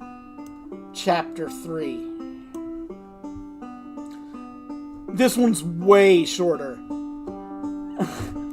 Blizzard says to Prince Avalanche, it's time to go home. And Prince Avalanche says to Blizzard, I will tell everyone bye. Prince Avalanche says to everyone, bye. And Melody says to everyone, see you tomorrow. All of the ponies say goodbye to Prince Avalanche and his family. Blizzard and Majestic turn. They walk to the truck. They leave their huge permanent hoof prints with their symbols in the middle of their permanent hoof prints. I swear this one's way shorter. Prince Avalanche and Lightning and all of the Mountain Boys and Melody walks to the truck. Prince Avalanche is leaving his huge permanent hoof prints behind as he walks to the truck. All of them get to the truck. Prince Avalanche and Lightning and all of the Mountain Boys and Melody walk to the tailgate of the truck. Prince Avalanche leaves huge permanent cloven hoof prints in the ground. They hop in. Blizzard and Majestic get in the truck. All of us head home. Exterior, Prince Avalanche's family farm, late evening. Bubbles is getting close to the pond so she can bathe, and she spots the pond. She runs directly towards the pond. She gets there. The cool pond water glimmers in the sunset with all the colors of the sunset invitingly. Bubbles jumps in. She lands in the braces and feathery metal hoof casings. Her hooves and legs go into the braces and feathery metal hoof casings, and the braces and feathery metal hoof casings snap shut on all 4 legs and hooves. They lock to her legs and hooves and magically seal forever, never to be removed forever. See, isn't that way better than having to have, like, 9 lines explaining just that exact thing? It's like, you already established what the braces are like, dude. You could have done this, like, 8 times at this point. Jesus Christ, you could have saved me, like, an hour. Bubbles bathes. She is unaware that the braces and feathery metal hoof casings are on her arms and legs forever. Bubbles hears the truck pulling up in the driveway. She has finished bathing. She gets out of the pond, and she shakes herself dry. Bubbles can feel something different on her legs and hooves. She looks down to her legs and hooves. She sees feathery metal hoof casings and bracings on her legs. She kicks hard as she could to remove them. They refuse to come off her hard legs and hooves. Princess Lightning, Applejack, and Skyglider arrive at the farm. Skyglider says to Princess Lightning Applejack curiously, "Where's the magic mirror?" Princess Lightning Applejack says to Skyglider, "In a room in the barn." They both gallop into the barn. Skyglider is leaving permanent rainbow with little stars hoof prints, and Princess Lightning Applejack is leaving her huge round yellow, red, and green apple hoof prints on the ground. See, he changed what her symbol was between chapters. They go into the barn. There is 4 buckets of Catchmaster glue in front of Skyglider, and she isn't watching where she is going. She steps in all 4 buckets with her metal hoof casings. What are the odds? And they stick to her metal hoof casings. Princess Lightning Applejack pauses. Skyglider lifts her metal hoof casing to step out of the buckets. The glue comes up to her metal hoof casings, and the glue pulls her metal hoof casings back down into the buckets. Skyglider blushes in embarrassment. Princess Lightning Applejack gallops to the room where the magic mirror is. Princess Lightning Applejack is leaving her huge round yellow with red and green apple footprints in the center of them on the barn floor. She gets to the room where the magic mirror is. She pauses. She turns to the room, and she gallops inside. The lights come on, startling her. Princess Lightning Applejack pauses in front of the magic mirror. Princess Lightning Applejack jumps. She is in front of the magic mirror. And Princess Lightning Applejack says, I wish I could find a special little somebody just like myself to look after." A little voice from the magic mirror, "I was wishing the same thing." As Princess Lightning Applejack watched, her reflection in the mirror became a baby Princess Lightning Applejack, and baby Princess Lightning Applejack steps out of the magic mirror. She stands in front of Princess Lightning Applejack, and baby Princess Lightning Applejack looks exactly like Princess Lightning Applejack all the way down to the armor. Baby Princess Lightning Applejack approaches Princess Lightning Applejack, and she gets to Princess Lightning Applejack and she pauses, and then baby Princess Lightning Applejack says to Princess Lightning Applejack, "Hi, Mom." And Princess Lightning Applejack says to baby Princess Lightning Applejack in a surprised voice, "Hello." Princess Lightning Applejack nuzzles baby Princess Lightning Applejack. Exterior, Prince Avalanche's family farm, late evening. Blizzard and Majestic and Prince Avalanche and Lightning get out of the truck. Melody and the other mountain boys get out of the truck also. They walk towards the farmhouse. All of them leave their huge round hoof prints with their symbols in the center of them all the way to the farmhouse. And Blizzard says to Prince Avalanche, "Please go check on your 2 kids." And Prince Avalanche says to Blizzard, "Okay, Mom." Prince Avalanche turns towards the barn, and he gallops towards the barn. Prince Avalanche leaves permanent huge cloven hoof prints on the ground. He gets to the barn, and he pauses. He looks inside the barn. He sees Skyglider stuck in 4 buckets with her metal hoof casings. Skyglider says to Princess Avalanche, "Help!" Prince Avalanche says to Skyglider, "I will try to wish you free." Prince Avalanche wishes Skyglider free. Her metal hoof casings come free from the buckets of glue, and they are clean now. Skyglider walks to her dad. She gets there, and she pauses. Skyglider says to Prince Avalanche, "Thanks, Dad." And then she continues, "I love you, Prince Avalanche." And Prince Avalanche says, "You're welcome." And then he continues, "I love you, and Princess Lightning Applejack, and baby Princess Lightning Applejack, and Melody, and the Mountain Boys." Baby Princess Lightning Applejack and Princess Lightning Applejack come out of the room where the magic mirror is. Princess Lightning Applejack and baby Princess Lightning Applejack is leaving their huge round yellow, red, and green apple hoof prints on the barn floor, and it is starting to get dark in the barn. Prince Avalanche walks over to the light switch, and he turns on the light. The lights come on in the barn. Prince Avalanche sees and Skyglider sees baby Princess Lightning Applejack. Prince Avalanche gallops over to them. Prince Avalanche leaves huge permanent cloven hoof prints on the ground and gets to them. He pauses. Prince Avalanche says to Princess Lightning Applejack, "Hello." Princess Lightning Applejack says to Prince Avalanche, "Hi, Dad." And Princess Lightning Applejack continues, "This is my new baby daughter, baby Princess Lightning Applejack." And Prince Avalanche says to baby Princess Lightning Applejack, "Hello." And baby Princess Lightning Applejack says to Prince Avalanche, "Hi." Bubbles already went home. Just tossing that in there, just so you know. Baby Princess Lightning Applejack nuzzles Prince Avalanche. And Prince Avalanche returns the nuzzle. Skyglider says, "I wish I had feathery hooves like Prince Avalanche forever and ever." Her wish came true, and her regular hooves are replaced by permanent feathery hooves. The hair completely covers her hooves, but it's not long enough to step on, and her legs become very feathery. All the hair on her legs and hooves forces the braces and metal cases off her legs and hooves because the hair is so thick on her hooves and legs that her braces and hoof can't accommodate them.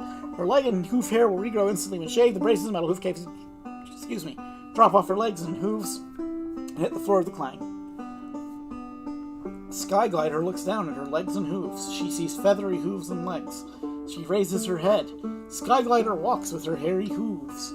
The feathery hooves and legs don't give her any trouble walking, and every time they are shaved, the hair will regrow even thicker on her legs and hooves, but not thick enough to interfere with her walking and running. And Princess Lightning Applejack says to Skyglider curiously, "Why did you wish for feathery hooves?" That's a good question. And Skyglider says to Princess Lightning Applejack, "I wanted them because our dad has them."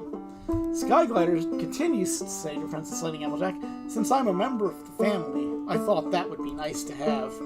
The rainbow grips with little stars moves from her metal hoof casings to the bottoms of her permanent feathery hooves, and they become a permanent part of her feathery cloven hooves. Her grips make permanent rainbow hoof prints that is rainbow shaped with little stars on any surface, including the hardest metal except diamond steel. Baby Princess Lightning Applejack is hungry. Princess Lightning Applejack feeds baby Princess Lightning Applejack out of a baby bottle that she's got.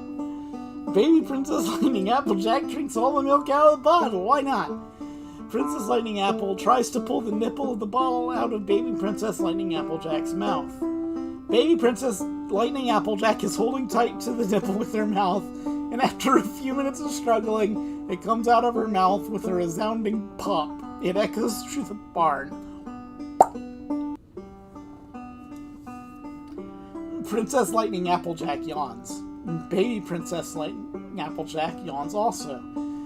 Prince Avalanche says to baby Princess Lightning Applejack, "Please go to bed if you are sleepy." And Prince Avalanche continues. Hey, hold on. I lost my spot. I apologize. I apologize for my unprofessionalism. And Prince Avalanche continues, "I will come and tuck you in. Everyone already ate supper on the way home." Princess Lightning Applejack says to Prince Avalanche, "Thanks, Dad." And Prince Avalanche says to Princess Lightning Applejack, "You quite welcome." Prince Avalanche nuzzles Princess Lightning Applejack, and Princess Lightning Applejack returns the nuzzle. It's their bedtime. Skyglider and Prince Avalanche and Princess Lightning Applejack and Baby Applejack take to the air. All four of them fly to the farmhouse, and all four of them arrive at the farmhouse. Princess Lightning Applejack is too sleepy to keep her eyes open. All four of them land on the porch. Prince Avalanche opens the door. All four of them gallop inside. All four of them are leaving permanent hoof prints with their symbols in the middle of them on the floor, making a huge mess. Prince Avalanche pauses. She turns around and pushes the door closed. The front door closes. Prince Avalanche locks the front door. Princess Lightning Applejack's eyes are closing fast to go to sleep. I hope she can get to her bedroom before she falls asleep, or that'll be awkward. All of them gallop to their rooms. They get there, and they go inside, and they pause. Skyglider says, "This is a very nice room." Prince Lightning is already in bed. All four of them gets ready for bed, and all four of them are ready for bed, and all of the mountain boys are in bed, and Melody is already in bed. and Princess Lightning Applejack puts baby Princess Lightning Applejack in her crib. Princess Lightning Applejack says to baby Princess Lightning Applejack sleepily, "Good night, baby Princess Lightning Applejack." And baby Princess Lightning Applejack says to Princess Lightning Applejack sleepily, "Good night." And she lays her head down on the pillow and she goes right to sleep. Applejack gets in her bed after she turned the light off. She lays her head down on her pillow and she goes right to sleep. Interior, Prince Avalanche's family farmhouse, Blizzard and Majestic's bedroom, night. Blizzard and Majestic are getting ready for bed. They get ready for bed. Everyone says their good nights. Blizzard and Majestic gets in their bed after turning out the lights. Everyone goes to sleep, and everyone is in their beds asleep. The end. Copyright Prince Avalanche, October 8th, 2008.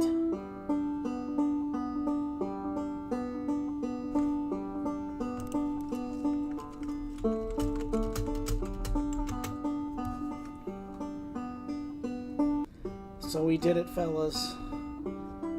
We made it. We've conquered the beast.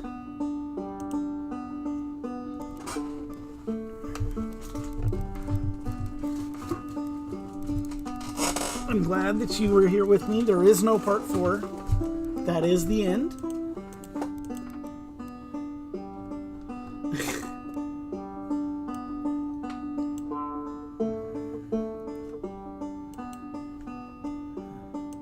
And we've all shared this wonderful experience together like friends. Of ponies causing problems. We've been through a lot together, and I think we have a special bond for that.